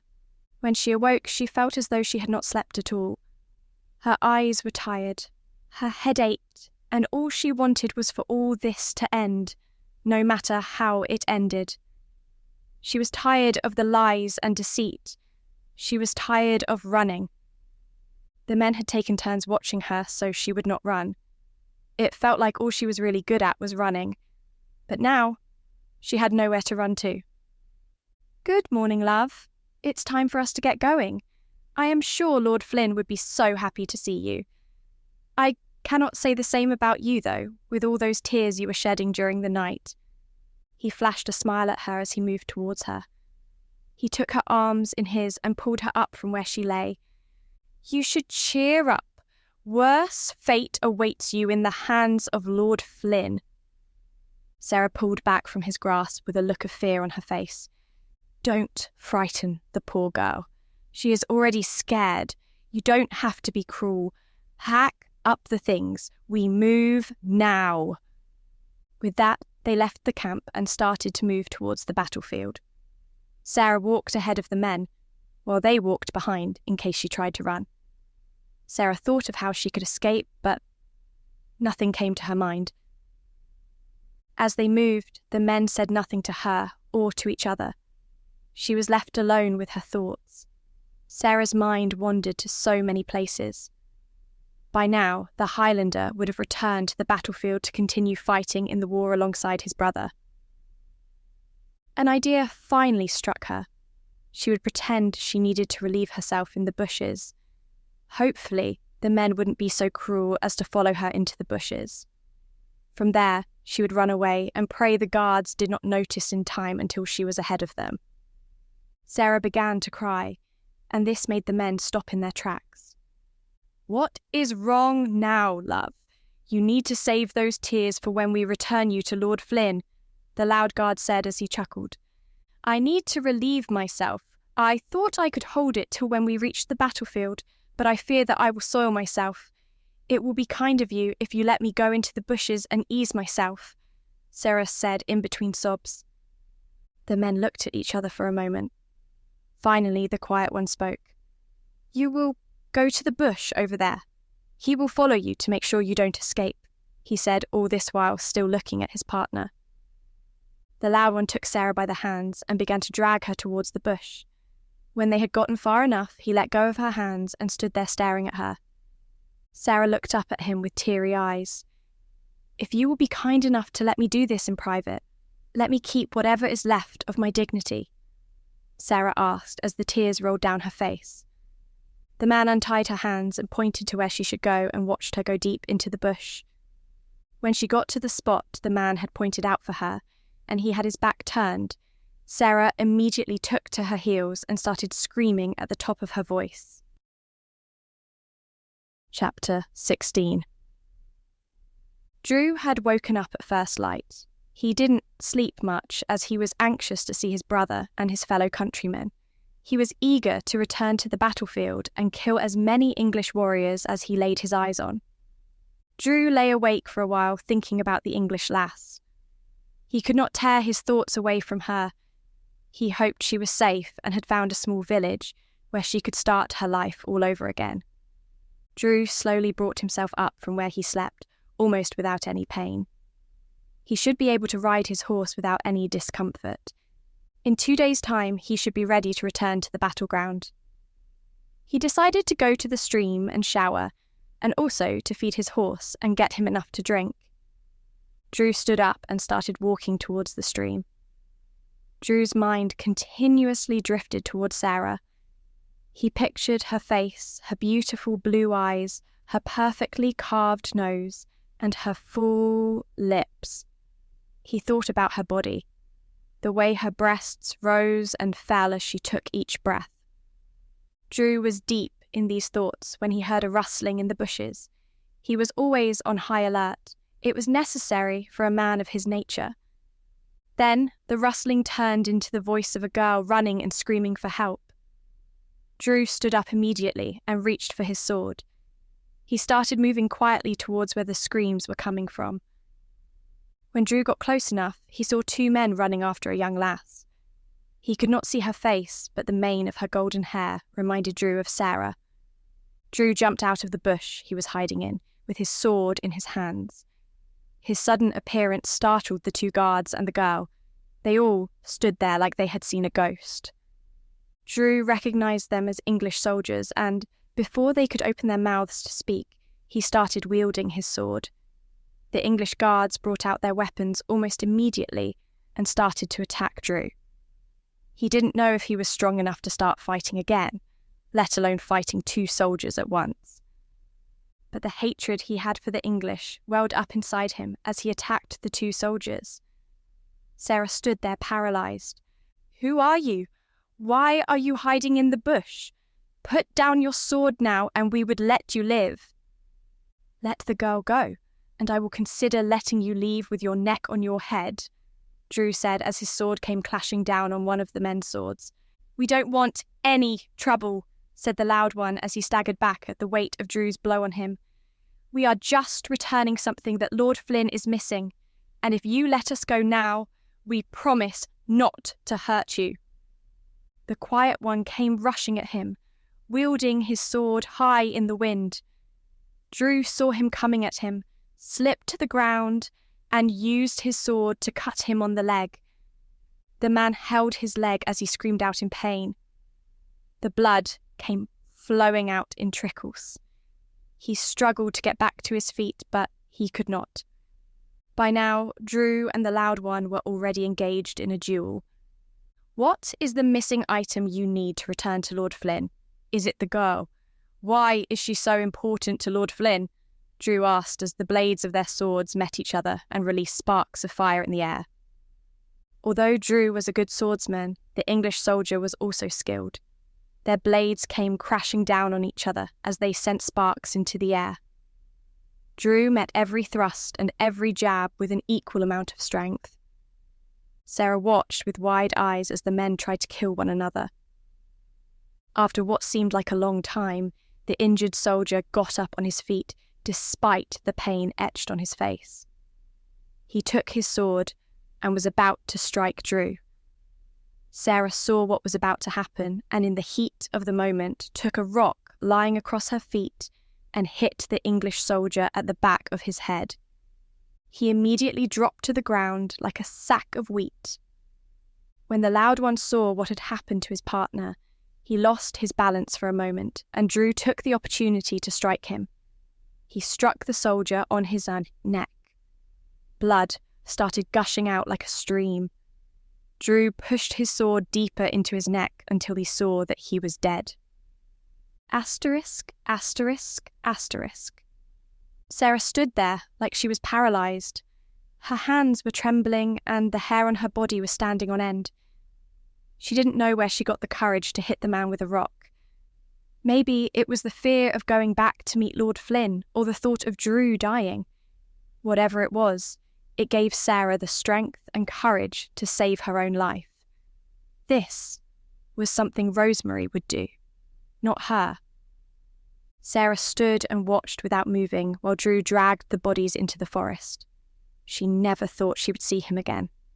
She thought by now he would have returned to the battlefield.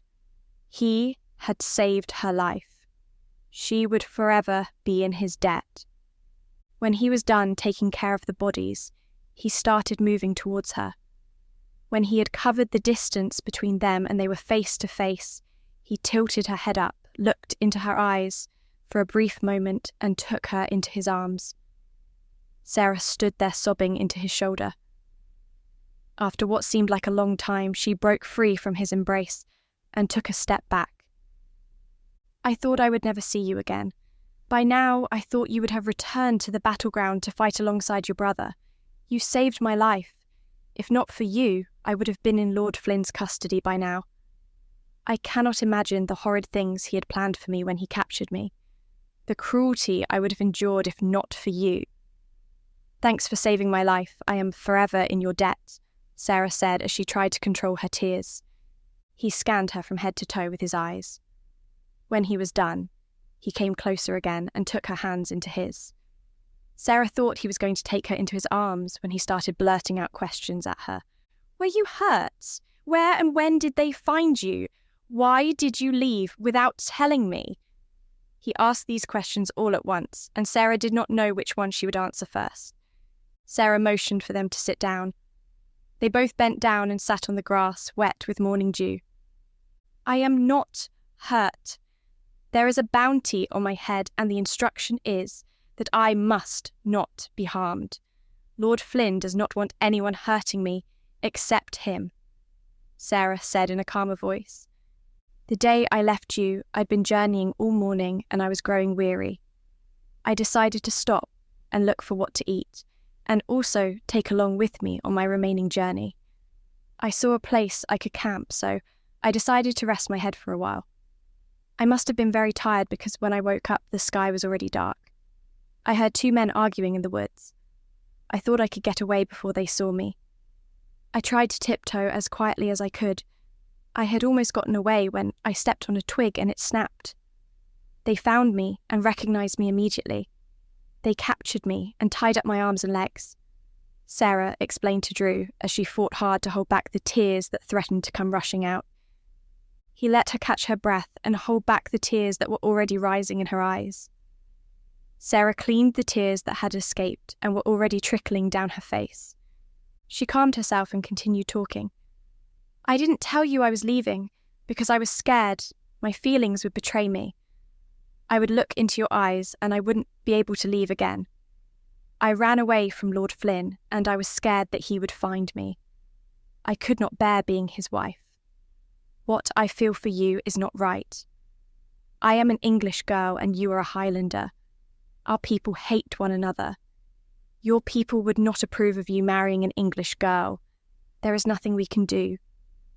Before she could finish what she was saying, he placed his hands on the back of her neck and planted his lips on hers. Sarah felt the world twirl. His touch had that effect on her. She let herself melt into his arms as his fingers grazed her neck and her naked back. Nobody had ever made her feel this way before. She didn't imagine that she should feel this way about a Highlander, not after everything she heard about them and what they did to her parents. She should not allow herself to feel this way, but she could not bear to tear herself away from his embrace. Sarah returned his kiss just as fiercely as he had kissed her. She could feel her thighs getting moist. It felt strange to be in his arms, but she wanted to stay there. He moved his hands to the rope that held her dress together and started to loosen the knot. Sarah, realizing what was about to happen, immediately broke free from his embrace and averted her gaze to the floor. "I would like to go to the river and wash myself up. It has been days since I cleaned up. If you don't mind, I would meet you back at the camp when I am done," Sarah said as she stood up and started walking towards the stream. She heard him stand up also and walk towards the camp. When Sarah got to the stream, she undid the ropes holding her dress and let it fall to the ground. She kept her legs in the water and started to wash herself. She should not be feeling this way towards a Highlander. She also couldn't return to the battlefield with him and risk Lord Flynn capturing her again. She had never been so conflicted in her entire life. Sarah looked at her legs and all the injuries she had sustained since she escaped. She just wanted a place she could start her life all over again. Now, with her feelings for the Highlander, everything had become complicated. She didn't think she could bear to leave him again. Sarah washed up her entire body and her hair, all the while thinking about what she would do, but still could not come to a conclusion. When she was done, she stood under the sun to dry off her body and let her hair drain. When she was dry enough, Sarah took her dress off the grass and slipped right back into it. She headed towards where their camp still stood, undecided about what she would do about the Highlander and her feelings for him. She decided that she was going to follow him to the battleground to finish the war with his brother. When the war was over, she would continue her search for a small village where she could start her life again. When Sarah got to the camp, she saw that he had gone hunting for what they would eat and had already set it out by the fire he made to keep them warm. Sarah sat by the fire and placed her hands over it. She looked to the direction in which he was sitting and turned her gaze to him. "Thank you so much for saving my life earlier. If not for you, I would be Lord Flynn's prisoner by now. He would have unleashed all manner of cruelty on me. I owe my life to you." She looked away and placed her hands over the fire again. He stood up and started walking toward the fire. Sarah noticed that he stood up without any pain or discomfort. His wound would be almost healed by now. When he got to the fire, he came to her side and sat next to her. He took one of her hands in his and covered it with his other hand. He started tracing the back of her hands with his fingertips. "You don't have to thank me for saving your life. If not for ye, I would be dead by now. But you stayed with me and cared for my wound. I was so angry when I found out that ye ran away without telling me. I thought it was because ye thought I was another mindless Highlander, that I was going to hold ye prisoner because ye are an English girl.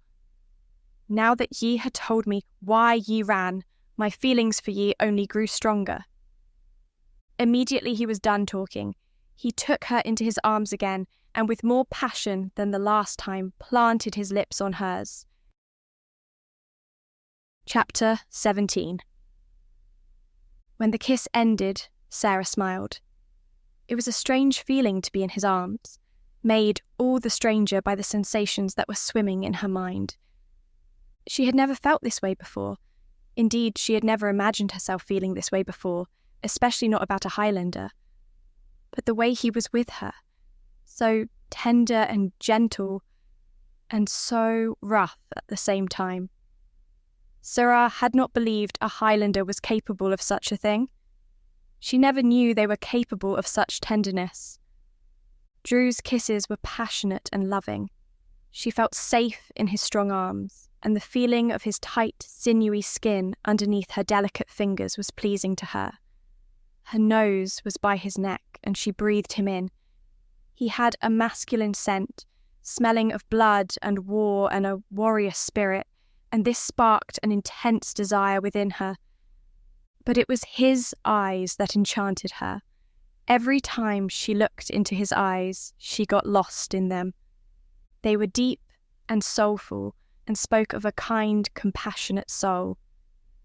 When she looked into his eyes, she did not see the Highlanders as she had pictured them, brutish and savage.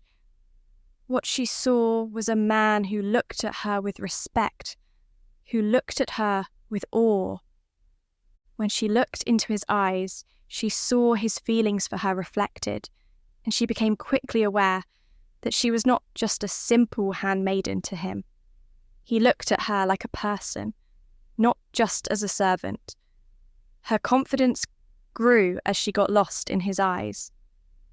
In his eyes, there was no sense of cruelty. He saw her and found her beautiful.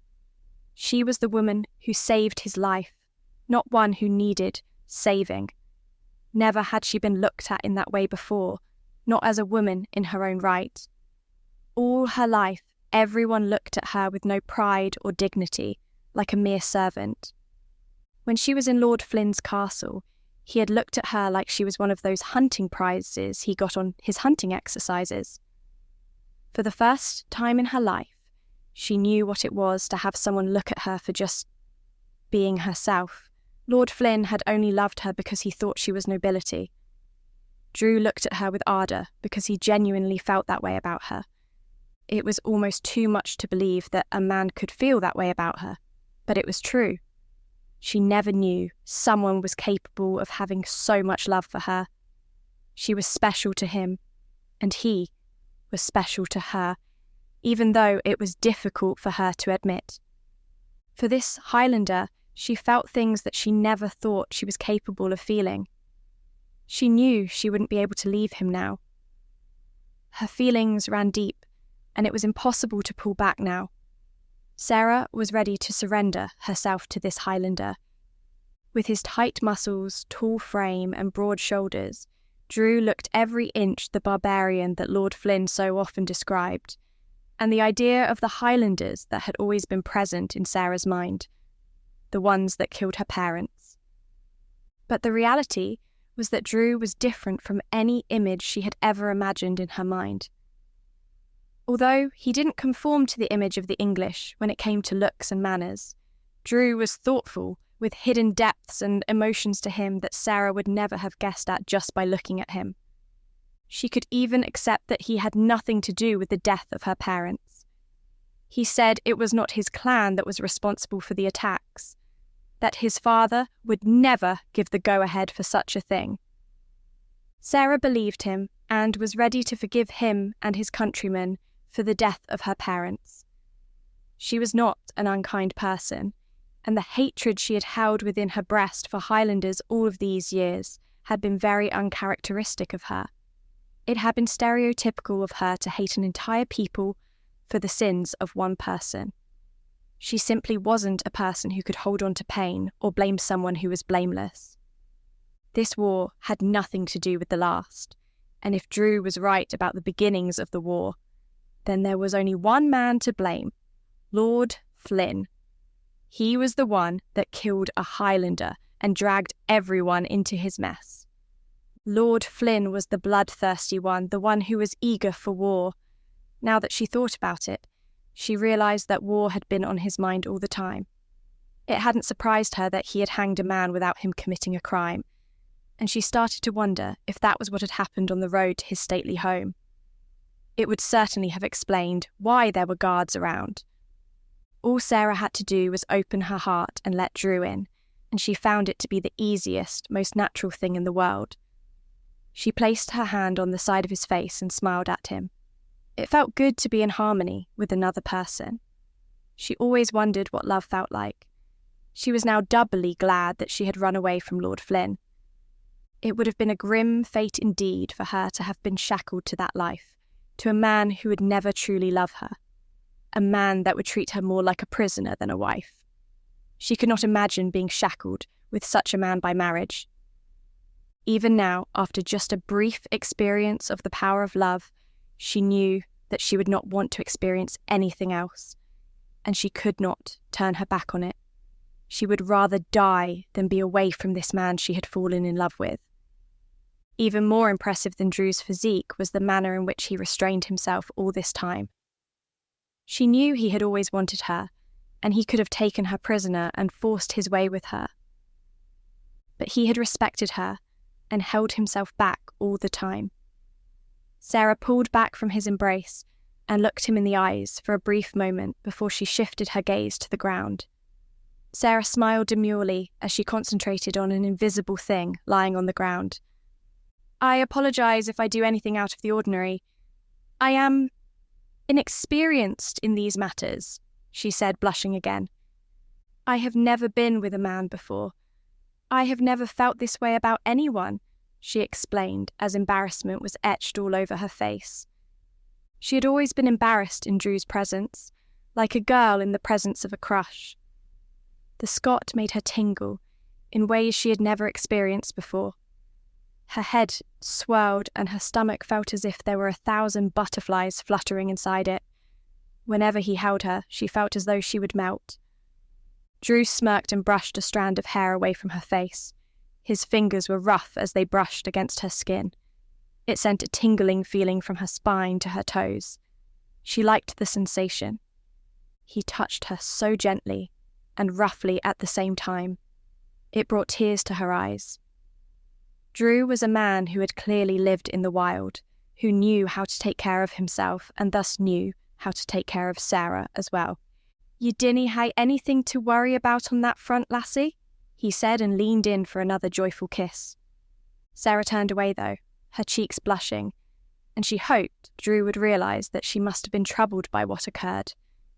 He remembered what he knew about English women and how a kiss signified a great deal. The intimacy of the moment had come as a shock to her, not understanding what the sensations inside her meant. He kissed her slowly as his tongue explored all the hidden corners of her mouth.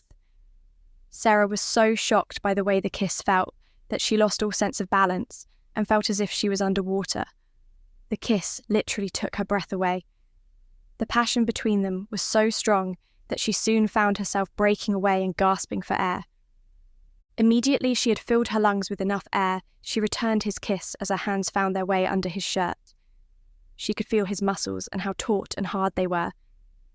"It is not polite to let a lady behave like this," Sarah said as her hand roamed his upper body. "Well, you know me, lass. I'm a Highlander. Apparently, we dinna care about politeness." "No?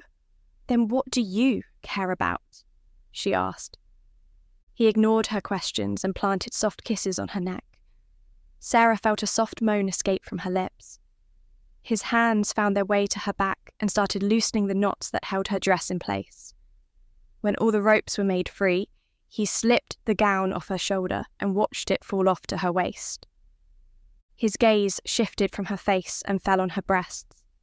He stared at them for what seemed like an eternity. Sarah sat there shivering at the intensity of his gaze.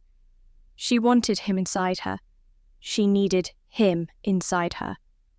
He took one of her breasts into his hands while he nibbled on the second one. Sarah could feel herself surrendering to him with every kiss and every touch. Drew hobbled to his feet and helped her to her feet. Evidently, his leg was feeling better.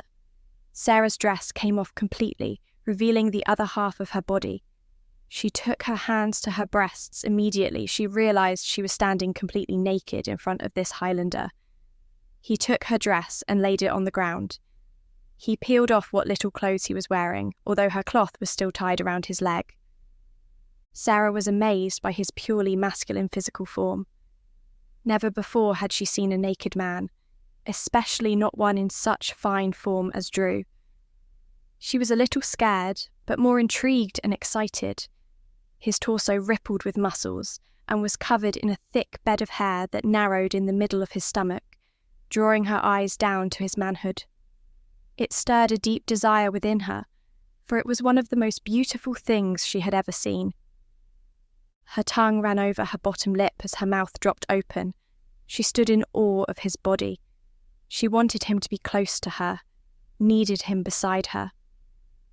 "I care about a great many things, lass," he said in his deep burr, coming ever closer to her all the time. She stayed where she was, unable to move, and then, as he got within reach, she twisted around and turned her back on him, but she let her arms fall to her sides. Sarah felt her womanhood get moist as Drew moved towards her, and a smile played upon his face, as if he enjoyed watching her suffer as he denied her his touch. When he eventually came close enough, he wrapped his arms around her waist. He buried his head into the nape of her neck. Hot breath rushed over her and her knees shook. He continued holding on to her waist to prevent her from falling to the ground. His hands ran over her arms, and behind her she could feel his manhood pressing against her, hard and ardent. She turned around to look into his eyes. They shone in the sunlight. She wrapped her arms around his neck and brought him closer to her, closing her eyes as their lips met in another sweet kiss. Their tongues danced together as the heat rose within them. When Sarah opened her eyes again, she was surprised that her body was not on fire. Her hands fell to his chest, running through the thick bed of hair that covered his manly torso. Staring in amazement, she drank him in, this epitome of masculinity. Then she looked into his eyes and saw that he had the same look.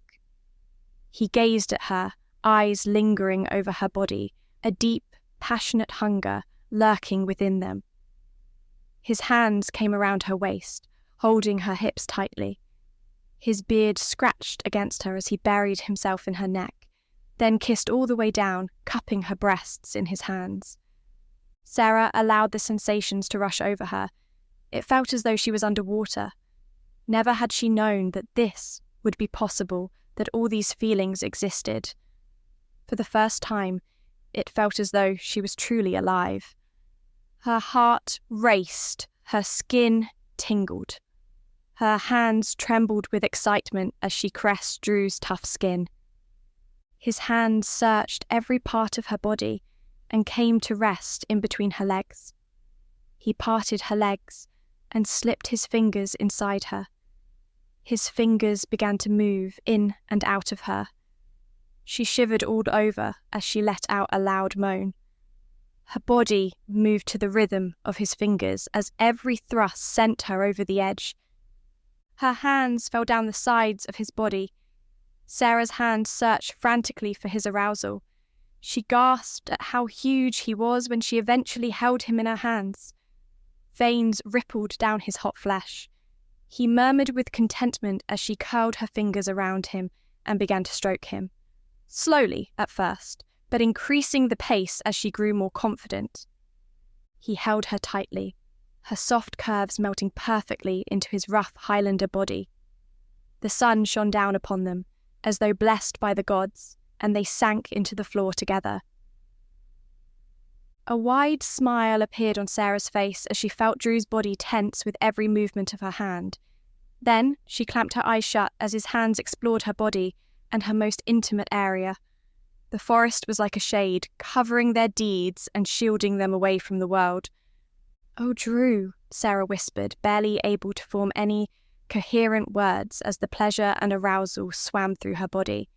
"I've never known I could feel this way. This is all so strange to me. I feel like my body is on fire and I am drowning at the same time." "Ye are the sweetest thing I've ever known. Now keep quiet and let me show ye things you never knew." Drew moaned in his rough brogue into her ear. The rumbling sound of his voice in her ear only made Sarah even weaker at the knees, and she clung onto him for safety. While their hands worked under the surface, they kissed passionately and lovingly. Occasionally, Drew would tilt his head down and take her breasts in his mouth. Sarah leaned her head back. Her long hair fell over her shoulder as she offered herself to him. In turn, she, too, kissed Drew all over, enjoying the taste of his manly skin, tracing the scars over his body. "Where did you get all these?" she asked. "The Highlands are a rough, wild place," he replied. He was a rough, wild man, and Sarah found herself unable to resist him. A loud moan burst out of her mouth as his fingers reached the deepest sweet spot inside of her, creating magic in her soul. Her body convulsed, and if she had not had Drew to offer support, she would have fallen into the water, sinking to the bottom, for she was quite sure that she did not have any more strength left within her. Sarah's mind was hazy, intoxicated by all the sensations swimming inside her. It was as though lightning had struck her, and all she could do was give herself over to the pleasure. It was like a wave carrying her to paradise, and for a brief moment she wondered if she even deserved this happiness. Drew's rough kisses found her mouth again, suffocating the moans that escaped her lips.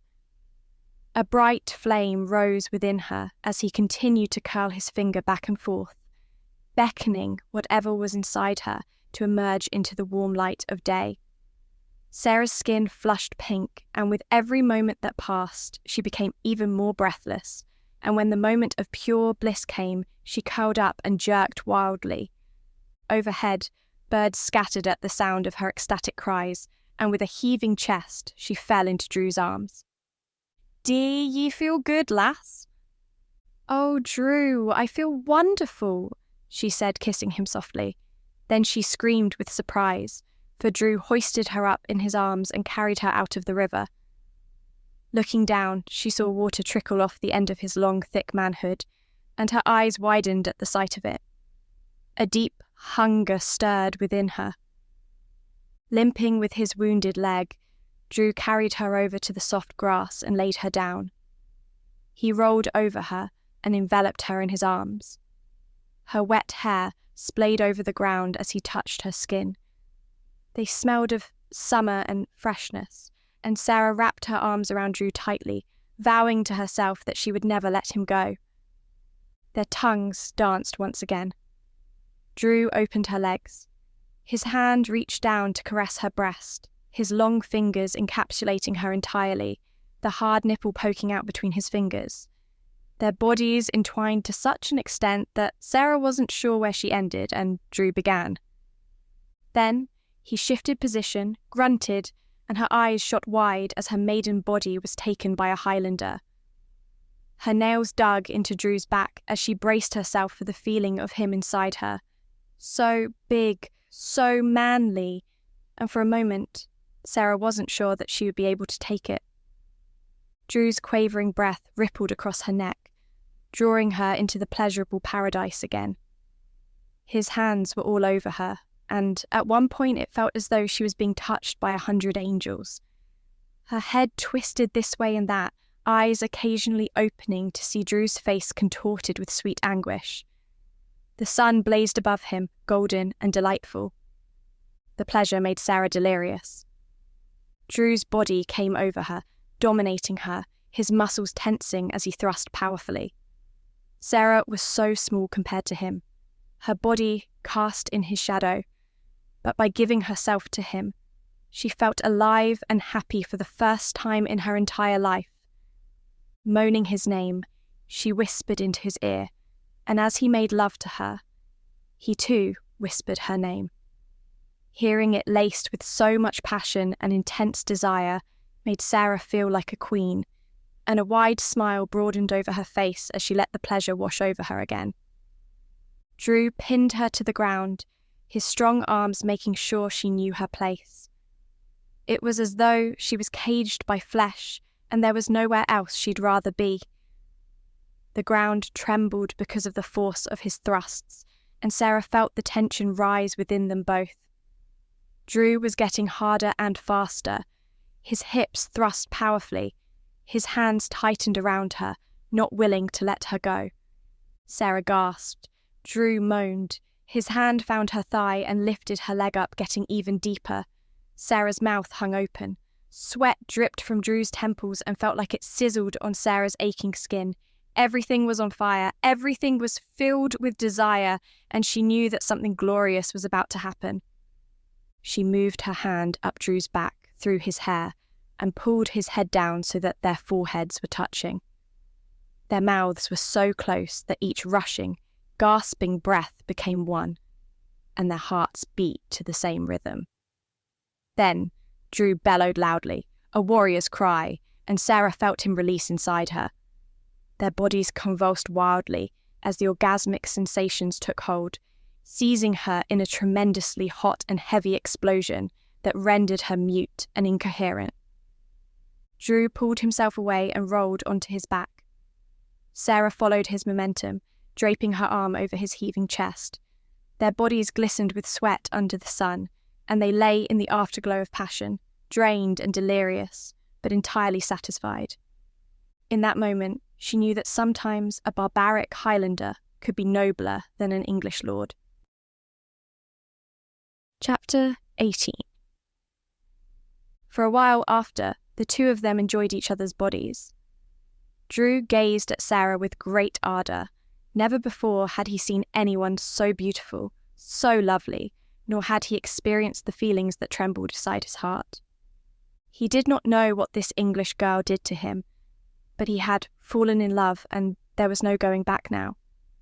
He was going to take her back to the Highlands and make her his wife.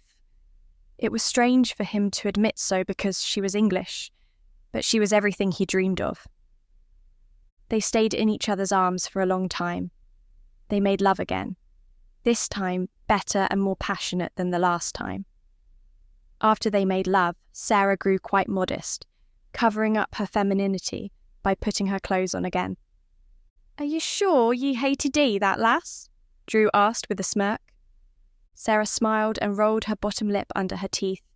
Drew didn't know why, but the way she acted so coy only served to drive him even crazier with desire. He wrapped his kilt around his waist and pushed himself up over to her, taking her in his arms again in a loving kiss. "I must. You do not understand what I've been through. I cannot risk Lord Flynn finding me," she said. "But I am glad I have met a man like you, someone who has proven to me that not all men are cruel." "Was he really that bad?" Drew asked. Sarah's face turned to the ground, not wanting to think about all the things he had done. "He scolded me, belittled me, and released his temper on me. When he punished people, the punishments were humiliating. He struck fear into my heart. That was why I left. I could not bear to live a life with him. I am glad you were here, and nay just because you saved my life, although I wish you did nae hae run, because you were being mistreated," he said softly, looking at her earnestly. Then, anger flashed in his eyes. "And I will make him pay for the way he treated you. He will pay with his blood." "I'm glad too," Sarah said, then doubt flickered in her eyes. "But what are we to do now? The world is ours, Drew. We could run away and leave the war behind. We don't have to think about Lord Flynn anymore. We could find a small place to settle, get married and have children of our own." Drew hung his head. "I cannae dae that, lass. I cannae turn my back on my clan. But I know ye might nae want to return with me. My brother will be anxious about my disappearance. I hae to return and join him on the battlefield. We need to win the war together. If ye need to go and be safe, I'll understand. But Lord Flynn cannot escape my blade. He must be punished for his crimes, and I will be the one who punishes him." "I don't want to be anywhere other than with you," Sarah said, the words rushing out of her mouth. She clutched Drew's hand desperately. "Then you'll stay," he said, "but I had to go back." "I understand," Sarah said, looking in the vague direction of the south, where the rolling hills and wide fields of England lay. "Do ye truly want to leave your home?"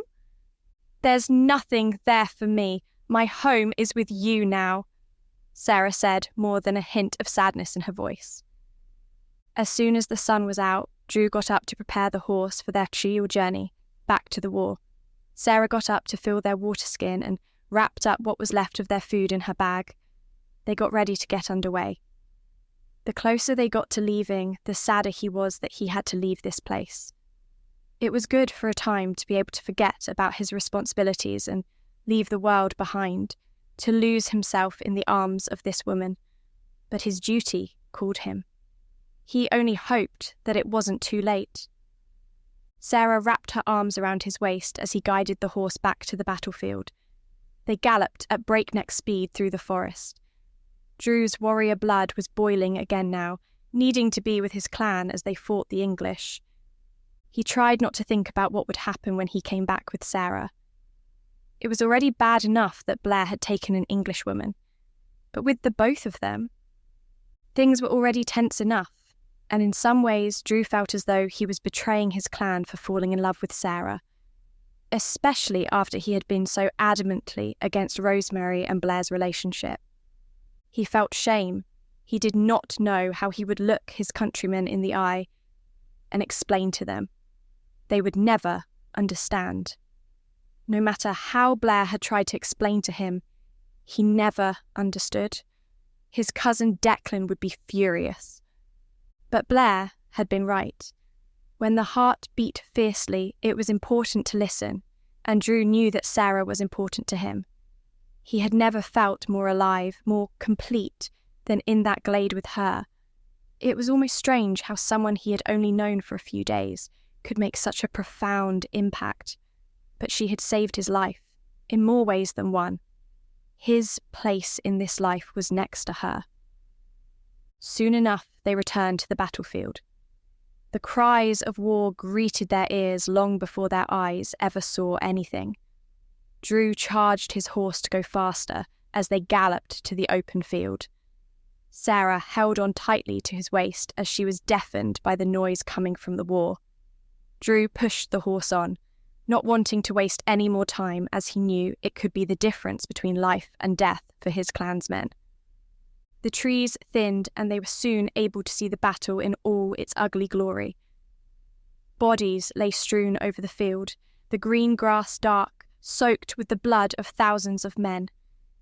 There was a heavy stench of death hanging over the field, and although the sun shone just as brightly in the glade, there was a heavy sadness about it. The sound of clashing steel rang through the air, breaking the silence, and it was a world away from the solitude they had enjoyed in the glade. Drew slowly brought his horse to a stop at the edge of the battlefield. They were surrounded by dead soldiers, mostly English soldiers. His countrymen were winning the war. "What a sight," Drew said, gazing out at all the dead English. Sarah was silent. He heard her sob. "I'm sorry, lass. I dinna mean anything by it," he said, then turned the horse around back to the Scottish camp. When Drew got to their campground, he got down from the horse and helped Sarah down. He was about to sneak quietly into the camp and return to war when he was sighted by one of his countrymen. He ran back to the camp and announced Drew's return in a loud and cheerful voice. Drew's return was heralded with a great cheer. The Highlanders were in good spirits. The wounded were getting treatment and sharing ale, enjoying the victory. They raised their glasses to him as he returned. "Blair will be pleased by your return," Declan said. "Is my brother still alive? Where is he?" Drew asked with an anxious look on his face. "Oh, aye, he is, fighting like a tempest in the heat of the war. And who is this ye have brought back with ye?" Drew tossed a look over his shoulder. Suddenly he felt very self-conscious. "A lass I met in the woods. She treated my wound and saved my life."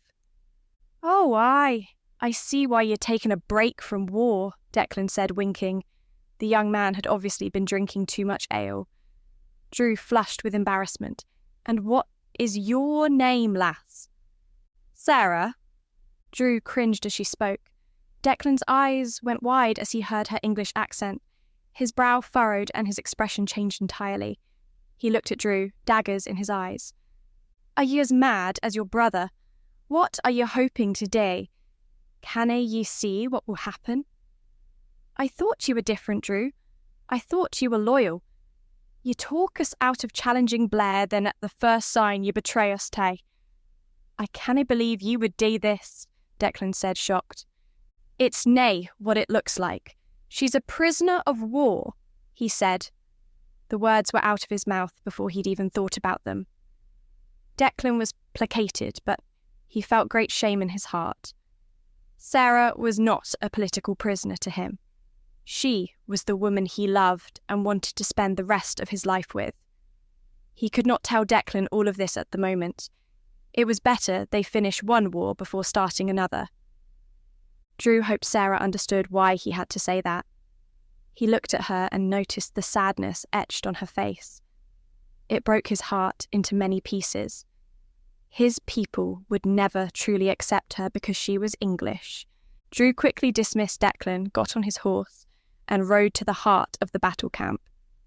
As soon as the horse had steadied, he got down and helped Sarah down from the horse also. Immediately she was on the ground. Sarah started to walk away from the campground as fast as her legs could carry her, as sobs racked her body all over. Drew secured his horse and ran after her as quickly as he could. He grabbed her arm and pulled her back. She looked distraught. Her eyes were red and tears dripped down her cheeks. Drew recoiled in shame. "Sarah, I am so sorry for what I said earlier. I didn't mean it, but I didn't want to start a fight with my cousin. I was not ready." He began explaining again when Sarah cut him short. Don't say anything," she said, tearing her hand away from his. "You don't have to say anything. I am the one who is to blame. I can't believe I agreed to follow you back. What was I thinking? Your people will never accept me as your wife. They will hate me because I am English. I'm such a fool. I'm such a fool. Your cousin already hates me." "Nay, lass, ye are not a fool. They will come around. My people would love you when they get to know you. They will see the kind, strong and confident woman I see when I look at you. You need to give them time. Declan is just acting this way because of all he had been told about the English. He is still young, and he has all that rage and anger within him. I was hot-headed like him also, but I know better now. Yes, I am. I am going to be a stranger in my husband's home. Your people will never accept me as one of their own. How am I going to raise my children in a place that would never accept them?" Her voice trembled with emotion. The strength and tone of her words caught the attention of everyone around. Drew stood firmly, pressing his lips together. In a storm of tears, Sarah was ready to leave, ready to storm away from the camp. But Drew couldn't let her. Seeing her like this made him feel small, and despite what it meant for the clan, he knew that he wanted to be with her and have her by his side. He would fight his entire countrymen if he had to, just to have her by his side. He walked up to her and placed a hand on her arm. This time she did not shirk it. "I'm sorry, lass. I'm truly sorry from the pit of my heart. I did nae mean what I said. I spoke without thinking. I should have been more careful with my words. I didn't want you to think that I was lying. What happened between us, everything I said I meant. I did nae know what love meant before I met ye. Ye saved my life. Ye showed me that I cannae hate all English, and ye opened my eyes to something new. Ye are not a prisoner. I am the prisoner, Sarah. Ye hae my heart." Sarah calmed. Her body quieted and she turned around to face him. Her liquid eyes stared at him. She swallowed down her feelings and exhaled deeply, trying to keep her voice steady and even. It was then that she also realised he must have only said it to protect her too. She put herself in his shoes for that moment and saw she would have done the same thing to go unnoticed. "Do you mean everything you say?" she asked. Drew took her hands in his and gazed into her eyes. He placed her hands on his heart. "I die," he said, smiling at her. Sarah's lips twitched into a smile. It was the sweetest sight Drew had ever seen, and he knew in that moment that he wanted to continue making her smile forever. Suddenly, Sarah seemed to become aware that all eyes were on her. She bowed her head demurely and wiped the tears from her eyes. There were still many things Drew did not know about her, but one of the things he could tell was that she did not like being the centre of attention. Drew cleared his throat and pulled her away to a private tent that had been erected. Before he did so, he told a messenger to run out onto the battlefield and tell Blair that he had returned and that he was safe and well. "I feel so foolish. I should not have run away like that. I should not let my emotions get the better of me next time," Sarah said. "I am the fool. I should nae ha' said what I did. I did nae mean to make ye think ye are less than ye are. I will never dae that again." This is a complicated situation, but I don't understand. What did that man mean when he said that you were as bad as your brother? "Did I nae tell ye? My brother Blair returned with an English lass recently, when he was out hunting. Much of the clan did nae like that. There were some who plotted against him. I managed to stop it, and in truth I did nae approve either. Choosing an English lass does nae look good to our people, especially when we are in a war. But that was then, when I did nae think it was possible to feel this way about another person." "You mean there's another English girl like me here?" Sarah said, her eyes lighting up. "Aye, at least, I believe she came with Blair. He found her in the woods just like you found me." "What's her name?" Drew scratched his beard and averted his eyes from her. "I dinna know if that's the best idea. People may think the two of you are plotting. It might be best if you stay out of each other's way for a wee while, till the dust of the war settles." Sarah stepped forward and looked at Drew pointedly. "I am alone here, Drew. If there is another English girl, I'm going to talk with her, because she is the only person who truly knows what I'm going through. I am not going to stay out of sight just because your clan doesn't like the thought of me being here. That's treating me like a prisoner, and we've already made it clear that I'm not one of your war prisoners." She spoke with real fire in her belly and authority. He could see the spark in her eyes as the words flew out of her mouth. He had never seen her like this before, and Drew was impressed. "Ye had changed from when we first met. Then you would nae speak at all, but now you're saying what is truly on your mind. You should do know how to have your way when you want to," he teasingly told her as he rubbed her cheeks. "I suppose you must be rubbing off on me," she teased. Then she grew more serious again. "Please, Drew, tell me her name. I wish to speak with her. She will understand what I am going through and would be able to comfort me. She would also be there to keep me company when you ride off into battle to fight Lord Flynn." Drew sighed, knowing that he wasn't able to deny Sarah her request. He was quiet for a moment, then finally gave in. "Her name is Rosemary, although I cannae tell you where she is in the camp." "Rosemary? Did you say Rosemary?" Sarah asked, her face white as a sheet as if she had seen a ghost. "Aye," Drew replied, and before he could say anything else, Sarah was already out of the tent and running through the camp, screaming Rosemary's name. Chapter 19. Sarah couldn't believe that there was a chance Rosemary was alive, that she was here in the same camp with her. It seemed almost too good to be true, and although she did not want to raise her hopes too much for fear they would be dashed, it made sense. The bandits had said that Rosemary had been with a Highlander. What if it was Blair? She thought she was never going to see Rosemary again. On several nights she had lain awake and mourned her, but Rosemary was here, alive. She thought her heart was going to burst out of her chest. Now she did not care that all the Highlanders were looking at her. She ran through the camp, shouting Rosemary's name at the top of her voice.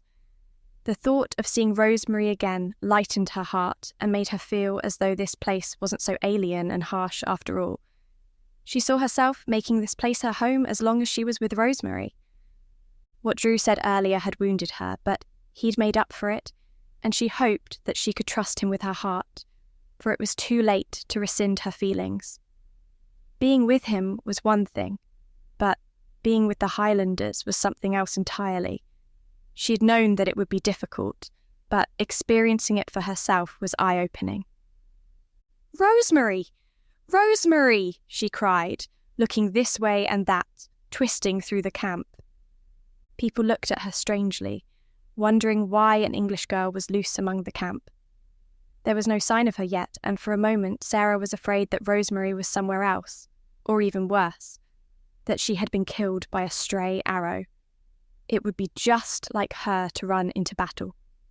Her steps faltered and her voice grew softer, and then, behind her, she heard movement. Turning, she saw Rosemary emerge from a tent. "Rosemary!" she gasped. "Sarah?" Rosemary said as the basket she was holding dropped to the ground. The two women looked like they had both seen a ghost. They both looked as astonished as each other.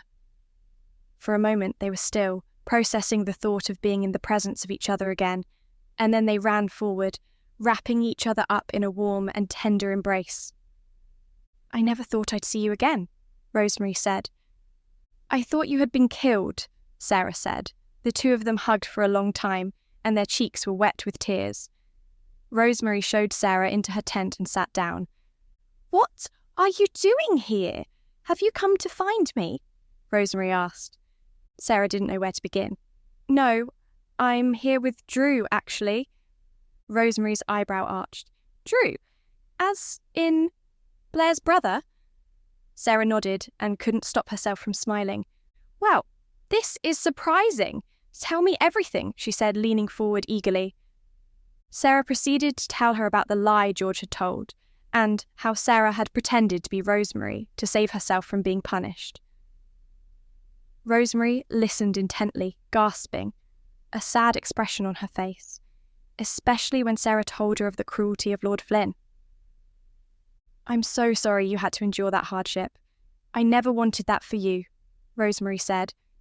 "I know, but before I knew it, I was caught in the lie and there was no way out." "But then, how did you come to be here?"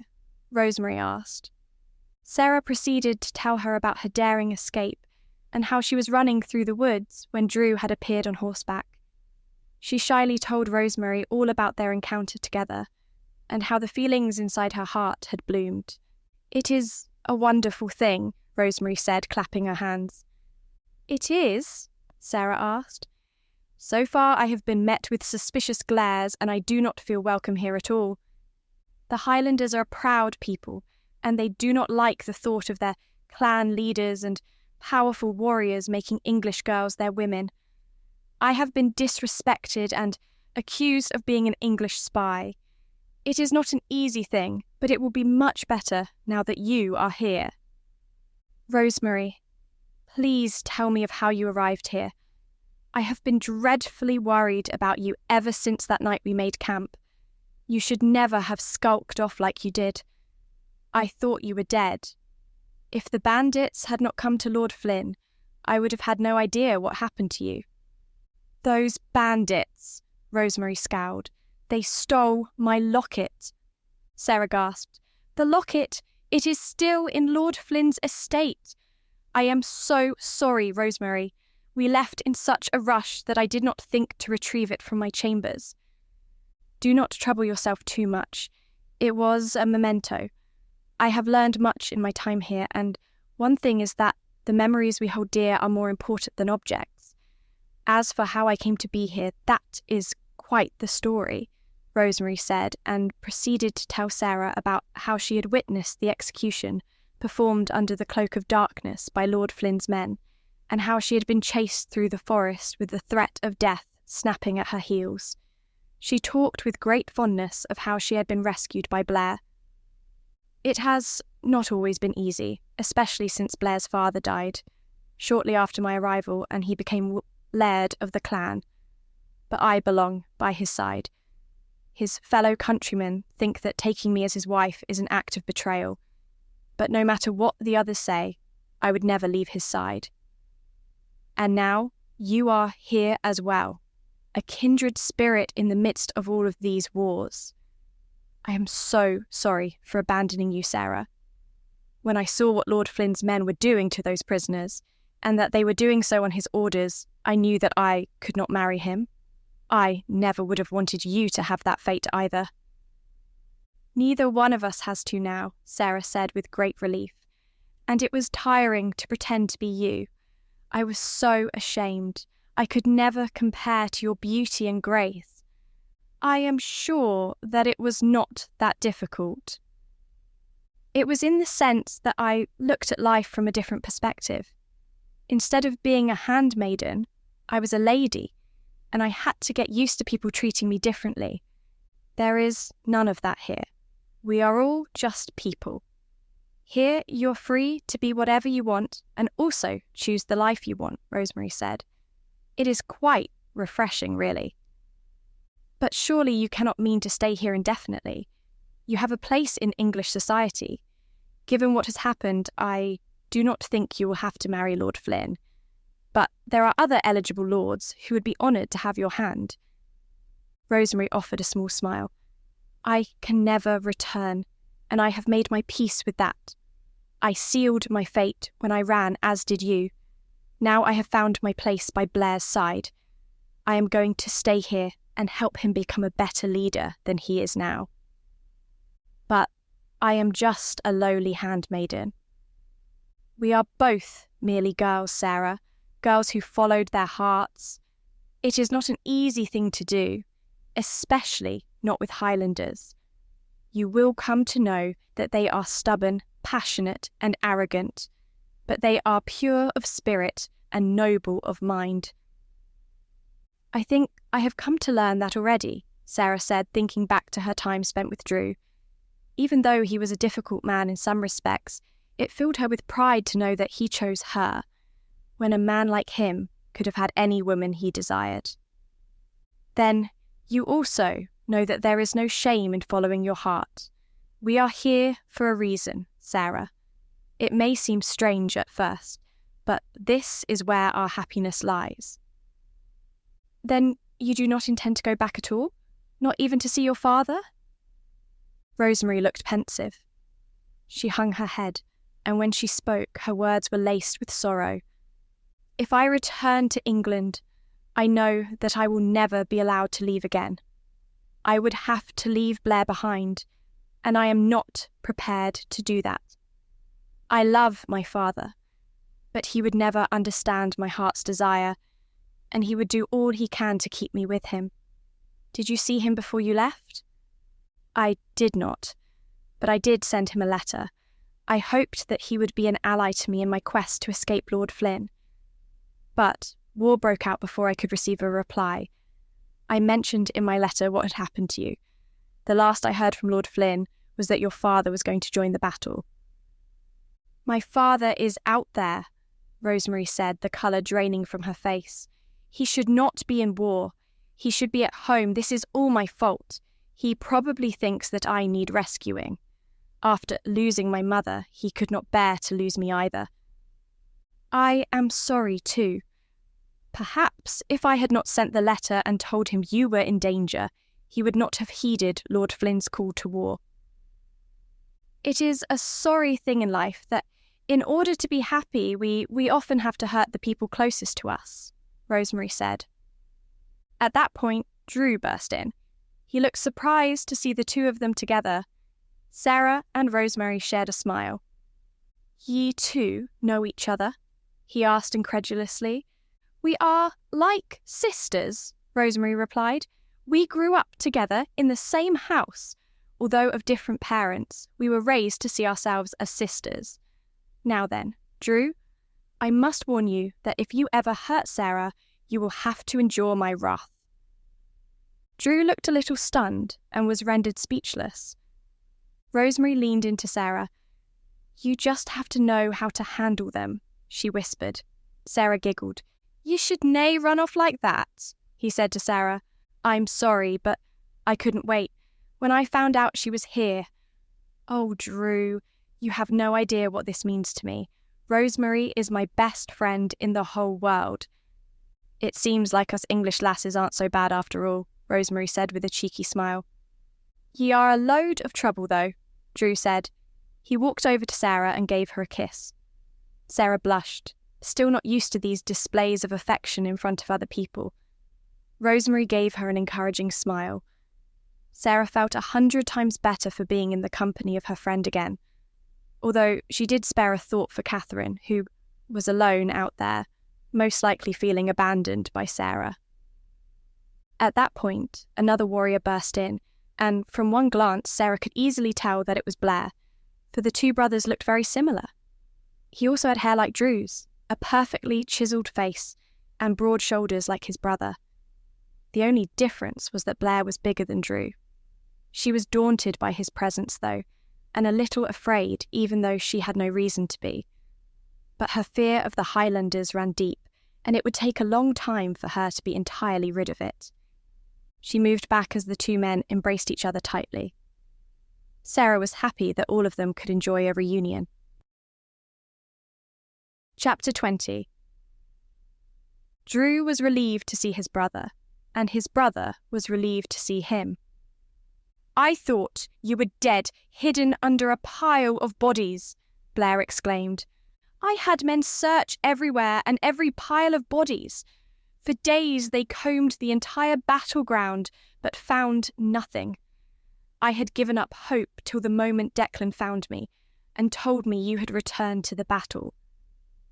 Drew placed his hand on his brother's shoulder and smiled at him. It was nae my time to die, although it would have been had this wee lass nae saved my life. Blair walked over to Sarah and took her hands into his. Then, I owe ye a debt, thank ye. I don't ken how I can ever repay ye for saving my brother's life, he said. Sarah nodded. Drew was pleased that she wasn't entirely overwhelmed by the situation. Blair, Sarah was my handmaiden that I told you about. We got separated on the night you rescued me. I thought I would never see her again.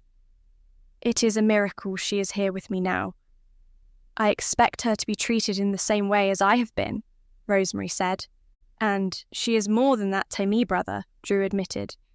He took Sarah's hand and kissed her on the forehead. Sarah did not just save my life, brother. She also saved my heart.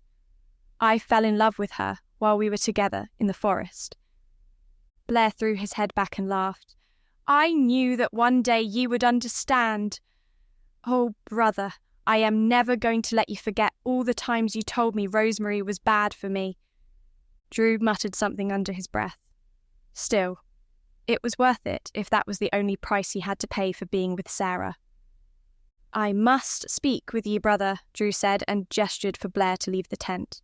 Before he left, Blair kissed Rosemary, and then the two of them walked outside, where they could talk alone.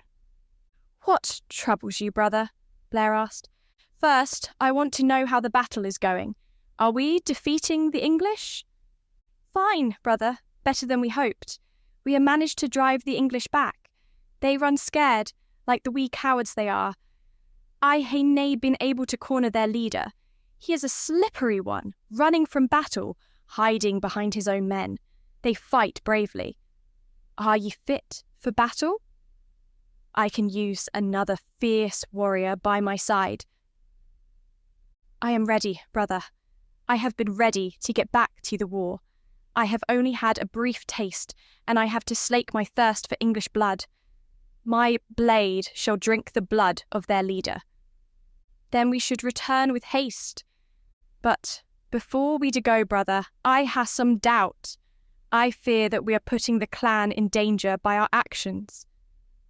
You mean Rosemary and Sarah? Aye, there was already discontent about Rosemary. It disnae look good now that I am with Sarah.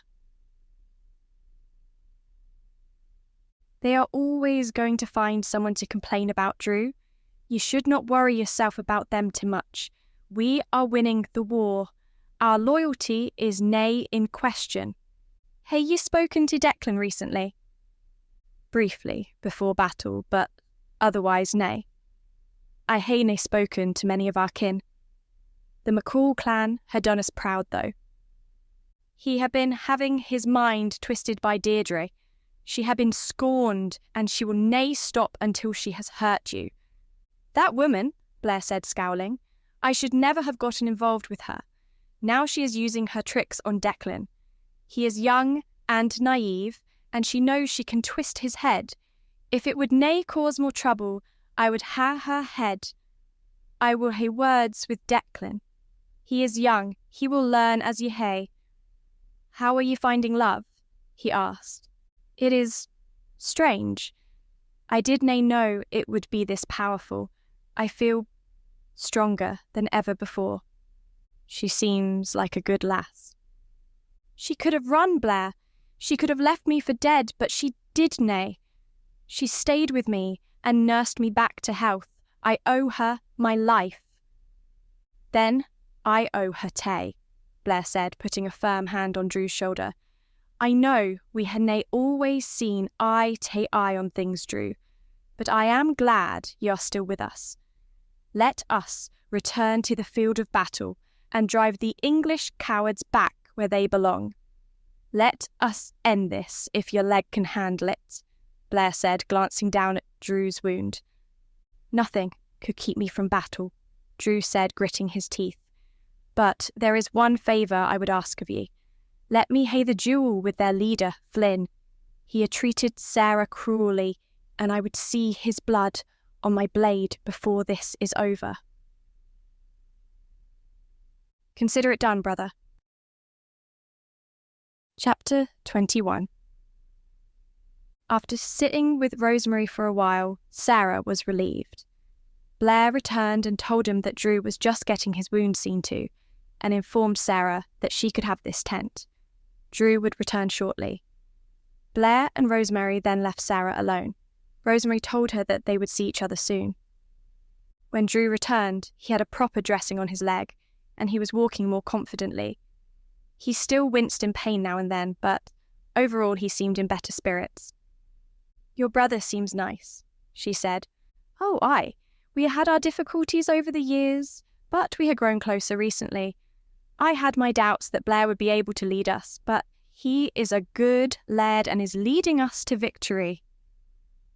I hate that so many people have to die. Not just my countrymen, but yours too. I know, lass, war is a sobering business, but it will be over soon. Are you going to fight? She asked, hesitation in her voice. Oh, Drew, she gasped, flinging her arms around him, pressing her head against his chest. Drew's arms enveloped her, stroking her hair softly. What's wrong, lass? I'm worried that you won't come back, that you'll die out there. We've only just begun. I can't bear the thought of you dying. I won't die, lass, I promise you that. I'm going out there to make things right, to find Lord Flynn and punish him for all he put you through. You don't have to do that. I'd much rather you stay here with me. I cannae dae that, lass. My place is out there with my brother, with the rest of my clan. I am a McCall, and McCall dinna run from a fight. Then stay with me for a few moments more, Sarah said, tightening her grip on him, not wanting to let him go. She raised her head and showered him with kisses, pressing her lips against his. Fire bloomed within her again, but it was different this time. Unlike when they had been in the glade, their lovemaking was not free from worry. Sarah was fraught with tension and fear, anxious about the future. Her life had not been a happy one, and whenever she had felt content, something had upended her happiness. Now that love had filled her heart, she was frightened that something would take it away from her, and she wanted to get as much from it as possible. She pulled Drew down to the floor, fumbling around his body, pulling his cloak away. Drew was eager to meet this burst of passion, and she soon felt him swell again. Her kisses were frantic and desperate, her moans were fretful, almost worried that this would be the last time they would be together. She wriggled out of her clothes and opened her legs, aware of the burning wetness in her most intimate area. Drew's fingers brushed her inner thigh, teasing her at being so close to her femininity. Sarah gasped sharply as the tips of his fingers found her, and then dove inside, exploring every inch of her. Sarah clutched at Drew, hands running through his hair, bringing his face to hers. She tilted her head up, kissing him deeply, wanting to hold him so close to her that the two of them became one. Breaths barely escaped their lips. Sarah felt the rise of pleasure within her, spreading all over her body, curling her toes. She wanted to keep hold of Drew, but he broke free of her grip and slid down her body, leaving a trail of kisses all the way down the middle of her stomach, until his head was buried between her thighs. Sarah's arms splayed against the floor, and she moaned in astonishment at this new sensation. Drew's tongue whirled and twisted, causing a tornado of pleasure within her. Sarah felt herself spiraling around in an abyss, aching and needing everything that Drew was giving her. Thoughts of him dying filled her mind, and only added to the sensations that she was feeling.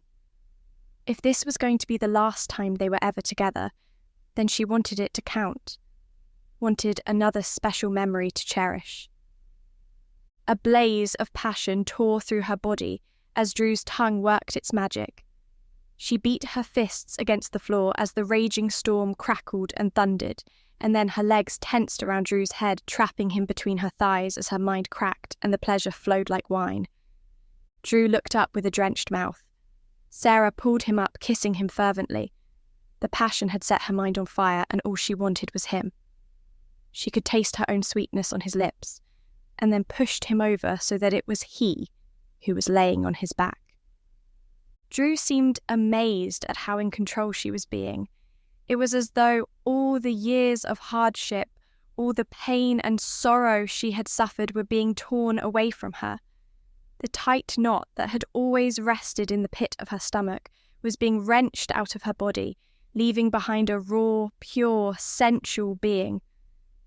Straddling Drew, Sarah looked down at her own body and enjoyed what she saw. His huge warrior hands ran all over her pale flesh, curling around her neck, groping her breasts. Sarah smiled as she shifted her position, feeling his arousal bulging hard. She took hold of it and held it rigid, enjoying the feeling of him burning against her. Drew was so hot he scorched her flesh. Sarah loved the feeling of him beneath her, standing tall and strong, ready to support her weight. Carefully, she lowered herself down, eyes widening as he entered her. He felt even bigger than she remembered, and she had to struggle to take in every inch of his Highlander manhood. But then he was inside, deeper than before, seeming to reach the most intimate part of her soul. Sarah's head fell back and her eyes widened at the feeling of him inside her. Drew's hands were all over her, ravishing her. She looked down at him and loved seeing the look of desire upon his face. His muscles tensed as he grabbed her hips and rocked his body powerfully. The two of them found the same rhythm. Sarah rested on him, feeling as though all the energy of the world was flowing through her, turning her into an ethereal being. When the two of them were joined together like this, the rest of the world melted away and there was nothing left but their love.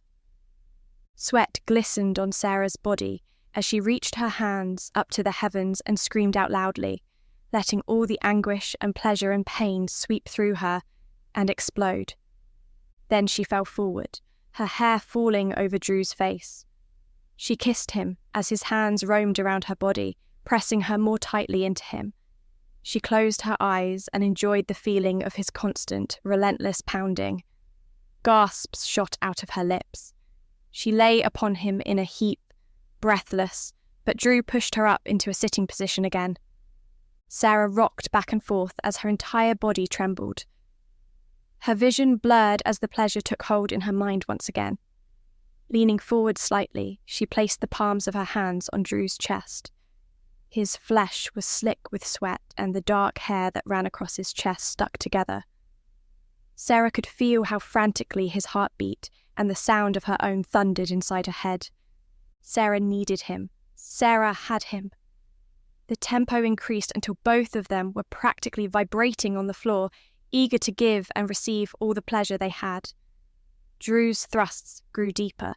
Sarah almost felt as though she was going to be torn in two, when there was one almighty moment where Drew's entire body tensed. His hands dug into her skin, and his eyes shot wide open as he burst within her. Sarah felt the warm liquid seep into her and murmured with contentment.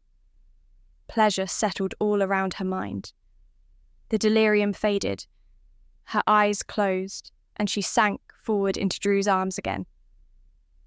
"Promise me you won't die," she said. "I promise, Sarah. I love ye," he said. Sarah looked up at him, the light of love dancing in her eyes. She smiled sweetly at him and knew that the two of them were meant to be together for a very long time indeed. She caressed his chest, kissing it lightly, before planting another kiss on his lips. "You'd better come back, because I can't go through life without doing that again," she said, smiling teasingly. Drew kissed her deeply and then pushed himself up, pulling his cloak around his shoulders. "That had given me the energy to slay 100 men," he joked, then moved away to pick up his sword. He was every inch a fierce warrior, and Sarah was proud to call him her man. She clutched her clothes to her breast, and her gaze lingered on the entrance to the tent after he was gone. There was nothing she could do now but wait until his return and pray that he did not meet his end. Chapter 22. Drew left the tent feeling energized. There was nothing like the love of a woman to put a fire in one's soul. His leg was feeling better too, and he looked forward to rejoining the warriors on the field of battle where he could make the English pay for their crimes. His sword hung at his side as he walked over to his trusty steed and got him ready for battle. The black horse had been present for the entirety of his relationship with Sarah. "Thank ye for taking me to her," Drew whispered in the horse's ear. The horse whinnied a little. For a moment, it would have been easy for Drew to believe that the horse understood him. Along with Drew and Blair, there were a number of other warriors looking to return to the field of battle. They had all been wounded, but had been treated now, and were ready to get back to what they did best, fighting. Declan was there too, looking at Drew with great ire. The young man was naive and didn't understand the way of the world, but Drew couldn't look at him with too much disappointment, considering that he too had once thought the same, not being able to understand how anyone could love an English girl over a Highland woman. Blair strode among them all, looking tall and proud, unmarked by war. His prowess was such that no Englishman had been able to mark him, and Drew felt stupid that he had been wounded so casually by an errant javelin. Not again. He wasn't going to stop until Lord Flynn's head rolled beside his feet. "It is time to end this war. Let us take the last of their blood and show them that they should never come back here," Blair roared. The rest of the Highlanders roared with him, and then the force of men galloped out onto the field, the hooves of the horses throwing up mud. Drew was astounded at the piles of dead men that lay around the battlefield. He'd always thought of war as a glorious thing, but now his father's and Sarah's words echoed in his mind. Neither of them had liked the idea of war, and Sarah didn't see it as necessary, and now Drew was beginning to see her point. It could so easily be him lying on this field, lifeless, with no hope of ever returning. He'd been fortunate in that Sarah had saved him from death once, and he wasn't about to tempt fate again. This battle was going to be ended soon, and Drew was going to return to the love of his life. They charged in, yelling their battle cry. Drew drew his sword and felt the fury rise within his heart. He felt stronger now and put it down to the love he felt for Sarah. He wasn't only fighting for glory or for his clan. He was fighting for the chance to return to his beloved. There were still plenty of English soldiers ready to be killed, but Drew's eyes were peeled for Lord Flynn. In the distance was the English camp, and he surmised that Lord Flynn was waiting there, lurking behind his army, avoiding a direct confrontation. Drew cut his sword across a soldier who rode up to him. The Englishman dropped down and blood sprayed from his chest. "It's good to see ye are nae swayed by your new love," Declan said, riding beside him. Blair had already charged ahead in another direction and was swarmed with the English. Drew scowled. "Ye should never ha' doubted me," Drew said. "You're just as bad as him, you know," Declan said, wielding his sword in a manner that befitted a man twice his age. He was a fine warrior and yet another symbol of the good breeding of the McCall clan. But there was still much troubling his soul. "We are nae bad, Declan. You must start to see that. Deirdre had twisted your thoughts. Dinna give in to her wild beliefs. All I know is that ye and Blair have both shunned the clan in favour of English lasses. I am going to say the same thing to ye as Blair once said to me. When ye find someone ye love, ye will realise that it does nae matter if you're Scottish or English. Ye need to let go of this grudge, Declan. It's nae gonna lead anywhere good." "I would never love an English lass," Declan sneered. "Watch your tone, son," Drew warned as he slashed at another English soldier, decapitating him. Declan and Drew, divided by their opinions, united by the common enemy, continued forward. They flung death from their swords, and more English fell at their feet. The Scottish army swarmed over the field, and soon the English were quite outnumbered. Drew loved every minute of being in the heat of battle. He smiled widely as he thought of Sarah and how proud he was that he had earned her love. She had saved his life for a reason, and this was that reason. He wasn't going to rest until the English were driven back across the border and returned to their lands, so the Highlanders could get back to living in peace. The sound of horses galloping thundered in his mind. The anguished moans and cries of wounded soldiers filled the air. Some of them were crawling back to their respective camps. Not all of them would make it. Drew looked forward and saw Blair swinging his sword violently, cutting down English soldiers. He saw other Highlanders being killed as well, and occasionally, when he looked down to the ground, he saw a face he recognised. Indeed, war was a sobering affair. Now, in the midst of all of this death and destruction, Drew thought he understood his father better than ever before. The image Drew had had of his father had always been one of a mighty warrior, relishing the cries of his enemy in the throes of death. But now he saw the truth. Aifi had not been a man who welcomed war. He merely did his duty, and Drew wondered of the pain the man had suffered at the thought of his children seeking to be warriors. Drew knew that war was necessary, but it came at a cost. There was no need to glorify it, and there was no way he could shy away from the grim truth of the matter. War was hell, and there would be too many to mourn. But there would be time to think about that later, when he was back in bed with Sarah. There, he could spill all the troubled and conflicting desires in his heart. Presently, he had to remain focused. The battle raged. There was still an enemy to fight, and every inch they gained was another inch closer to Lord Flynn, who would pay for what he did to Sarah. The Scottish warriors were routing the English, and their numerical advantage was such that victory was an inevitability. Drew regretted missing the biggest chunk of the battle, for it would have been glorious to see the Highland army throttle the English. "For Gaul! For the Highlands!" Blair yelled as he led the final charge. Most of the English were getting scared now, and Drew couldn't blame them. The sight of a Highland army riding at you with swords drawn was enough to strike fear into the heart of any man, especially the English. Drew cut down any Englishman who stood in his way, and the battering ram of their men broke through the final line of the English. All that stood between him and Lord Flynn now was distance, and an eager smile played upon his lips at the thought of seeing him brought to justice. Drew urged his horse on until he was level with Blair. The brothers nodded at each other. This was how it should be. The two brothers united, leading the allied clans into the final phase of the battle, the one that would see an end to all this. Drew's sword gleamed as the sunlight reflected off it. Crimson blood trailed behind, dripping off the edge of the blade. The Highlanders were hungry to see the English fall to their knees. "Lord Flynn, show yourself!" Blair roared.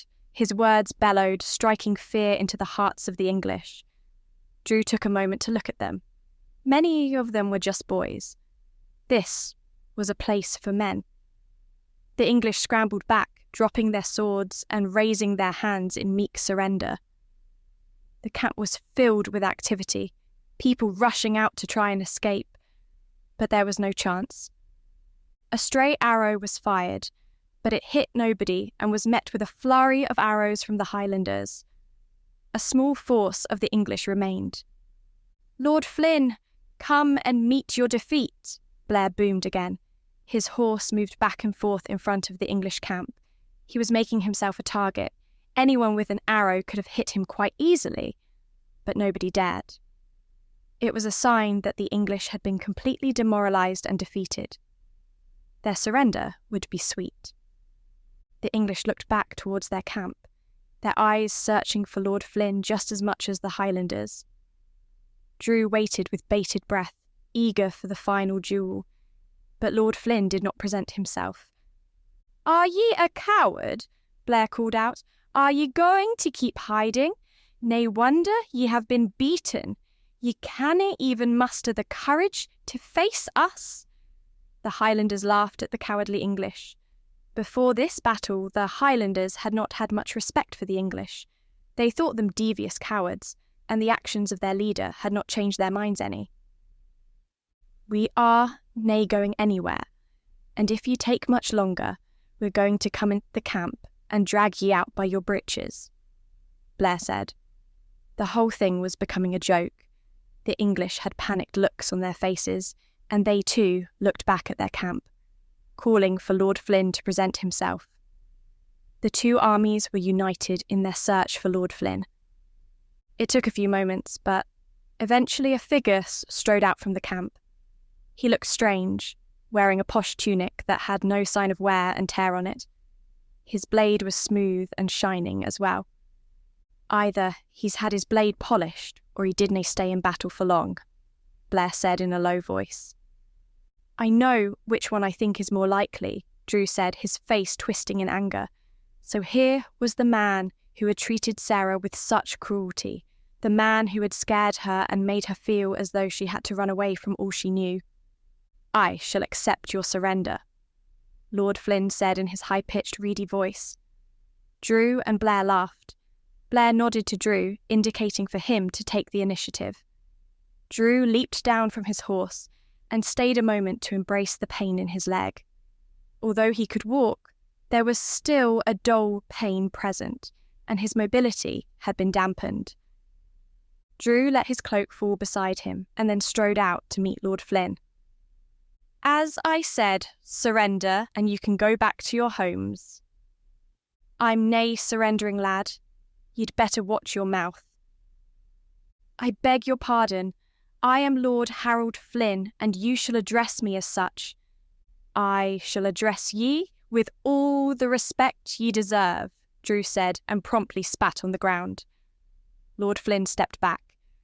"What do you want, you barbarian?" "I want to fight ye, Flynn. I want to know that your cruelty is nae going unpunished." "My cruelty? What do you mean?" "The woman who was betrothed to ye, she had told me all about what ye did to her, how ye treated her.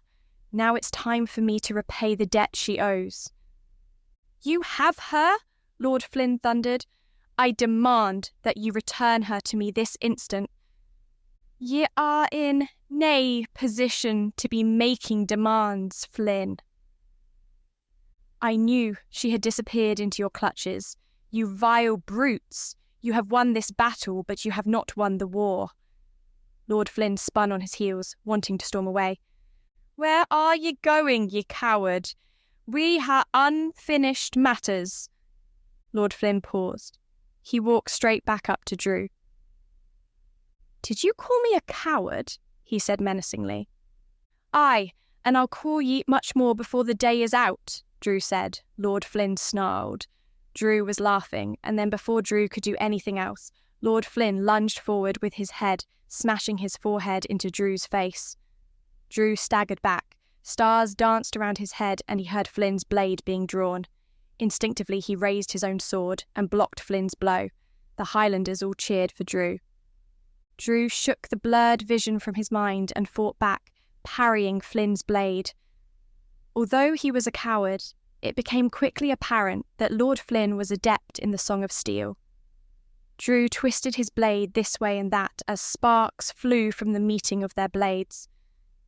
"I may not be able to beat your army on this day, but I can at least leave one of you dead on the ground," Flynn cried.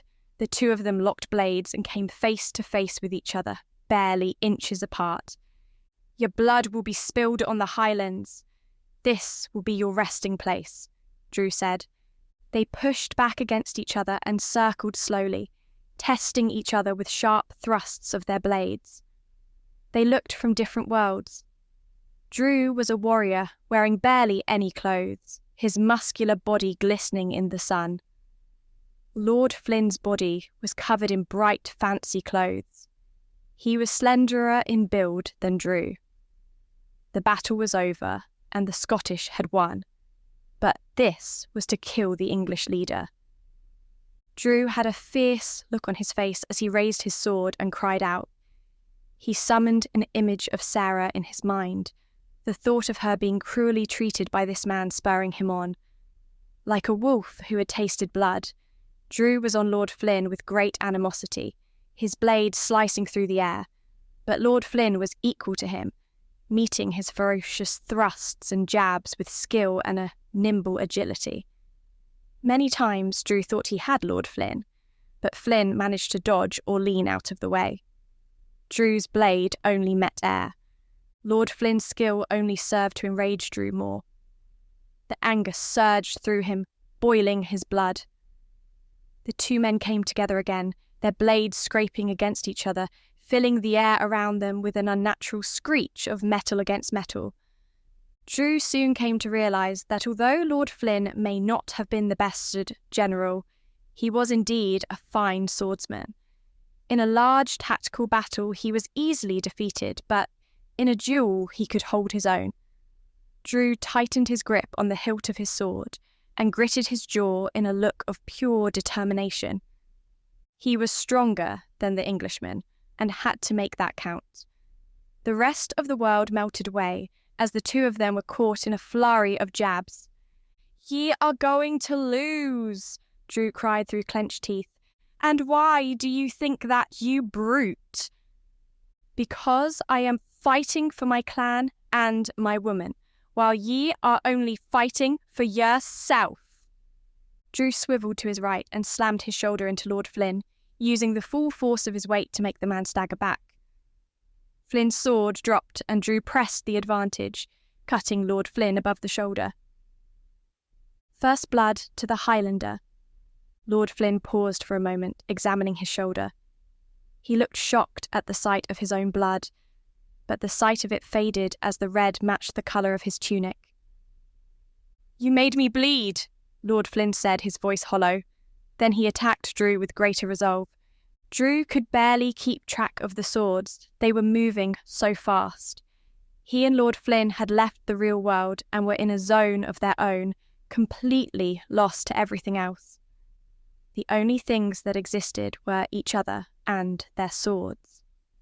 Drew was working on instinct alone, using all his training and experience to predict where Flynn was going to strike next. Drew's chest was on fire, and his leg was throbbing so badly it threatened to undermine his concentration.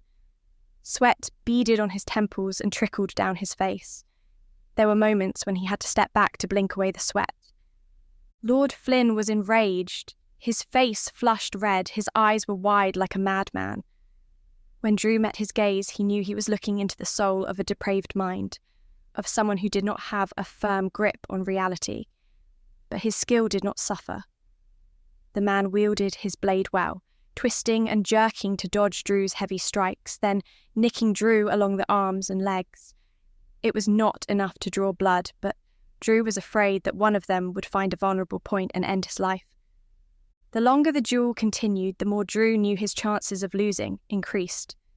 He had been on the verge of death, while Lord Flynn hadn't exerted himself much in battle, so he had all the energy and was using it to his full advantage. Flynn ran around Drew, making the Highlander turn as quickly as he could. Eventually, Drew had to resort to holding his sword behind his back, proving to Flynn that he was not as rigid as Flynn supposed. "You'll fall soon, Highlander. I can see it in your eyes. You're tired," Flynn cried. His words were met with jeers from the Highlanders. The English were already too demoralised from their defeat to cheer on their leader, but their lack of support did not seem to faze Flynn. Drew was too tired to reply. He heaved his sword around and lunged at Flynn again, but his arms were heavy and his movements were slow. He struck where Flynn had been standing moments ago, the blade digging into the ground. Drew pulled it back, but something was wrong. Panic struck his heart. His sword was stuck in something. He heaved with all his might, but out of the corner of his eye he saw Lord Flynn coming at him, eyes gleaming as the Englishman knew that this was his chance. At the last moment, Drew turned and fell to the ground. The sword nicked his arm and a jet of blood sprayed out. The Highlanders gasped. Drew's eyes shot open in pain as he crashed to his back. A shadow passed over him. Lord Flynn's shadow, circling him like a vulture. "I have you now," he cried, and struck instantly wildly with his blade. If he had taken another moment to steady himself and focus his strike, it may well have proven to be the end of Drew. But because Lord Flynn brought his blade down without any hesitation, Drew was able to roll away. The point of the blade pierced the ground beside him, throwing up a handful of dirt. Drew scrambled to his feet and moved around to find his blade again. He could hear Lord Flynn behind him, cursing that his blow had missed. Drew breathed a sigh of relief when he felt his fingers curl around the hilt of his sword once again, although his leg was troubling him. His breathing was laboured, and he knew that if he didn't end this soon, Lord Flynn would be the end of him, and he would have to be avenged. He thought of Sarah, and how difficult it would be to never see her face again, to never feel her body against his. The joy he felt at being close and intimate with her was something he wanted to hold close to his heart for the rest of his life, and he wasn't going to let Lord Flynn prevent him from enjoying that happiness. Drew used his sword almost as a cane, supporting his weight as he got to his feet. He then picked it up and held it in front of him, beckoning Lord Flynn to come towards him. Flynn had retrieved his own sword from the ground. The tip was covered in dirt. Drew's blood dripped off the edge of the blade. Both men had wounded each other, but neither wound had been decisive. However, Drew had a feeling that the battle was just reaching its zenith. It only took one true strike to end a man's life. "You look tired, Highlander. You can yield if you like," Flynn taunted. "Never," Drew said, and raised his sword, looking to end this as quickly as possible. He surged forward and put all his weight behind his blows, trying to unsettle Lord Flynn with the sheer brutality of his attacks. Flynn managed to meet his blows, using his sword to defend himself, although Flynn had to use every ounce of his skill purely to defend against Drew, not to counterattack. Drew could sense that the end was near. He looked down and saw fear in the eyes of the Englishman.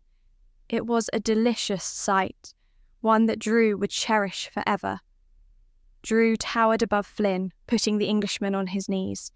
"Ye are about to meet death," Drew said, but just as he drew his sword back and was about to deliver a fatal blow, his leg buckled under his weight, sending him to his knee. Drew howled in pain, and Lord Flynn wasted no time in pressing his advantage. He tumbled into Drew, sending both men to the floor. The agony in Drew's leg was excruciating. His hand went to tend to his wound. He felt the warmth of sticky blood seeping through the covering that had been placed upon it. There was no time for pain. There was no time to tend to his wound. He had to continue the fight. He had to win. Drew rolled over and picked up his sword again, moving more quickly than Lord Flynn. The rage of Drew's attacks had shaken the Englishmen, and even though Drew was in more pain, Lord Flynn was slower. Drew moved in for the attack, but he hadn't seen that Flynn had gathered some dirt in the palm of his hand. He turned and flung it in Drew's face, blinding him. Drew clawed at his eyes, staggering back, wielding his sword awkwardly in one hand, while the other rubbed his eyes, trying to get the dirt out as quickly as possible. He only had a few moments before Lord Flynn pressed his advantage, and Drew had no choice but to forget about his eyes and fight blind. Drew's vision was limited. He was forced to rely on his other senses, on the sound of Flynn's heavy breathing, on the smell of his sweat and blood, and on the sense of Flynn's movements coming towards him. As Drew blocked his blow, Flynn gave an astonished moan. "This is the work of the devil," he gasped, unable to believe that Drew could still fight when his vision had been impaired to such an extent. The moment was all Drew needed to shake his head and blink away most of the dirt, giving him most of his sight back. But Lord Flynn had also gained another advantage. He had seen how Drew's leg had given way beneath him, and how blood was seeping out, the dark red stain blooming around Drew's thigh. Lord Flynn first struck high, forcing Drew to raise his blade above his head. Then he swept his leg into Drew's thigh, hitting the wound. Drew cried out in anguish and fell to one knee. Now there was a reverse of position. Lord Flynn stood over Drew, forcing his strength down upon him.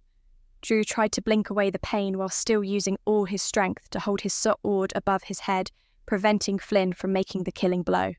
"I bring you to your knees. This is the rightful place of the Highlanders. You should all look at this man and realise this is where you belong," Lord Flynn cried out at the top of his lungs. As he said this, he kicked Drew in his wounded thigh again, making him buckle. "Drew!" a voice called out. A familiar voice. A look of realisation came over Flynn's face as his attention turned from the Highlander for a brief moment to see Sarah standing there. Drew was relieved for the brief respite as he could embrace the pain, make it a part of him, then summon the strength to come again. Lord Flynn's voice turned from one of amazement to a cruel, snarling tone. "You would weep for this savage? I have brought him to his knees, just as I will bring all of you to your knees," he shouted, his cries having all the strength of a petulant child. Drew pushed himself to his feet. "I am nae done with ye yet," he said, his voice hoarse and raw. He stood, bracing the pain, using it as fuel. He looked past Lord Flynn towards Sarah. The sight of her was all he needed to give him the strength to carry on. Being in love did not make a man weak. It made him stronger than he ever was before. "Let us end this," Drew said. That was all of the encouragement Lord Flynn needed. He charged towards Drew, eyes ablaze with fury, sword shining in the soft sun. Drew exhaled. Time slowed as he watched Lord Flynn rushing towards him. Drew set himself, bending his knees slightly. In his mind, he knew exactly what was going to happen, where Flynn was going to strike, and how Drew was going to kill him. Flynn came towards him, striking low, aiming for the leg again as Drew had predicted. Drew quickly shifted his leg back and struck Flynn's blade with his own, interrupting the man's momentum. Lord Flynn twisted around, and Drew quickly stabbed Flynn in the side, blood pouring out. Flynn slumped to the ground, his sword dropping harmlessly.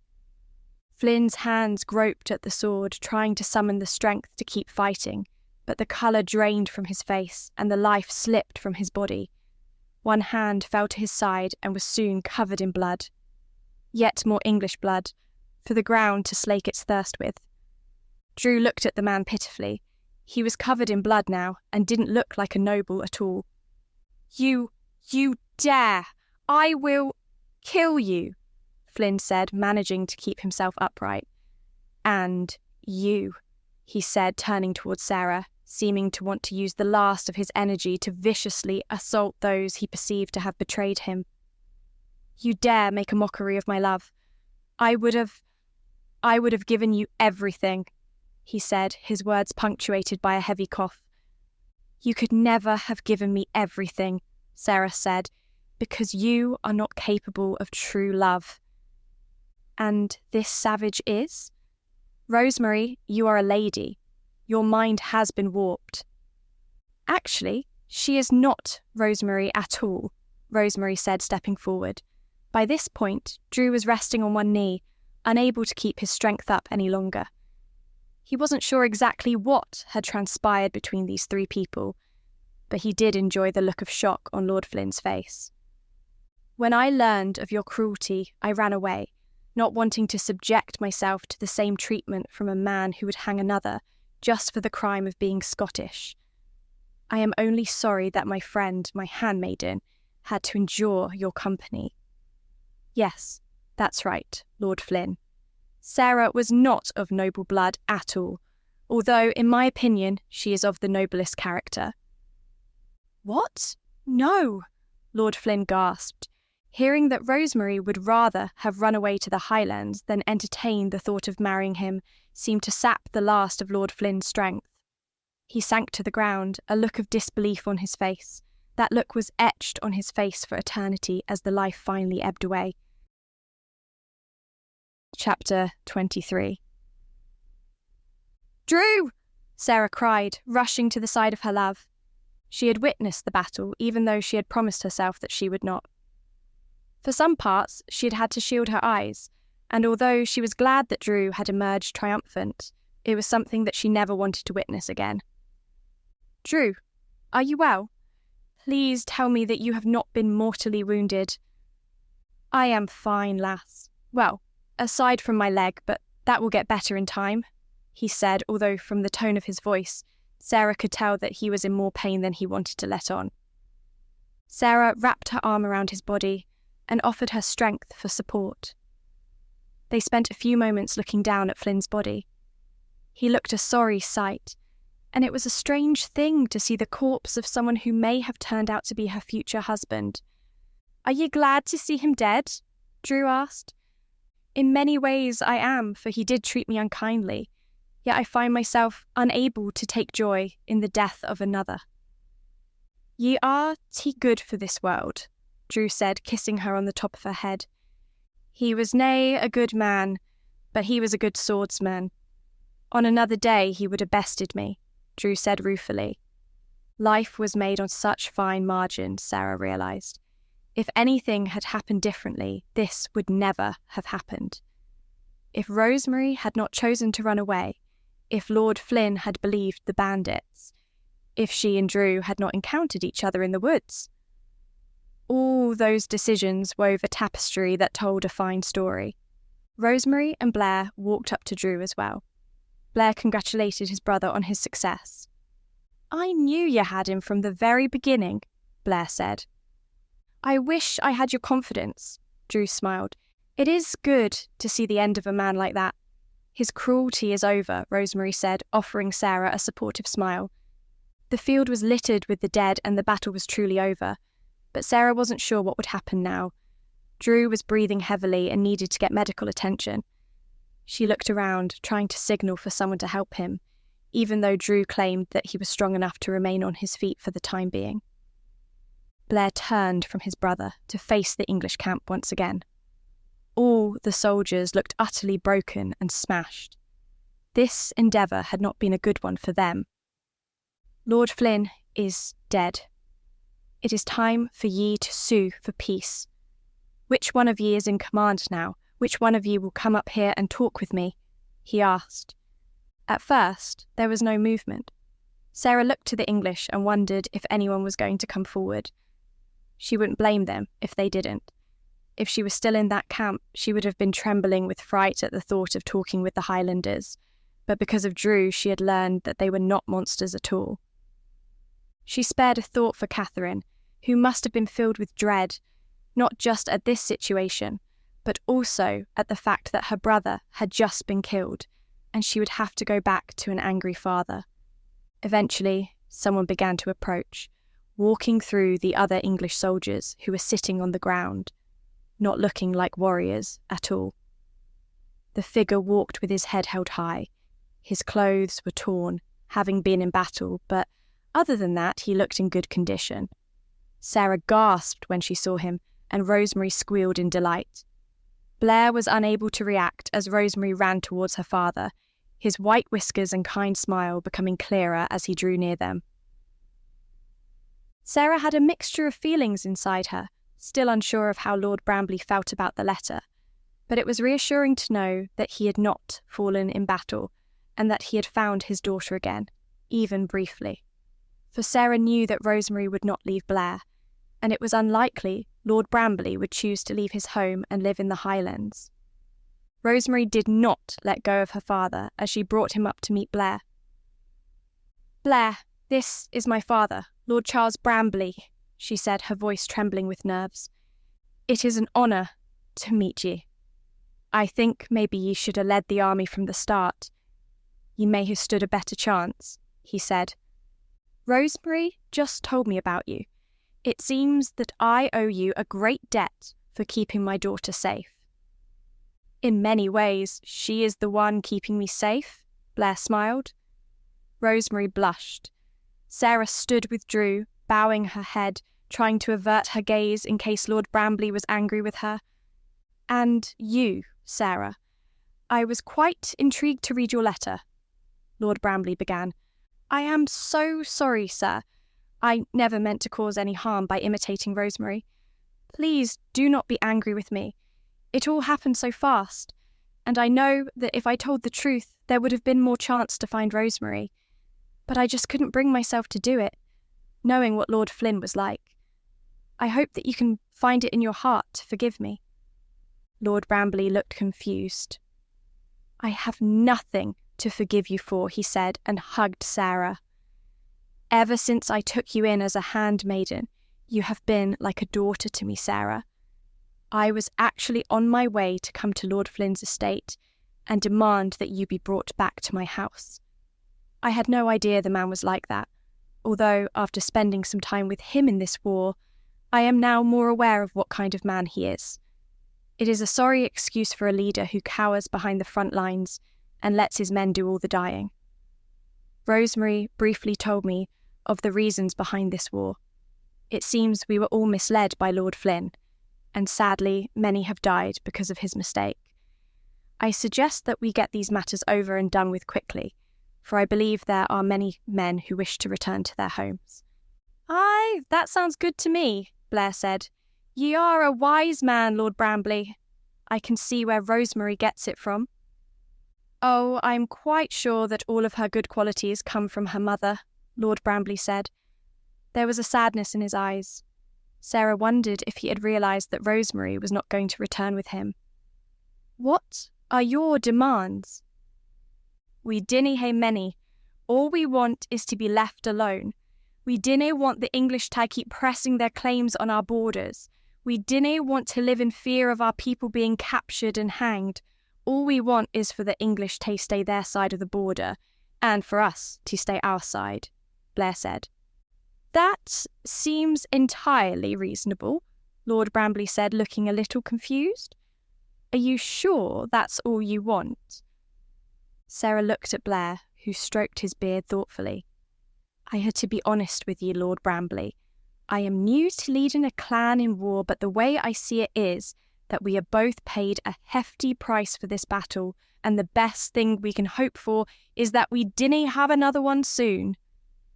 "That is very wise, Blair. Very wise indeed." "It is what my father would have wanted," he said, casting a look towards Drew. Sarah felt warmth spread through her heart. Seeing Lord Bramley and Blair talk as equals gave her hope for the future, hope that the English and the Highlanders would never have to wage a battle like this again. The war had been confined to one battle, and with the wisdom shown here, it seemed that that was going to be the last of it. But there was something else. Sarah leaned up to Drew and whispered in his ear. "Brother," Drew said, getting Blair's attention. Blair turned to face him. "There is something else. A prisoner." "Who?" Blair asked. Drew looked down at Sarah. "Her name is Catherine. She's Lord Flynn's sister." Lord Brambley had a pensive look on his face. "You have already killed Lord Flynn. Taking his sister hostage may not bring forth a consequence you like. Their father is a proud man, and if both of his children have been taken from him, he will not hesitate in striking at you. If we do not bring her with us, she will be forced to live a life she does not want. She is not like her brother, not at all. She is an innocent in this. If she returns home, she will be used as a pawn by her father to broker a favourable marriage. He does not care about her feelings at all, and the chances of her finding happiness are slim," Sarah pleaded. She gazed at Rosemary, hoping that Catherine's plight would remind her of her own.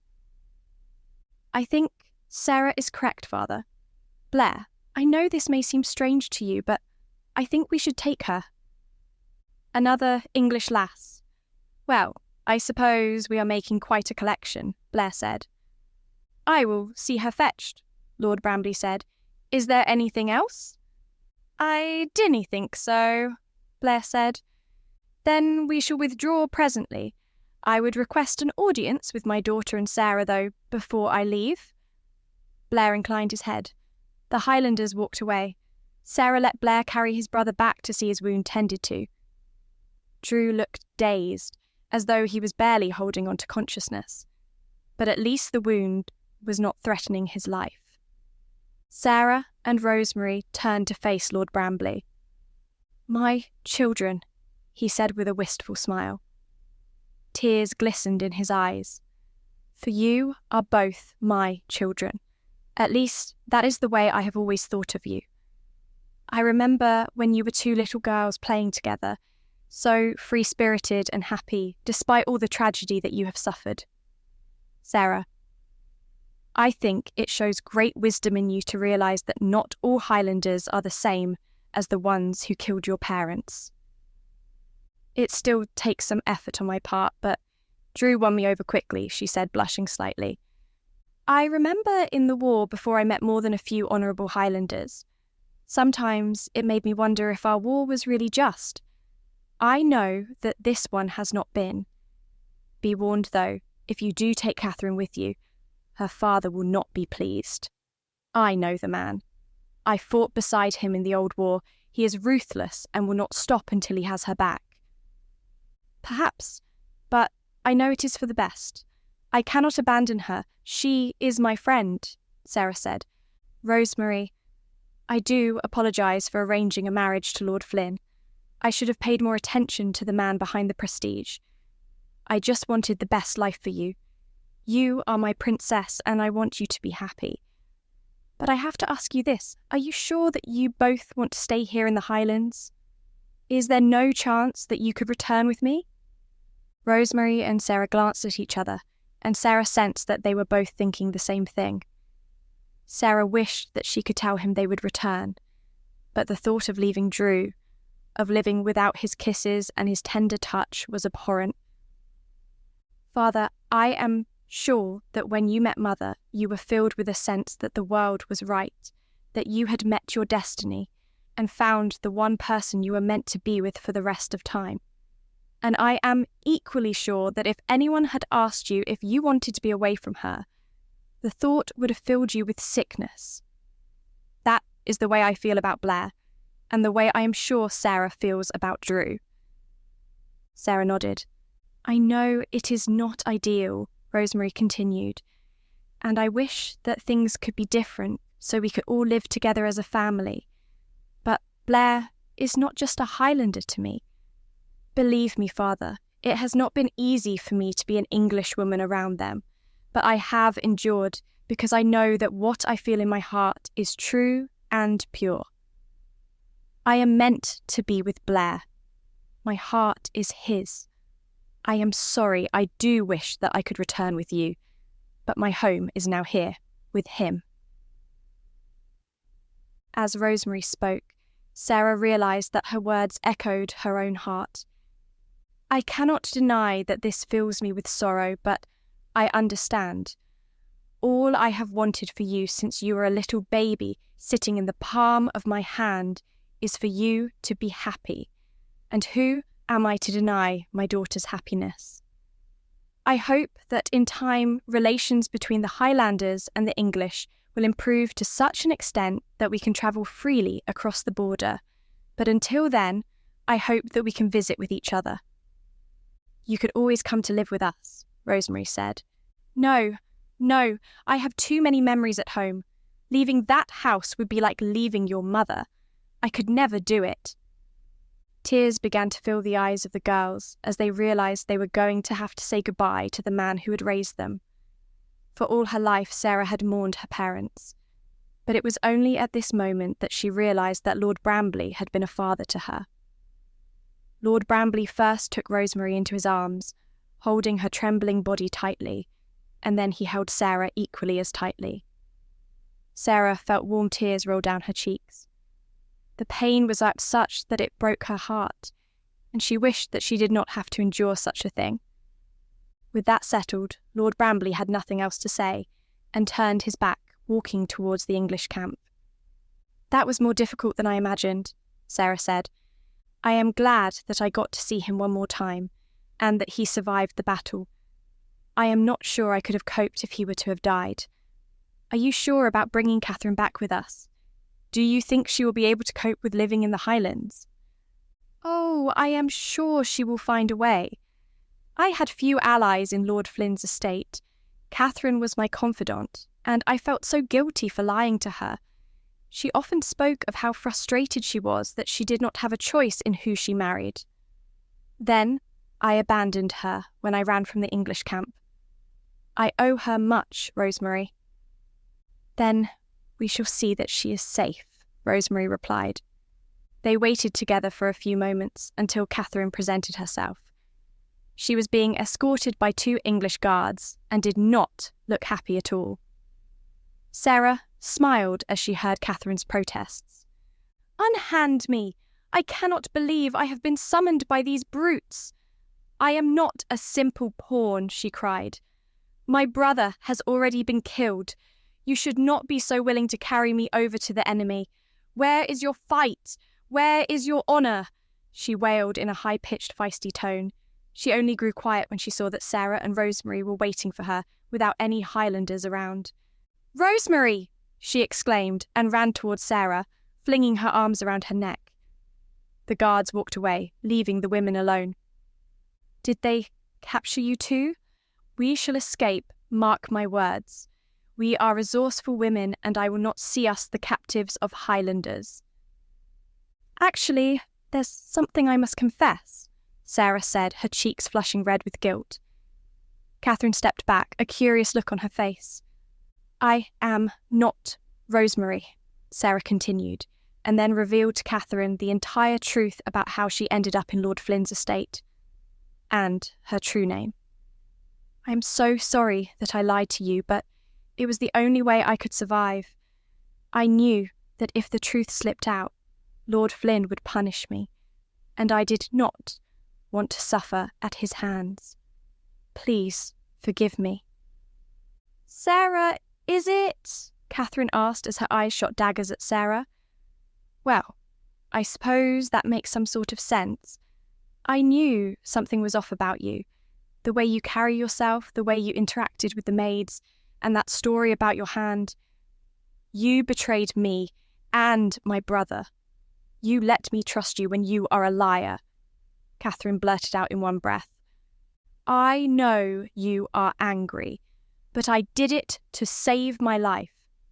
Knowing your brother as well as I do, he would have had my head on a platter of gold immediately he found out. I hope you can find a place in your heart to forgive me." Sarah shook her head vehemently. "We should spend whatever time we have left worrying about how we are to escape." "Who might you be?" Catherine asked, turning towards the real Rosemary. "I am actually Rosemary," she said, holding out her hand. "This is all quite confusing," Catherine replied. "No matter." Then she turned and for the first time saw Lord Flynn's body on the ground. Catherine gasped and her hand rose to cover her mouth. She sank to her knees and cradled Lord Flynn's body. "I did not think he would look like this," Catherine said. "I heard that it happened, but I did not believe. I could not watch the duel. It was far too barbaric to me. I had hoped that somehow he was still living," she said. Sarah walked over and placed a hand on her shoulder. "I am sorry for your loss, Catherine. I know that the two of you were close and that this must hurt. What hurts more is that the enemy would seek to place greater shame on my family by holding me prisoner. The betrayal of my brother by someone he was going to marry. I shall gain vengeance for my brother. I know that he was not the kindest person in the world, and perhaps he welcomed this death by plunging us into a battle for which he was not ready. But he was still of my blood, and it is my duty to avenge him. Mine and my father's. The Highlanders will not know pain until my father is through with them." A dark scowl fell across Catherine's face, as though a black, roiling storm cloud hung in a pristine blue sky. Sarah and Rosemary glanced awkwardly at each other. "It seems I have another confession to make," Sarah admitted. "I was the one who suggested that you be taken with us. I remember how you spoke with such frustration about your life being at the whim of your father, and I thought you would appreciate being free." "Free? How could I be free up here? I am an English lady, not some savage. I cannot live among these people." "You can and you will," Rosemary said firmly. Catherine did not seem to appreciate her tone. "You are my friend, Sarah," Catherine said as her tone became calmer. "Send me back at once. I demand to be taken back to the English." "That's not possible. The decision has already been made. I am sorry. I thought that this was for the best." "Perhaps you should have thought harder," Catherine retorted in a harsher tone. She looked down at the dead body of her brother once more. "Oh, brother, how different things would be if you were still alive. At least I will no longer have to hear of your hunting stories anymore. I and father will see to it that you are avenged," she said and closed her eyes as she made a memorial prayer. Then Catherine pushed herself to her feet and glared at Sarah and Rosemary. This was not such a happy reunion as Sarah had hoped. "Take me to my new home then," Catherine said, pushing past the two of them to walk towards the gigantic Highlander army. "I honestly thought I was doing her a kindness," Sarah said mournfully to Rosemary. "You are. Perhaps she will see it in time as well," Rosemary said, "but she has just lost everything she has ever known. This is a time when she will need friends most of all, even if she tries to push you away." Sarah took Rosemary's words on board and vowed to herself that she would be the best friend to Catherine that she could be, just as Catherine had been a good friend when Sarah had been in Lord Flynn's estate. The sight of the Highlander army was still impressive, even though they had lost a great many men. The difference between their army and the English army was stark. The Highlanders were in good spirits, all standing around sharing tales of glory and honour, celebrating the dead and the battle itself, whereas the English only seemed to want to retreat home, where they could lick their wounds and mourn their fallen allies. Sarah watched Catherine with great sadness. Perhaps it had been too much to hope that Catherine would be grateful for Sarah's actions, but it was not going to be easy, and the thought of her father coming after the Highlanders was frightening. She watched as Catherine was shown a horse, and then Sarah got on her own horse, her head filled with many thoughts. The army moved away, back to their homes in the Highlands. Sarah was filled with excitement and trepidation, for she was finally leaving all she knew behind in venturing to her new home. The battlefield faded from view. All the dead remained. She or Drew could so easily have been left there. By the grace of God they had been spared, and Sarah was glad that she could make amends for her life of tragedy. She wanted a good life with Drew, and hoped that the two of them could find happiness together. They went deeper into the Highlands. The army began to sing, their rolling Scottish brogue filling the valleys and the woods with their song. Sarah rode up to Drew. Rosemary was riding beside Blair. It felt good to have a support network around her again, to not feel alone as she had when she had been in Lord Flynn's estate. For the first time in a while, Sarah was free of fear and anxiety.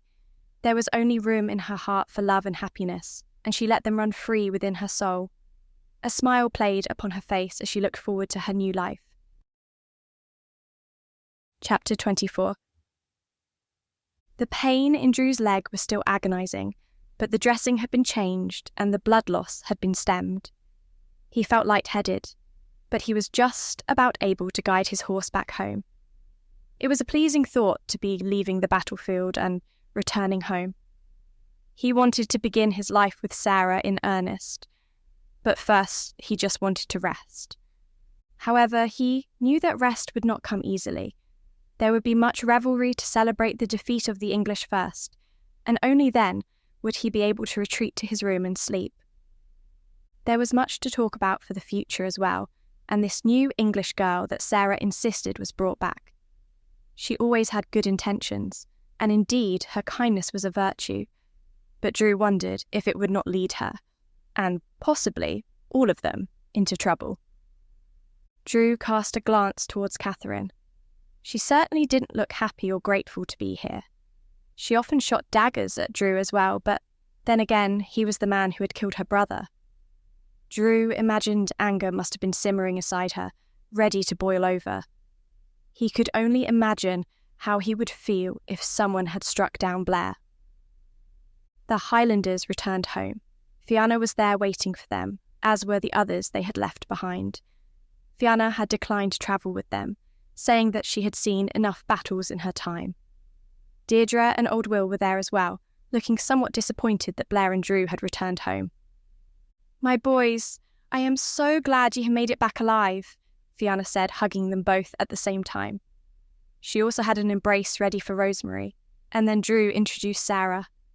"She saved my life. I owe her everything," Drew said. "Then I owe her everything too," Fianna said, clasping Sarah's hands. Sarah giggled nervously and looked around wide-eyed at the home and the castle that loomed over the moors.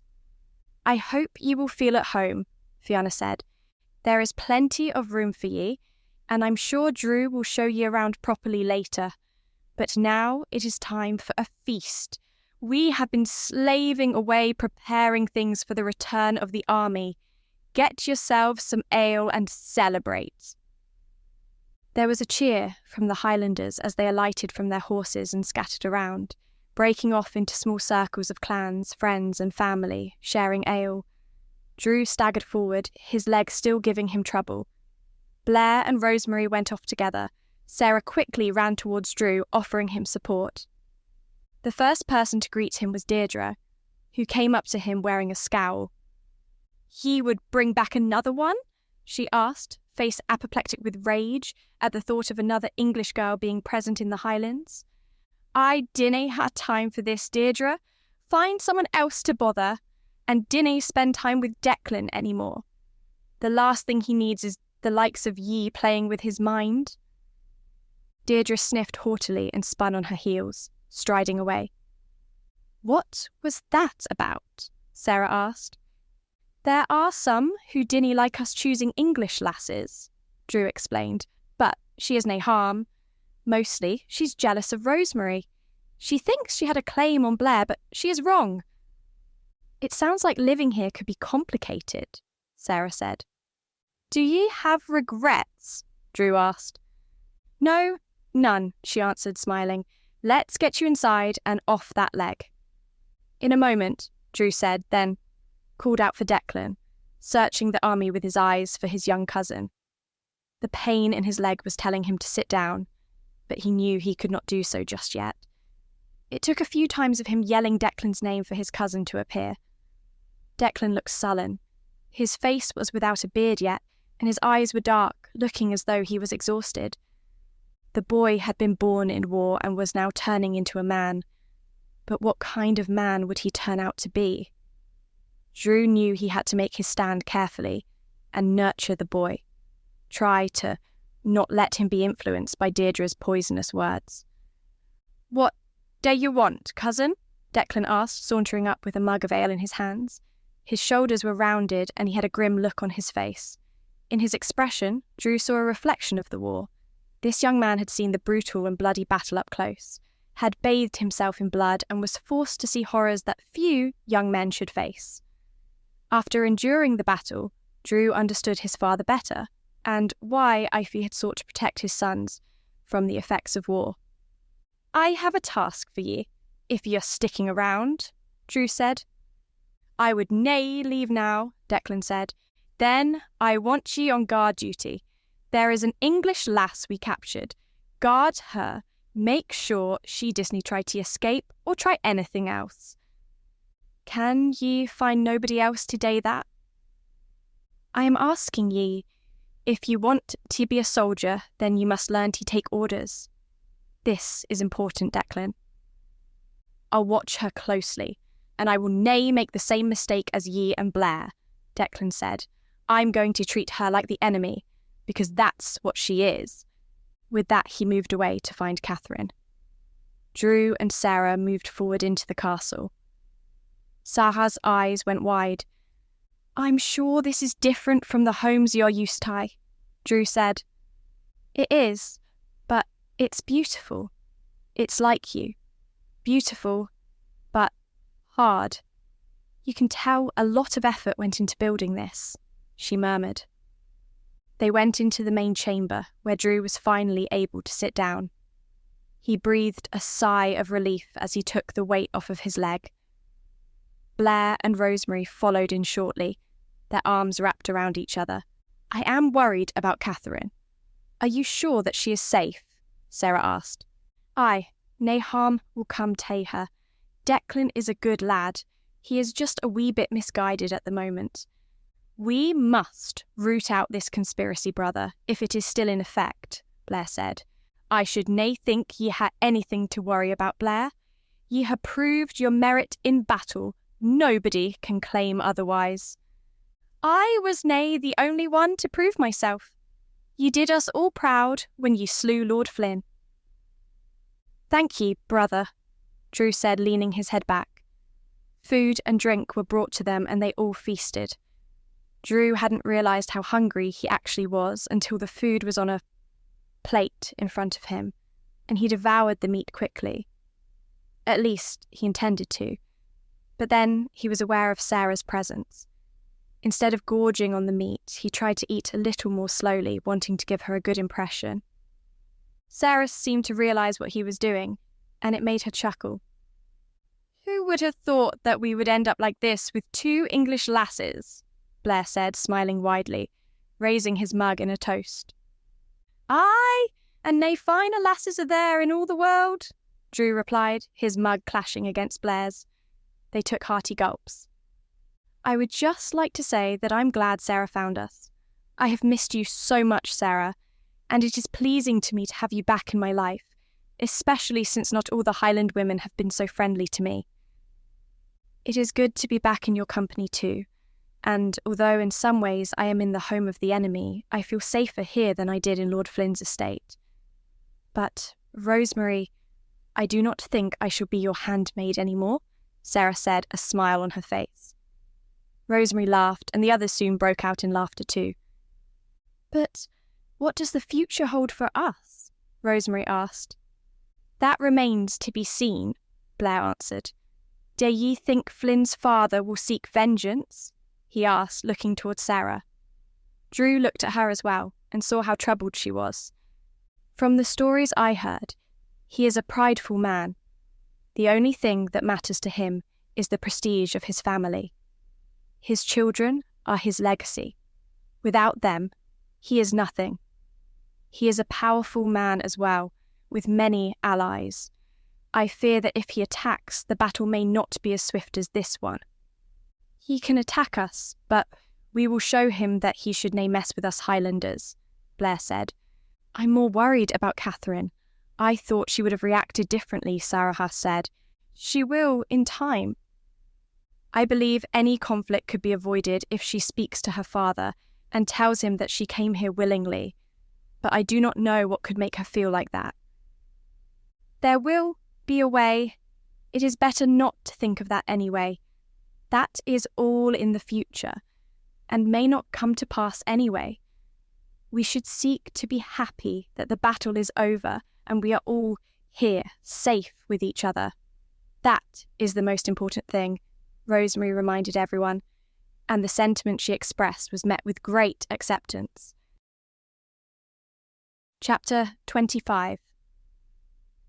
When everywhere was calm and families were reunited, Blair announced that there would be a banquet in the hall. The air filled with excitement. Men that should be tired from the war and the killings started roaring loudly. It had been weeks of bloodshed and killings. A party would be a nice change. Sarah smiled at the thought of a decent meal and plenty of wine, but that smile almost immediately turned to a frown. She leaned towards Drew and began to whisper in his ear. I don't have any dress or any piece of clothing here, Drew, she whispered in a voice laced with panic. All my boxes filled with my clothes and trinkets are in Lord Flynn's castle, and there is no getting them back now. I am afraid I would not be able to attend the banquet. Drew let out a throaty laugh. That should not be a problem now, lass. I would speak to one of the lasses around. She would take you to the best seamstress we have. You can pick any dress of your choosing, and she will have it ready before the banquet. You will also go to the blacksmith and buy any jewellery that pleases you. Sarah smiled in relief and started searching for Rosemary in the crowd. When Sarah found Rosemary, she excused herself and walked towards where Rosemary was. When she got there, she found Rosemary talking to one of the Highlander girls.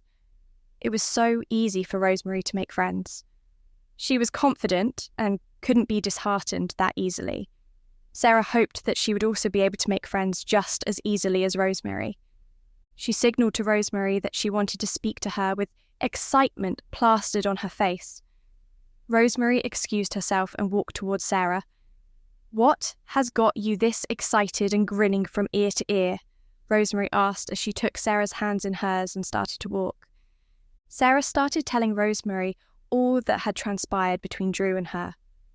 I told Drew that I didn't have any dress to wear to the banquet tonight, and he said I should go to the seamstress and pick any dress to wear to the banquet tonight. He said I should also go to the blacksmith to buy trinkets that I can wear as well. He is so kind, Rosemary, and he treats me nicely. Sarah blurted out in one breath and started gasping for breath. Before she could catch her breath, she continued talking. I know the dress wouldn't be as fancy and expensive as the one I wore for Lord Flynn's dinner, but I don't care. I would pick Drew over all the fancy things of this world, and I came to ask if you will come along with me. Rosemary looked at Sarah with a smile on her face. She was happy that her friend had found love in the most unexpected place. Of course I would go with you. I need to wash all the dirt and memories of the war off my body. I also need to speak to Blair about something. When I am done, I would come to your chamber and we can begin our adventure. I would also like to show you around the Highlands so that you won't get yourself lost. Thank you so much, Rosemary. You are a good friend, and I cannot imagine how sad I would be if you were not here to support me, Sarah said as she skipped in excitement to her chamber. Sarah got out of the dress she had been wearing immediately. She got to their chamber, the dress that had been intended for her wedding. Sarah stared at what was remaining of it, and tears welled up in her eyes. It had holes in so many places and was shredded and torn at the edges. What was supposed to be her wedding dress was now a rag. Sarah let the tears roll down her cheeks and made no move to wipe them off. She was grateful for escaping a lifetime of cruelty at the hands of Lord Flynn. She was so happy she found Drew in the forest and found her freedom with him. And above everything else, she was so grateful to God for bringing Rosemary across her path again. Sarah chided herself for having sad thoughts and started to think about the future and what it held for her in her new home, with the man she loved. She thought about the children they would have. She prayed she gave Drew a son that looked exactly like him. Sarah thought about the banquet and ran to the bathroom to run water for her bath. It wouldn't be nice if Rosemary got to her and she was not ready. Sarah got into the tub and started to scrub her skin. She thought of all those nights in the forest with just the river to wash herself.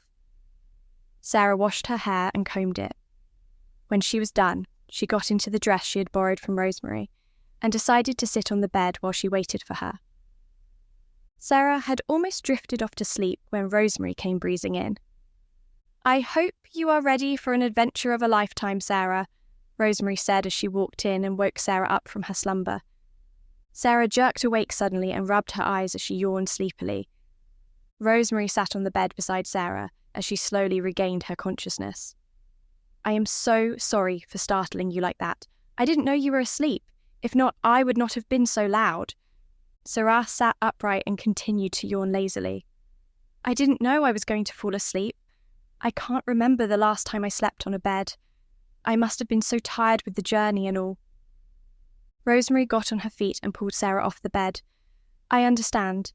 I hope you're ready. It is time to go shopping for tonight's banquet." They left the chamber and stormed off to the market. On their way there, Rosemary told Sarah about Drew and Blair's father, A.I. Fee. She told her he blessed the union between her and Blair before he had died. He was a great leader and a skilled warrior. He was also a kind man, and he loved his sons deeply. Drew is blessed with his temper and strength. Sarah saw happiness on her friend's face. She could see that Rosemary liked this place and her new family. She hoped that over time she would also feel this way about the Highlands and her new family. "I wish he was still alive to bless the union between Drew and me. I would have loved to meet him," Sarah said with sadness in her voice.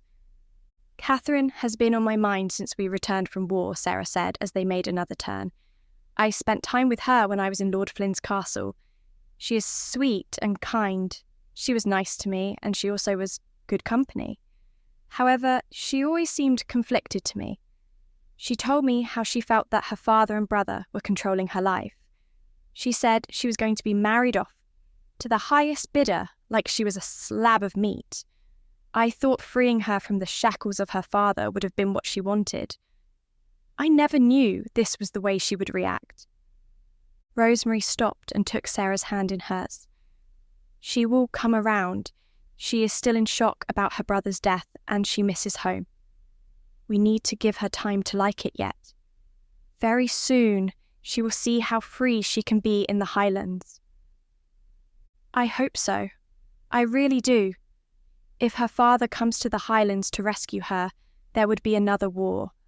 I don't think I can bear to see another war." Sarah took a deep breath, and they continued to turn at almost every corner. Rosemary stopped occasionally to greet a couple of friends she had made within her stay there. They eventually got to the seamstress shop, and Sarah entered with a look of shock and surprise plastered all over her face. She had never seen this many materials in her entire life. "It will be difficult to make a decision. I have never seen this many materials in my life, and so many colours also," Sarah said as she turned to look at Rosemary. "You have to be fast, Sarah. There is not much time as the banquet is tonight." Rosemary turned back to continue her discussion with the seamstress. Sarah started scanning the shelves for different materials. She finally picked the one she wanted for the banquet that night and some other ones for other occasions. Sarah took them off the shelves and walked to where Rosemary and the seamstress sat with a look of satisfaction on her face. "I have finally made my decision. I will be wearing this one for the banquet," Sarah said as she brought out a red and a cream material from the pile in her hands. "This will look beautiful on you," the seamstress said as she smiled at Sarah and took the materials from Sarah's hand. "I would bring it to your chamber when I am done." She took Sarah's measurements. When she was done, Sarah paid her with some of the money that Drew had given her earlier, and they bade their farewell. Rosemary took them to the blacksmith shop, which was very close to the seamstress shop. Sarah saw a lot of trinkets that would go well with the dress she would be wearing that night. She finally picked a gold chain with a heart-shaped pendant. The pendant had a red, shining stone in the middle. "This looks beautiful on you. I am sure Drew would love this when he sees it on your neck." Sarah blushed with embarrassment as she pulled the necklace and gave it to the blacksmith to pack. Rosemary stopped to greet a few more people, and they eventually left the market. Sarah thought about everything she had bought, and she smiled with satisfaction. It may not be expensive, but she loved them. "Thank you for bringing me here, Rosemary," Sarah said, beaming. "I thought it was going to be terrible, but the people are so friendly and nice. Only a few scowled and made faces at us. I think I would like it here. The only thing that worries me now is Drew's cousin Declan and that red-haired girl he moves with. He is guarding Catherine, and I am worried he won't treat her well because of the hate he has towards us." Rosemary smiled. "Don't worry. Declan will not hurt Catherine in any way. He is young and confused. He will come around soon. I cannot blame him. All his life he has been told how the English are bad people. Now, 2 of his cousins are married to 2 of their women. It will take time, but eventually he will see for himself. Drew was always like that too, until he met you." Rosemary's smile immediately turned to a frown. "About the girl. Her name is Deirdre. She had an affair with Blair a long time ago. Now she is scorned that he is married to another woman, not even a Highlander woman, but an English girl. She wanted to get her vengeance by turning Drew against Blair. Thank God he met you and fell in love. Now that Drew is also married to an English girl, Declan is the only one she can twist his head now. She is like a snake." Rosemary's face twisted as she said each word. Sarah had never seen her like this before. Her eyes sparked fire. "You must really hate this girl. You speak of her with such vile words." Sarah took Rosemary's hand to calm her down. "I don't hate her," Rosemary said as she took a deep breath. "She is vengeful and wants to turn the entire clan against Blair. She is poisoning Declan's mind against his cousins. I just wished she would stop." Sarah switched the topic to get Rosemary to calm down. She told her about her time in the forest, about the 2 guards and how Drew killed them. Rosemary started to relax, and eventually she laughed at the stories she was telling her. They parted ways when they got to Sarah's chamber. "Thank you so much, Rosemary, for this. You are more than my friend. You are my sister." Sarah kissed her on the cheeks and went inside her chamber. When she got in, she found Drew fast asleep on their bed. He looked like an angel as he slept. Sarah lay beside him and drifted off to sleep also. By the time Sarah woke up, the sky was already turning dark. She called out to Drew several times but got no response in return. He must have left her to sleep and gone to meet his brother and the other clan leaders. Sarah stood up and stretched for a minute. She saw her dress laid out on the chair. The seamstress had come when she was asleep. Sarah went to wash up before dressing up for the banquet. When she was done, Sarah took a towel, sat on the chair, and started to dry off her hair. She thought about the number of people that would be in the hall tonight, the number of faces that would be staring at her. Her heart started to beat fast and hard. She remembered the dinner at Lord Flynn's castle, how she had fled the halls in tears and embarrassment at Lord Flynn's cruelty. She hoped it would not happen again this time. When she was done drying her hair, Sarah stood up from the chair and put on her new dress. The seamstress had sewn the dress perfectly. It clung to the right places. Sarah wore her chain, left the chamber, and started walking towards the banquet hall. Sarah loved the feel of the warm breeze on her naked skin. One could hear the noise coming from the hall from far away. By now, war stories would be going up in the air. Everyone would be talking about how Drew slayed the mighty Lord Flynn. She smiled at the thought of it. The hall was filled with men and women and even children. Leaders of the clans were seated round a table, their heads bowed in deep discussion. The tables were filled with meat, rice, bread, berries, grapes, and much more. Jugs of ale and wine were being passed across from table to table. The air was thick with excitement and merriment. As she stepped further into the hall, heads began to turn and people started to whisper to one another. Sarah looked towards where Drew was seated and their eyes met. A shocked look swept across his face as she moved toward where he was seated. Sarah took her seat beside Drew as he kept staring at her. "You look beautiful. I never thought it was possible, but you look more beautiful than I can remember. Ye are the most beautiful woman I have ever seen, and I promise to do right by you," Drew whispered into her ears as he kissed her on the cheeks. "The necklace is beautiful. I love the pendant." Drew took the necklace in his hands to take a closer look. "Thank you so much, Drew. I am happy you like the chain. I picked it as a representation of our love," Sarah said as she blushed with embarrassment. Drew ordered that food should be brought for her. The men started bringing up stories of the war and how Drew had slayed the almighty Lord Flynn. Sarah smiled at the stories. She noticed throughout Declan didn't join the men as they exchanged war stories. He barely even touched his meal, and every time Sarah tried to smile at him, he returned her smile with a scowl. One of the men had brought up another grand story when Sarah interrupted him mid-sentence. "Declan, what seems to be the matter?" Sarah asked with worry in her voice. "Why do you ask, lass?" Declan replied with a cold voice. "You have barely touched your meal, and you have a long face. If something is bothering you, you can share with us." "It is nay your concern. Mind your business." "I am sorry. I just thought I should ask." "Like I said, it is none of your business, and ye are not sorry. Ye English people think you can just take everything, whether it belongs to you or not. Ye people come from your land and come to marry our men. I know there is something behind you coming to the Highlands. I don't ken it yet, but I will find out.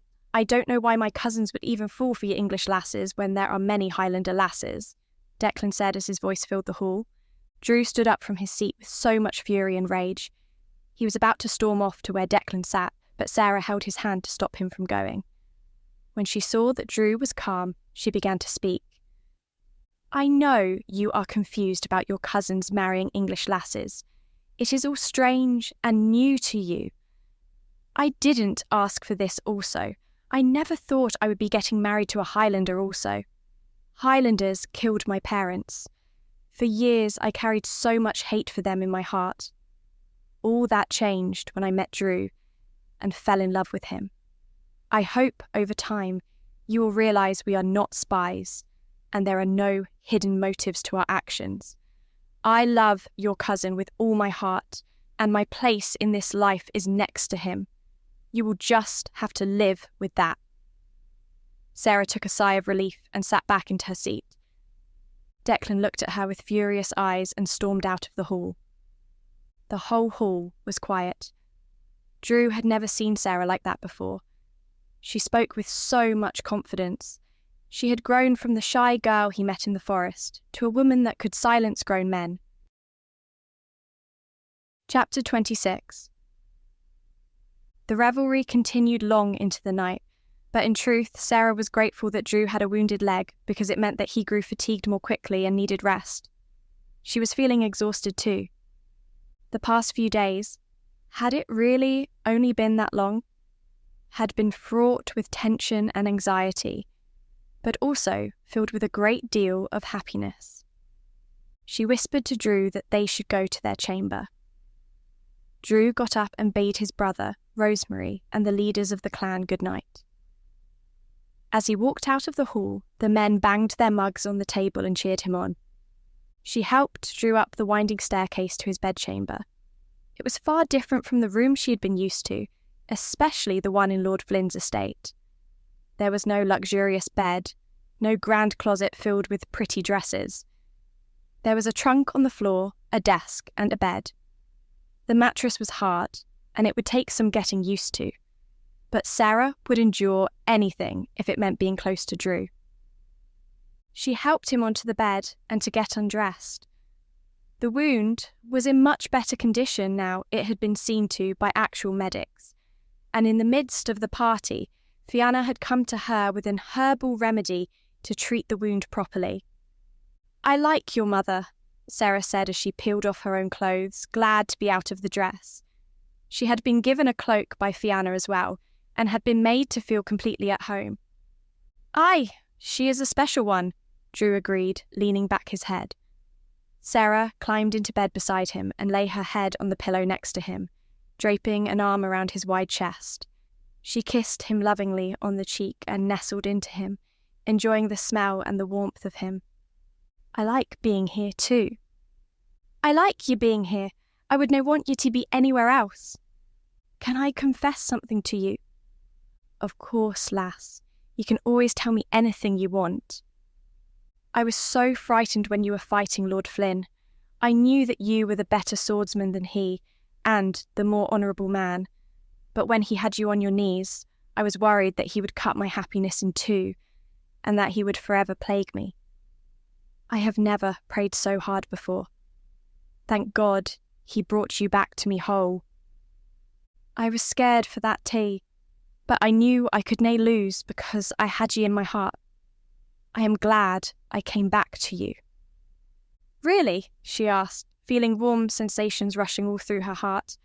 "Aye, lass," he said, turning towards her, looking at her with his deep, soulful eyes. When she looked at them, it was as though the entire universe was opening up to her, and she was completely lost in his world. She knew that all she ever needed to be happy was contained within those eyes. Pressing her lips to his, she kissed him, showing her passion and relief. "I'm glad that we can actually be together, just as we were in the glade." "Aye, it may not be as simple as you think, but it will be good." "What do you mean?" "I mean, Deirdre and the others. Some of them think I am a hypocrite for falling in love with an English lass when I was so against Blair and Rosemary." "You were?" Sarah said, shocked. She couldn't imagine Drew being so antagonistic towards his brother. "Aye, even though it brings me great shame to admit it. Blair was always one to run away from his responsibilities. He wanted to be a lone wolf, running free in the wind. Sometimes I wished that I had been the older one, so that I could lead the clan. Although, now that I've seen what Blair had to die in battle, I am glad that I didn't hate to. Blair has proved himself. But when he first came back with Rosemary, I thought he was disrespecting the whole clan. And now I realised that he was listening to his heart and that he had to be with Rosemary. I know that there are some things more important than blood, but others didn't know that yet, and you may find yourself on the sharp end of Deirdre's tongue. Rosemary has told me all about her. She told me she is out to get her revenge for what Blair did to her. She looks very scornful. As for Declan, I understand that he is young and naive, but I'm glad I stood up to him tonight." Sarah set her face in grim determination. "If I've dealt with Lord Flynn, I can deal with anything. I won't let you down, Drew. I'll prove that I'm strong enough to be with you." His hand found her cheek and stroked it gently. "Ye dinna hae to prove anything to me, lass. Ye saved my life. Ye showed me that it's possible for me to love someone. Without ye, I would never have beaten Lord Flynn. I did nae fight just for the clan or for myself. I fought for ye as well. I thought about how cruelly he treated ye. I know ye did nae tell me exactly what he did, and I am nae sure I want to know, but I got revenge for ye. Ye hae grown from that shy girl in the forest to a very confident woman. I am so happy ye agreed to follow me. Thank you, Drew, and thank you for not asking too much about my past. I would like to put that time behind me if it's possible. I have only bad memories, and I would much prefer to think about the future with you." In some ways, it feels as though my life only began when I met you." "Ye have nae idea how that makes me feel, lass," he said, leaning over to kiss her, his hot breath washing over her lips. Sarah's heart trembled inside, beating rapidly as she felt the warmth of his flesh underneath her fingertips. "I do so hope that Catherine can find it in her heart to be happy here. I just know that she is better off being here than being stuck in England. She is just conflicted at the moment. She will come to love it here." "She will, lass. Just be her friend, and you will guide her. She will take some time to get used to things here, though. As will ye." "I think I am used to things already," she said, and rolled over on top of him, kissing him ardently. "The people at the market were very friendly. Only a few looked at us like we were abominations. Rosemary has also made a few friends, and before long, I will make friends too." She twined her fingers in his hair and nestled her face against his beard. Being alone in the room with him made her feel just as she did when she was in the glade, perfect and at peace. Sarah had endured a great deal of tragedy in her life, but finally she had found someone who was a kindred spirit. This was all she prayed for. A man she loved and who loved her back. Now all that was remaining was for her to have his children and make him a better man. Before meeting Drew, she never would have thought that her soul mate would have been a Highlander, but now she was sure that she wouldn't be happy with anyone else. She thought back to her parents and hoped that they were proud of her and glad that she was happy, even though, in a way, she had betrayed them.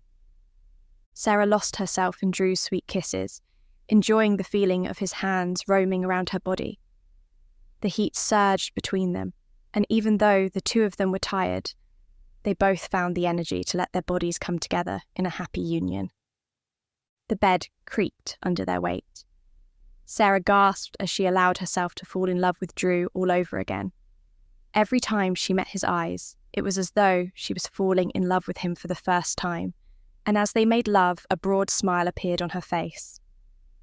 Drew lay back, his leg too wounded for him to do anything else, so Sarah took control, straddling him, leaning over him, showering him with kisses as she let the pleasure wash through her.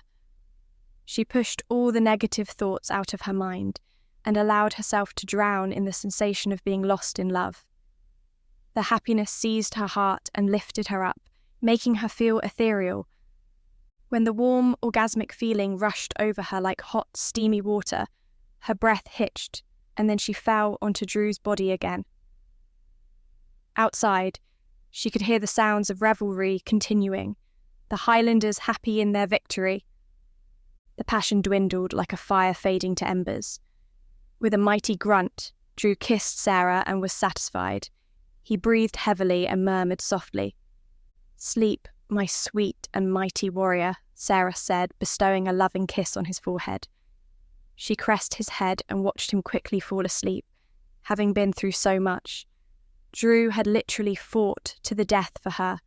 Never had she imagined that anyone would love her so much that they would want to put their life on the line. Drew had done so many things for her. He'd shown her things, shown her how to be a woman, and she would forever be grateful to him for that. She wanted to prove to him that she was a worthy woman, a strong woman. She wanted to prove to all the Highlanders that she could handle living in these wild lands. The moon had long taken the celestial throne from the sun. Sarah rose from bed, letting the covers slip from her naked waist, and walked over to the window. A cool night breeze wafted in. Campfires were dotted all around. Many of the Highland army were remaining there for a while before they went back to their own homes. Sarah lifted her gaze and looked across the land. The moon was a crescent, but was still bright. The stars twinkled against the inky black night. The land around here stretched out endlessly, and England had never been further away. In all her young life, Sarah had never thought about leaving England, but now she found that she did not want to return. Here she could be free and safe, and did not have to worry about being someone's handmaiden, or having to pretend to be someone she was not. She could just be herself, and Drew would love her. She would start her family with Drew, the family that she never had. She longed for it. It was impossible for her to explain to anyone how difficult it had been to hide her true identity and pretend to be Rosemary. Those days were over, though. Better ones would follow. The war was behind them, and she did not have to worry about Lord Flynn haunting her. There were troubles, of course, but in time she was sure that she would be able to convince Catherine that this was the place she belonged in, free of the overbearing presence of her father. Sarah turned away from the window and looked back at her new love. Drew looked so peaceful. When she first saw him, she had thought him a barbaric man, a savage brute who cared for nothing other than war and blood. The more she had grown to know him, the more she found that he had great depth and a deep sensitivity. She could not believe she had loathed his kind all her life. Now she was married to one of them, and all the hatred had melted away. Leaving the window, she returned to bed and pulled the rough blanket over her, nestling into Drew again. He stirred a little and turned. She leaned into him and closed her eyes, ready to let the night fall upon her, even though part of her was afraid that she would awake in the woods and find out that this was all a dream. No, she told herself, this wasn't a dream at all. This was really happening to her. She had found a man with whom she could spend the rest of her life. She had found a place where she could be happy and safe. A place where she could start a family. She had found a new purpose. Breathing deeply, she let the sounds of the revelry fade into the night. Drew, you have no idea how happy you've made me, she whispered. Sarah went to sleep with thoughts of Drew on her mind, thoughts of the future and the life they would have together, filled with children and happiness. They would be a family, and she would raise her children in a way that her own parents never could. She would make up for the tragedy that had befallen her younger self by showing others the kindness and compassion that would hopefully spread and prove that war was unnecessary. In Drew's arms she fell asleep for the first time, hopeful about meeting tomorrow. Read or listen the next story now. Save more with our bundles. Scan the QR code or click on the link in the description to read the next book in the series. Share this video with your friend or watch one of the following videos. Subscribe to our channel, like this video and hit the notification bell to not miss any new audiobooks. Thank you for watching.